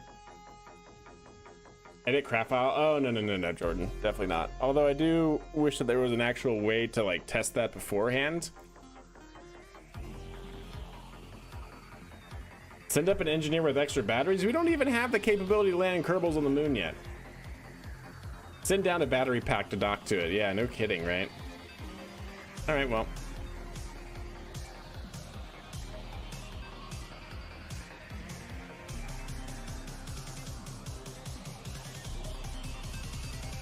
Time to break dance, chat.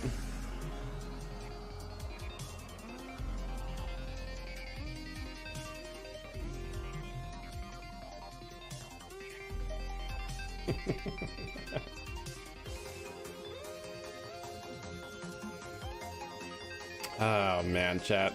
That's aggravating. I didn't realize it had a minimum electric. I didn't know anything had a minimum electric charge requirement.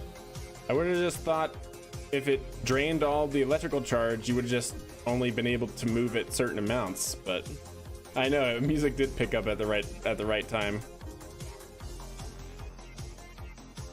Indeed. Do some cartwheels, chat. Like I said, it honestly, it seems like breakdancing is more effective way to move on the lunar surface than actual rover wheels. So let's just put that out there, yeah?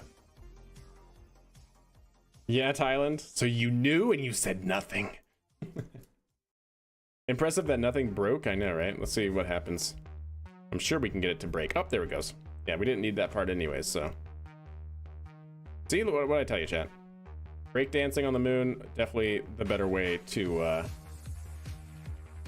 move on the surface of the moon. Wow, so much better actually. Just bounce right over the rocks, doesn't even matter. The beanbag science, yeah. We've already done that. Oh, okay. Well, maybe not now. That may have been our antenna. That may have also been our antenna.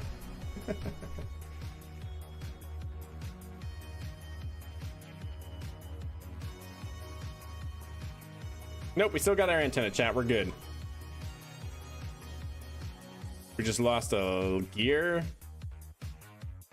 Ah, yes, okay.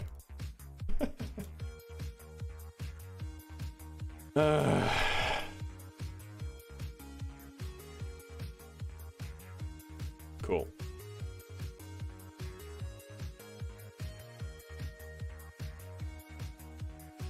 Yeah, we'll wait. So we're getting some science back. That's good, right? Yep, it looks like next stream we're gonna have to do this mission again. But at least we got the rover already built and we just need to add some electrical charge.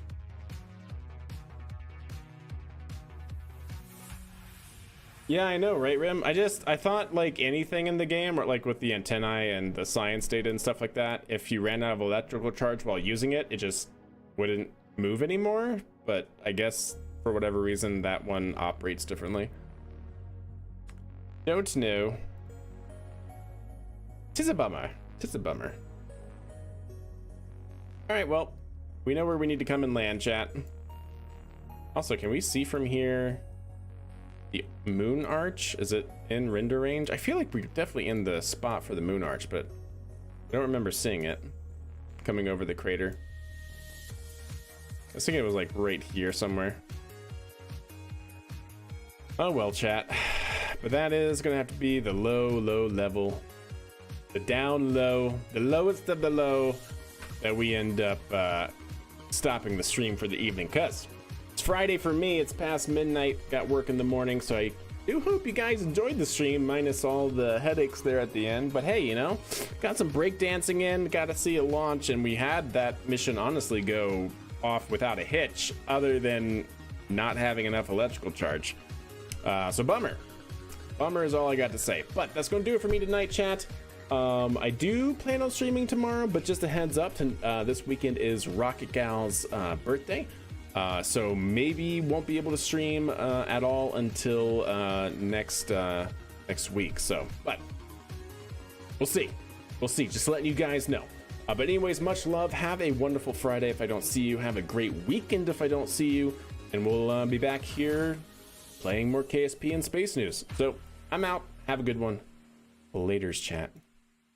Gonna go cry.